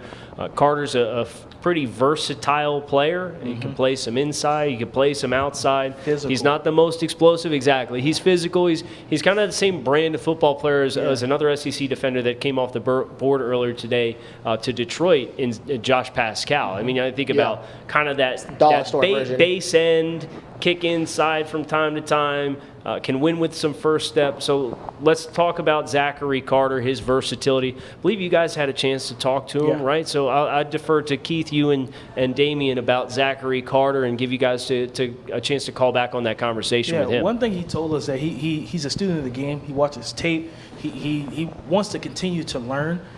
He has heavy hands. Yeah.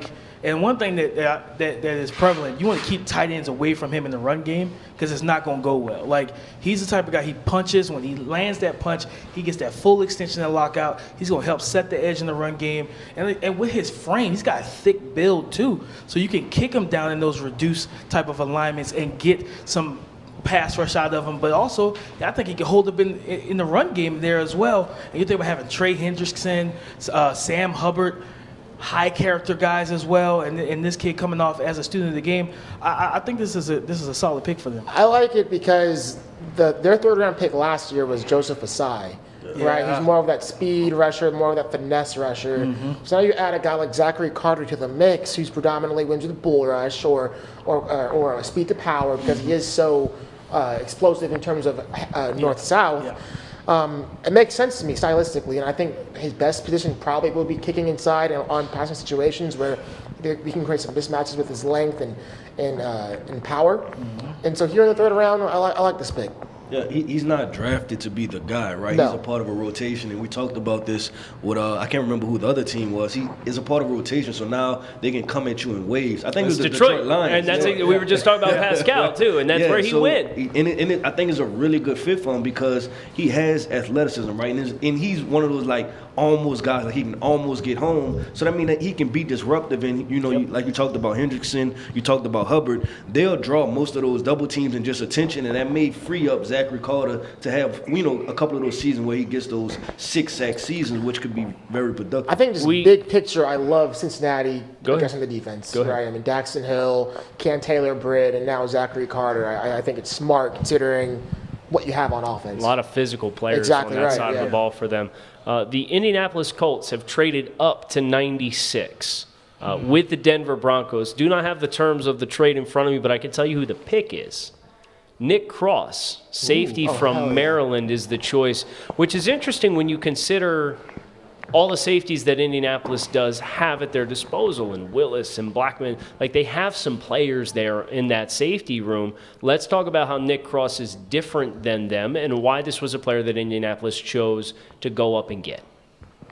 Well, I think those guys being hurt last year hurt that defense quite a bit. And so, Nick Cross is a guy that I think has an incredibly high ceiling with his athleticism, his size, his explosiveness, makes some plays on the ball. He's just a guy that has to mature a little bit as a processor, where he is a guy that will sell out and make some mistakes. And so he'll make some plays, but he'll also get himself out of position. And so you got a really nice trio of young safeties, and I think you've got a nice little hedge here in case Blackman and Willis, both of them come back and have some delays in getting healthy. But we've seen this a lot across this draft. It feels like where teams that feel like they're pretty set at certain areas of the secondary, they continue to add and add and add and add. And I just kind of think it speaks to the way that the NFL is evolving as a league. You think about how much times and the frequency that teams are in dime, right? And being able to get an athlete like Nick Cross, who's over 6'1", ran a 4.3 40. Yeah, it's over 210 pounds, has too. range, has ball skills. I mean, at this point in the draft, I think it's a home run. But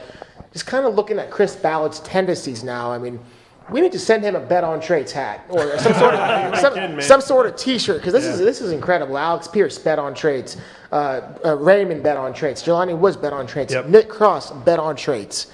So I think we definitely have a theme here with the Colts, but to me this is a home run pick. And the Colts gave 179 and a future third. So they love this to guy. come up to 96. They gave next year's 3 to come up and get this guy from out of like the parking lot of the stadium as far as like the draft queue goes. They came way up for him. I wonder if we're going to see more slot safety in the NFL, right? Like maybe this is becoming a thing because we're seeing more and more teams with like 3 really good safeties. Yeah. Oh, weird. It's almost like positional value for safeties. The whole thing we hammered everybody over the head with last night on the stream actually matters. We have Detroit on the clock here at 97.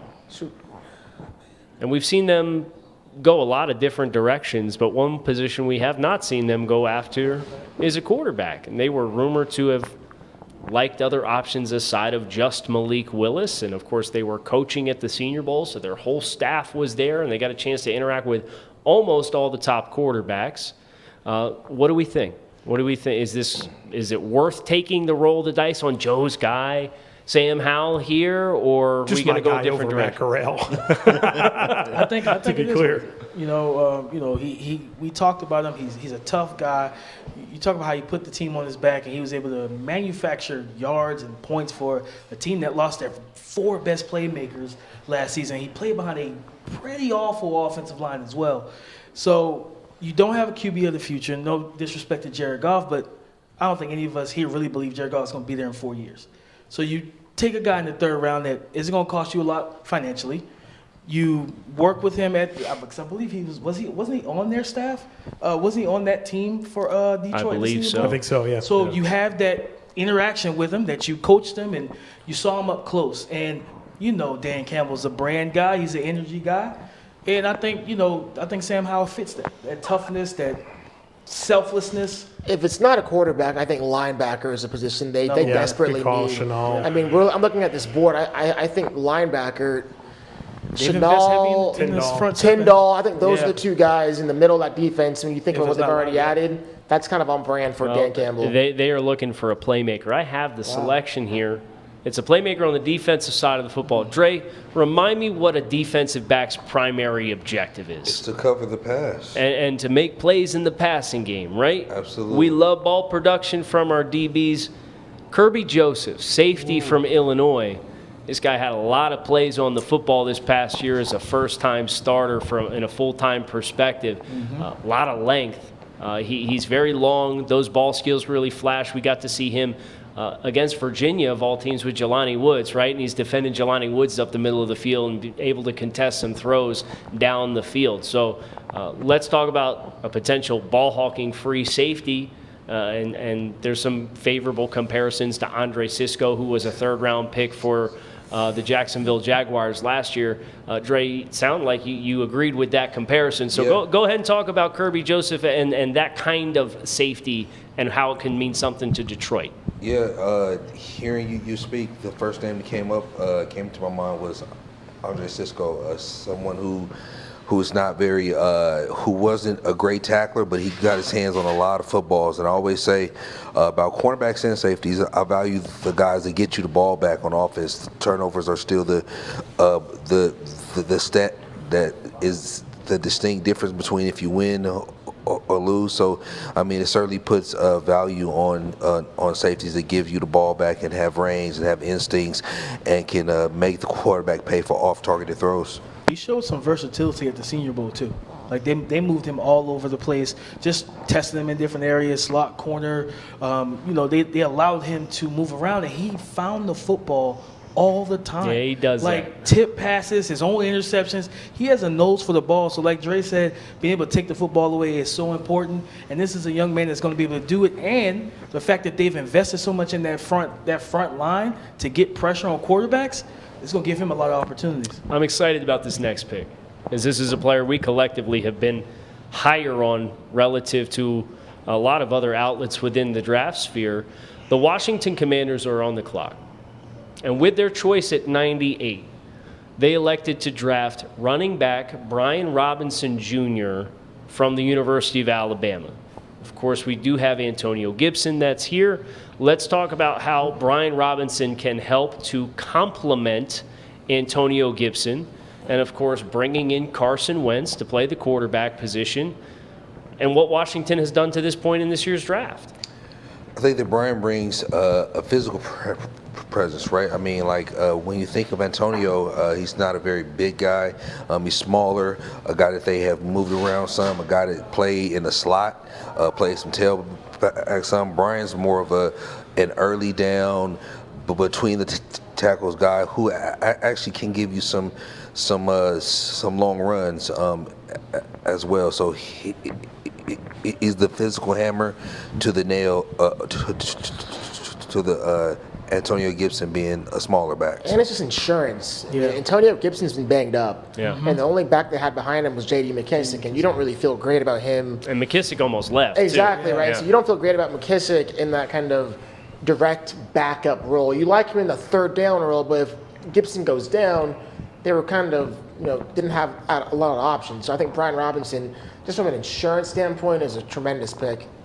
Yeah, and I know that the big debate with him is his lateral mobility and his ability to get off the rails and off the track if he's got color flashing across his face early. But I've seen a number of instances with Brian Robinson where an offensive lineman kind of creates a pile or gets a body on the ground, and he's got to step through that. He's not going to be one of those super dynamic. Everybody thinks back to Kareem Hunt, and the Browns are on the clock now, so a little bit of poetry there for you. But Kareem Hunt had those really dynamic lateral cuts and was so dynamic to stick his foot in the ground and explode and redirect.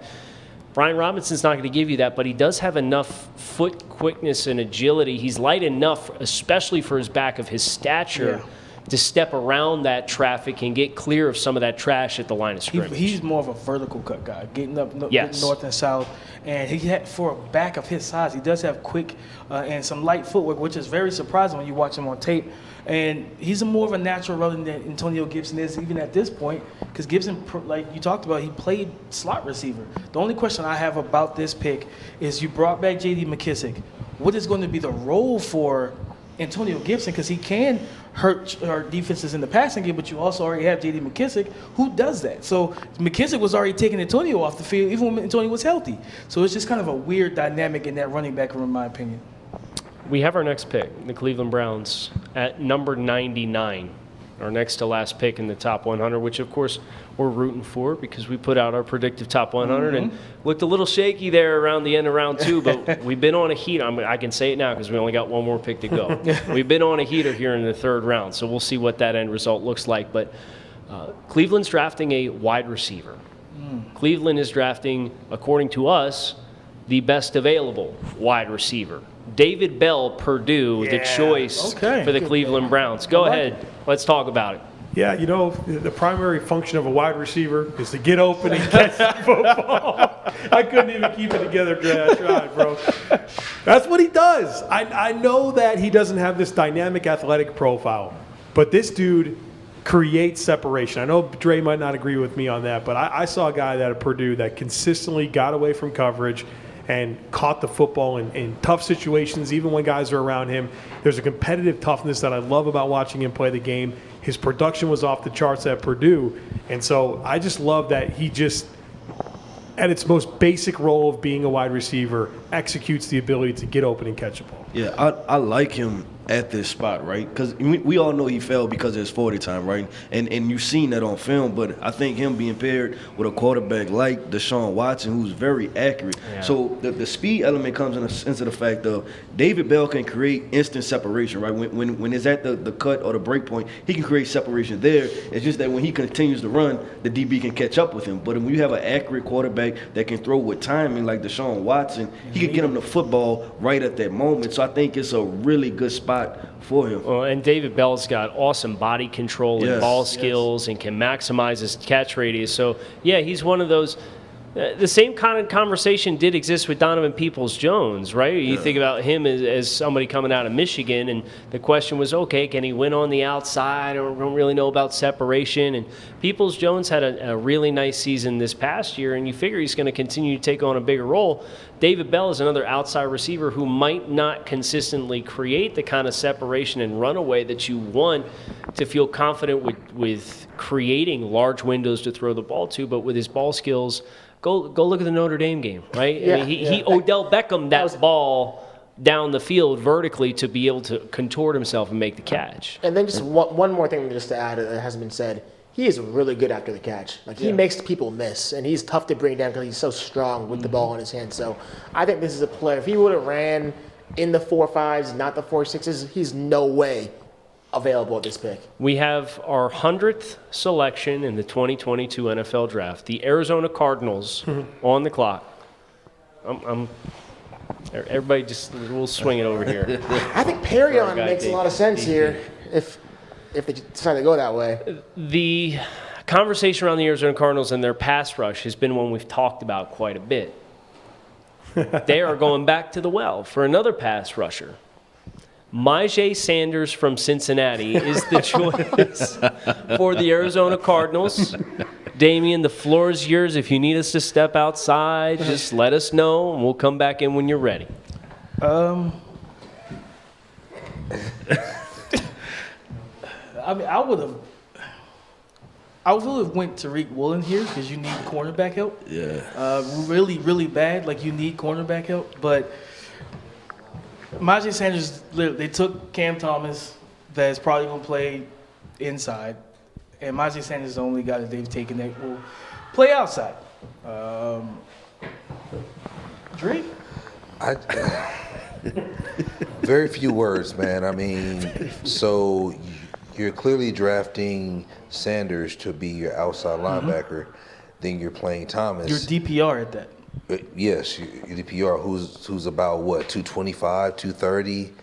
I mean, and stiff, and then so you're clearly playing Thomas. Comes late off the ball. Right. I mean, so a lot of questions, man. This entire Arizona draft just feels safe.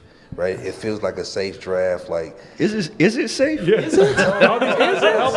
It's horrible. But I'm saying, like, it just seems like they're just trying to pick the safe picks. The linemen that won't really can't be scrutinized. When this is over, I'm gonna say this is dangerous. When this is over, I'm gonna look at the edge rushers that were on the board when Trey McBride was selected. I'll say, as a player, I like Myjai Sanders. I don't like the fit. No. So I think Myjai Sanders is better in a 4-3, being the kind of weak side defensive end, getting after the quarterback. 230 pounds, 240 pounds. He can't play for 3 But what's interesting is he played down inside. That's He's what a he 5 did. tech, right? Yeah. Not 5. Yeah, that's kind of what he did. I mean, we didn't see him really stand up like that. I know. It just you feel like that's his best That's what I'm chance. saying. So, like, I still like the fit with you guys, weird, but I personally like him as a player, just not with the Yeah, Cardinals. I don't mind him, but it's just an odd fit. Yeah, Vance also hasn't been great with these defenders that they've drafted these past couple years. Guys you have to try to find a spot for. Yeah. They haven't necessarily found the spots for. Yeah. So I guess that's the big question with Myjai Sanders, Sounds right? like and Myjai's probably going to play 15 snaps a year like Xavier Collins did last year.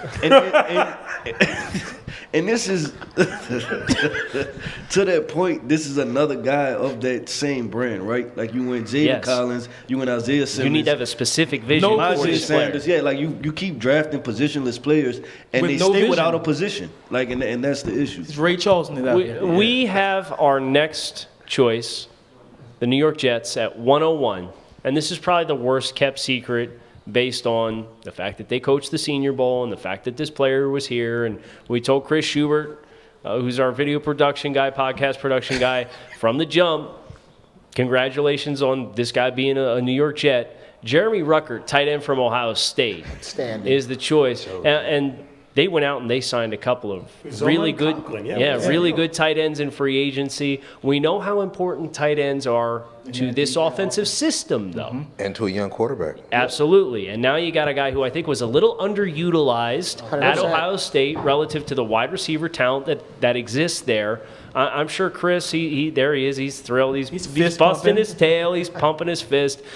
This is a good fit. This is a good fit. And Ruckert's one of those tight ends who, Ohio State does a ton of split flow inside zone, and he's used to inserting across from the flow of the offensive lineman, and he can put his hand in the dirt, and he's really productive in the red zone. I think he has a chance to be a much better pro player than what he was a college player. I will say this briefly. I think that the Jets have done a great job these first 3 rounds, man. I think that Joe Dita has hit this out the park. Jeremy Ruckert is a player, as Kyle mentioned, I think he was heavily underutilized. I mean, he's an athletic tight end. He can do he can line up as a Y and an F. You can even put him in the slot. He runs really good routes, has good hands, good ball skills. This is just another weapon for a young quarterback in Zach Wilson, who I feel like the Jets have done a really good job adding to his kind of arsenal. I mean, think about Garrett Wilson, Breece Hall, and now you have Jeremy Ruckert. And I know they added a couple tight ends in free agency, but you can never have too many of them. Right. 13 personnel. Exactly. Yeah. Might be. I wouldn't be mad about it. I like all 3 of those tight ends, respectively, for what they have been in their pro careers and their college careers. I think they're all good players, and I think it gives you a lot of flexibility with how you want to build out your offensive sets and be able to run the football. And this is good value. I mean, this is right where I feel like Jeremy Ruckert should be coming off the board. Yep. We had Ruckert valued as a mid-3, which is a little. This indicates good value, and we have just a couple of tight ends left that do carry 3rd-round valuations for us. You can see on the board it's getting pretty thin up there on those first 3 columns for those first 3 rounds, and there's been a lot of picks that have mirrored or indicate that our valuation is similar to that of the league, and we'll see if the next team agrees. The Dolphins are on the clock for the first time tonight. That's absolutely right, because I'm sitting over here and we got these beautiful team boards all set up, and it's us and the Rams all lonely with no players in their queue and no players in their column. Just been watching Tyreek Hill highlights on the computer there, right? No comment. I might have a tab open with Tyreek Hill highlights, but the Dolphins at 102 are a team that has invested very heavily in the offensive side of the ball with Teron Armstead and the trade for Tyreek Hill and Cedric Wilson and Connor Williams, trying to provide an infrastructure around Tua Tagovailoa. And this is kind of the cautionary tale for Chicago Bears fans. I think about the conversation that we had about not really knowing what you have because you didn't give the young quarterback what they needed to provide stability around him. And Miami's really entering into this year, and they really don't know what they have in Tua, because the past 2 years have been such a struggle, and the offensive line has provided an RPO-style passer, 0 threat of a running game whatsoever. So they go out and they buy in free agency a brand new left side of their offensive line, and they sign a couple of running backs in free agency. Chase Edmonds got $6 million per season. Raheem Mostert signed. It's going to be really interesting to see what this pick is for the Dolphins. I think it's a linebacker. You think it's a linebacker? Well, there's some linebackers available. I would be thrilled with a linebacker that could replace Elandon Roberts as your That's Tyndall. early down linebacker. That's Channing Tyndall. There's guys there. Leo Chenal. Leo Chenal, the Dolphins kept the defensive coordinator, Josh Boyer, despite moving on from Brian Flores, and they were a super blitz-heavy team. Is Leo Chenal the best blitzing inside linebacker in this year's class? Absolutely. And he's a jackhammer at 260 pounds. And he's a much better athlete than what Elandon Roberts is. So that's another name that they're probably pleased to see. I think they've got some good options here. Yeah, I would agree. I mean, not to assume that it is Chenal, but I think that would be such a great fit. Like you said, the downhill ability to blitz, it sounds like you have a pick. So, yeah, I've been getting the picks indicated when they're ready from a production side of things, and I've just had the message queue open, so like we get our own wire and when the picks are submitted, but I put the wire away for this so I can give some kind of an authentic reaction. So I see that I got the message and the wire's in, but I haven't had a chance to look at it yet. So I wanted to share this opportunity with all of you. I'm glad we can share this special moment together. The Dolphins with pick 102 are going to select Channing Tindall, linebacker from the Georgia Bulldogs. I'll let you guys take it away. I got to flip the card over. It just makes sense when Cal talks about Landon Roberts departing, and Channing Tindall is a player who, didn't have a lot of action in this Georgia defense. But when he was on the field, he was impactful. I don't think he started a game, right, in college? Yeah, exactly. But when he's on the field, he's a very impactful linebacker. Right. Outstanding physical traits in terms of his length, his size, and his straight line speed. The issue with Tindall is playing in space, right? Yeah. He's a little stiff. He's not really great in pass coverage situations. I don't need him to. He's definitely a two-down linebacker. But if that's what Miami needs, then this is a home run. He's coming downhill. He's Exactly. coming downhill with bad intentions. Yep. With a violent trigger and an explosive trigger. Like you said, he doesn't start games like that, but when he's on the field, you feel his presence. Downhill, those cross dog blitz, hitting the A gaps, stuffing the lanes, and that's really what Miami needs. Yeah, and it's what they do, right? Like you're talking about a Yeah. scheme fit, and they was able to get this guy in the back end of the third round, like in the hundreds, and they're probably gonna get a starting linebacker. Like this guy's probably gonna start for Miami, and I expect him to contribute at a high level because, like you said, he always makes plays, and then he's off the field, and then you're like, where the hell did he go? Because he's a playmaker. So man, I think this is a starting linebacker that I think his pro career will be much better and have much more statistics and be a better impact guy than what his college career has been. Yeah, it was always fun, and it was a testament to the depth of the Georgia defense, right, where Tindall, he'll come screaming in an inside gap, and he'll blow the back up in the hole, and then he'll come out on the next play, and they'll cross-dog him, and he'll hit the quarterback, and then it's 3rd and long, and he's off the field. It's like that exact same thing happens. It's like, wait, you took him off the field? Really? But that's obviously Quay Walker and Nakobe Dean. Like, they had an embarrassment of riches in the front seven, and I think Quay Walker's or Channing Tindall's explosiveness and length. is a huge upgrade over Elandon Roberts, who they did bring back, and they did pay him a reasonable amount of money. So I would not be surprised if he starts out as the incumbent to start the season. But at the same time, Javon Holland wasn't the starter to start the year last year because of the communication responsibilities that were required. It took him a month, and then he took over, and he never looked back. Would I be surprised if Tindall did the same thing? Not at all. We have our next couple of picks.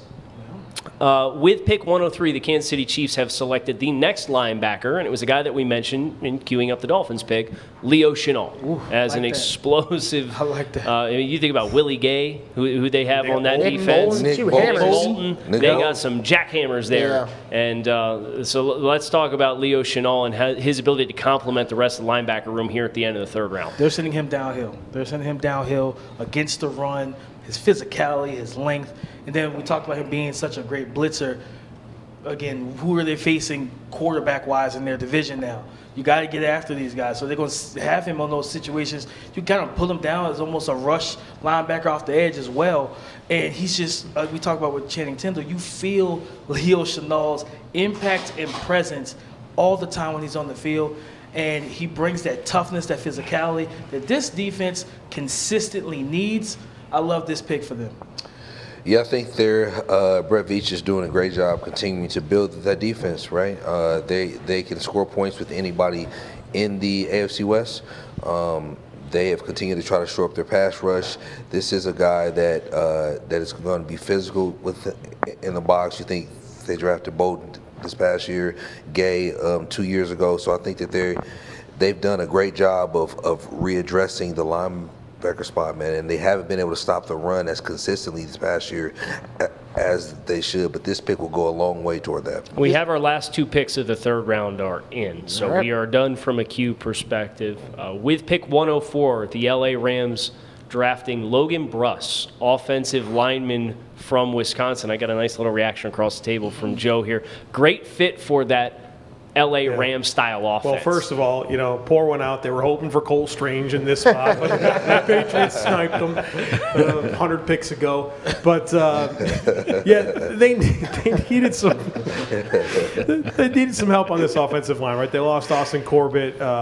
Whitworth retires. This is their first pick of the draft here. So Bruss, Wisconsin pedigree, played right tackle if I'm not mistaken, Kyle, right? Yes, that's correct. But probably a guard at the next level. But he could be the right tackle because right now Bobby Evans is slated to start there, and he's been in the program for a while and really hasn't been able to make an impact. So I think they have some options with him and get a chance to find a developmental starter here in the third round. Yeah, I really like the fit. I think his mobility is one of his better qualities from an athletic profile perspective. He was very impressive.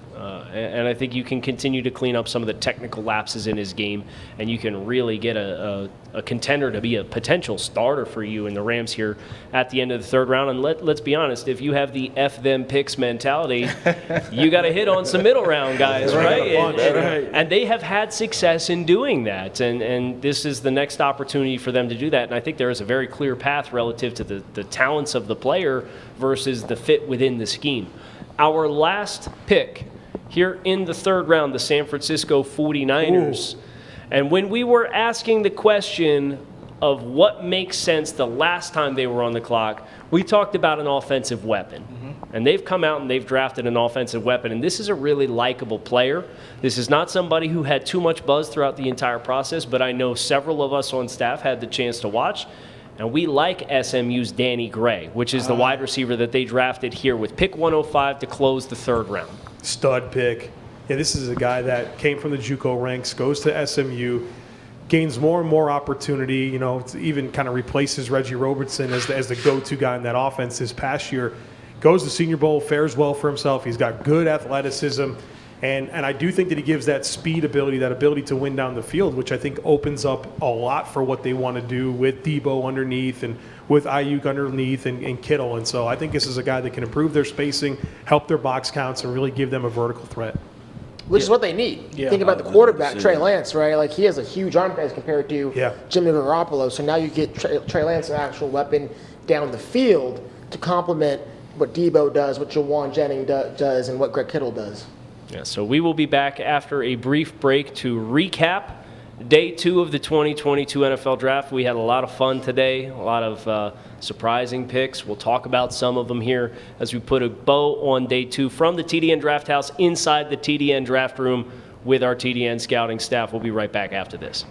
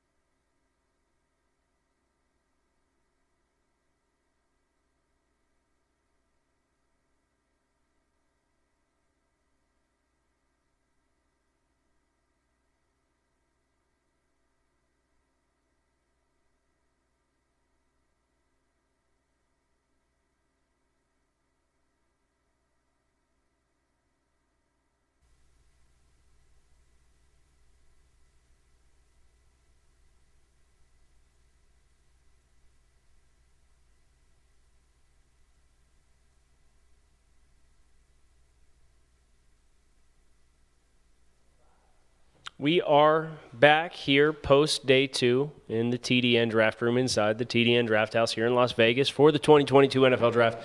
And as we reflect on the day that was and the weekend that has been to this point, I want to ask you guys, we obviously have the great visual of our consensus rankings up on the wall here. I want to ask you guys which player surprises you the most that you still see available. Those couple of player cards up in that second round column horizontally across the wall.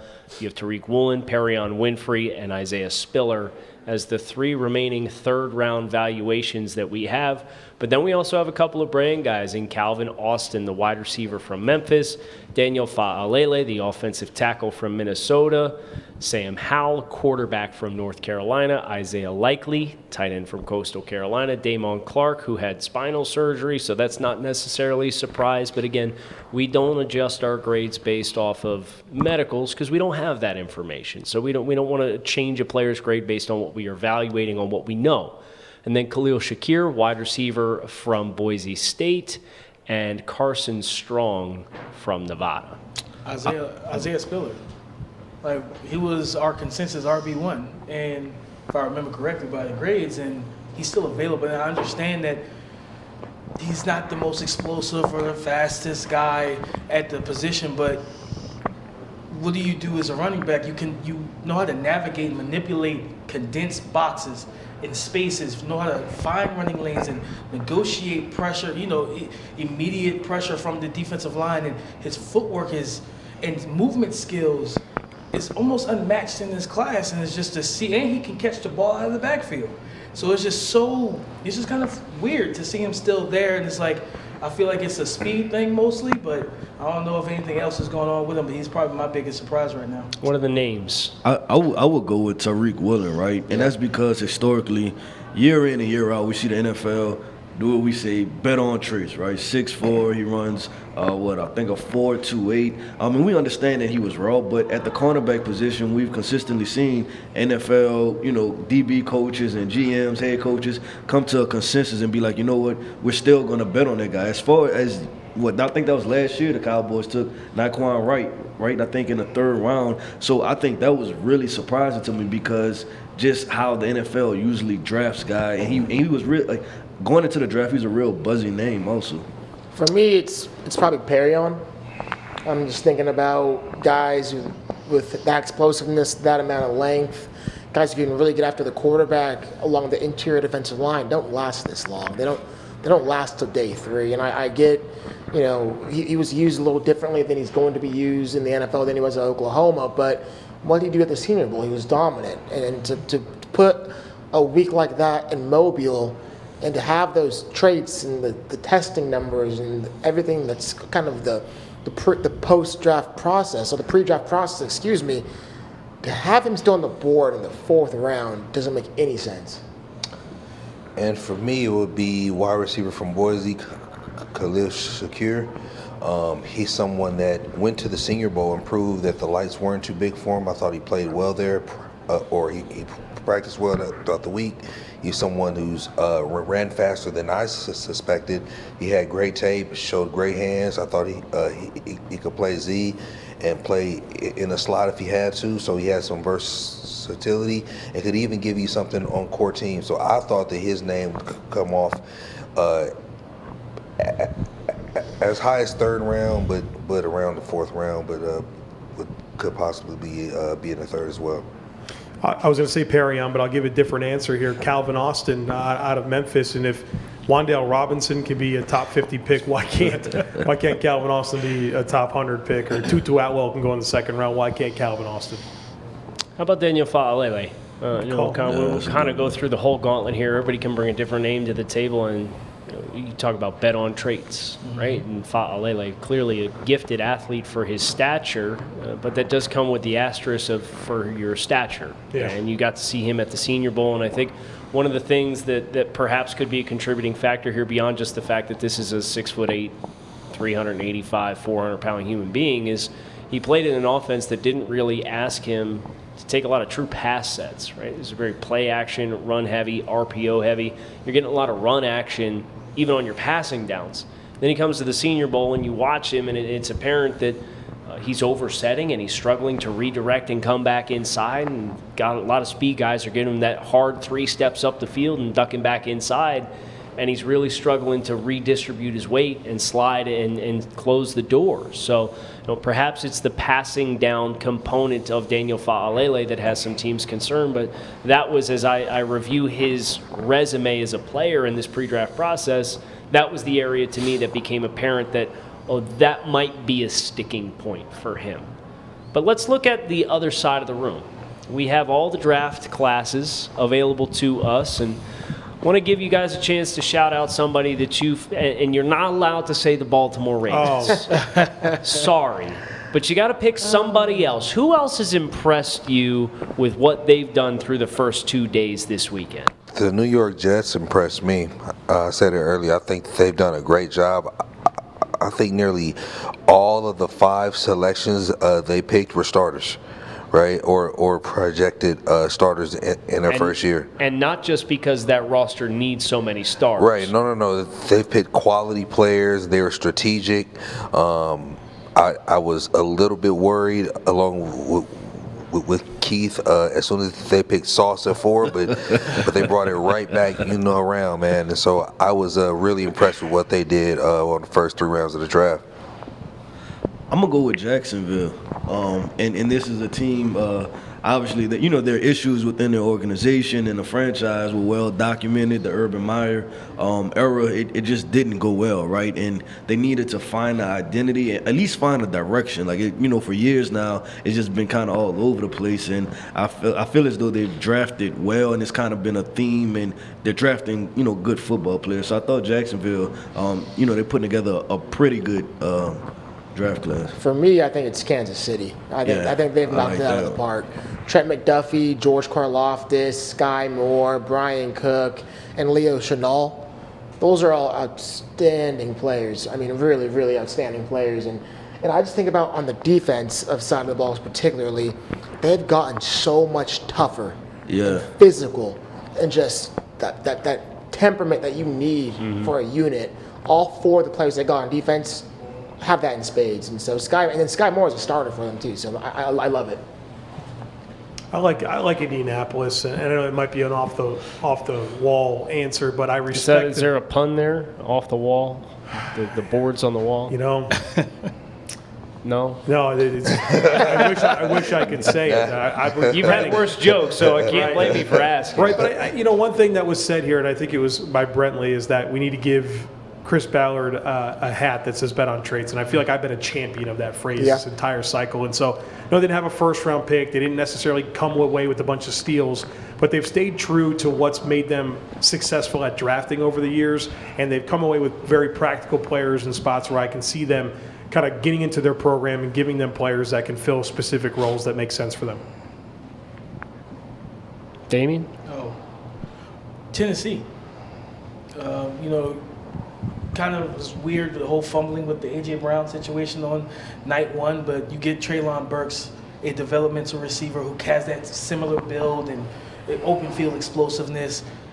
And then you coming into the 3rd round and getting Malik Willis and in a position of need. And I think the value for when we talk about bet on traits, we've been saying it for a long time now. And he is the most traitsy and toolsy quarterback in this class. You get a guy that you can allow to sit because he doesn't have to play right now. You still have Ryan Tannehill, and you allow him to sit there while he marinates, and you work with him, work on the mechanics and the technique and the footwork. And everything, his upside, his ceiling is higher than any quarterback in this class. And the main thing, you bet on those traits and you hit, you're going to hit big. I'm glad you mentioned A.J. Brown because my choice is the Philadelphia Eagles. I mean, I think about the vision and what they did in the front 7 with Jordan Davis on night 1 and then getting Nakobe Dean to play behind that defensive line that Joe outlined. And you didn't even mention Milton Williams, who was a 3rd-round pick last year. Fits right in, man. Another different type of skill set.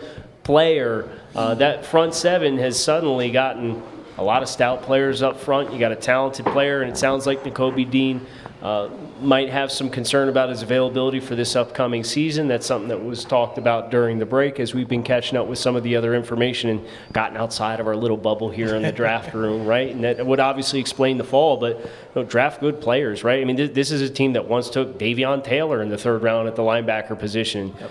I understand that Davion Taylor's got a track background and had length, but Kobe Dean is exponentially a more instinctual football player and is going to be protected. And, oh, by the way, you get A.J. Brown in your wide receiver room with that trade with Tennessee on night 1. So you got Jordan Davis, you got A.J. Brown, you got Nakobe Dean, you drafted the heir to Jason Kelsey to groom in Cam Jurgens in the 2nd round.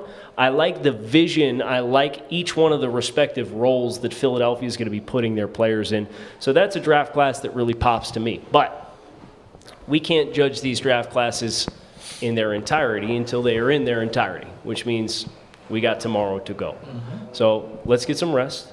I know we've had a long couple of days. We'll be back at it again early tomorrow. We are out here on the West Coast. This whole time change thing is kind of weird for us East Coast guys, but we'll be starting midday East Coast tomorrow and going through the final 4 rounds. 4th, 5th, 6th, 7th. That is going to do it for our 2022 NFL Draft coverage here in Las Vegas from the TDN Draft House in the TDN Draft Room with all of our scouting team. We hope you guys have enjoyed this look into our process, and we hope you will consider coming back and consuming more of our content over at thedraftnetwork.com.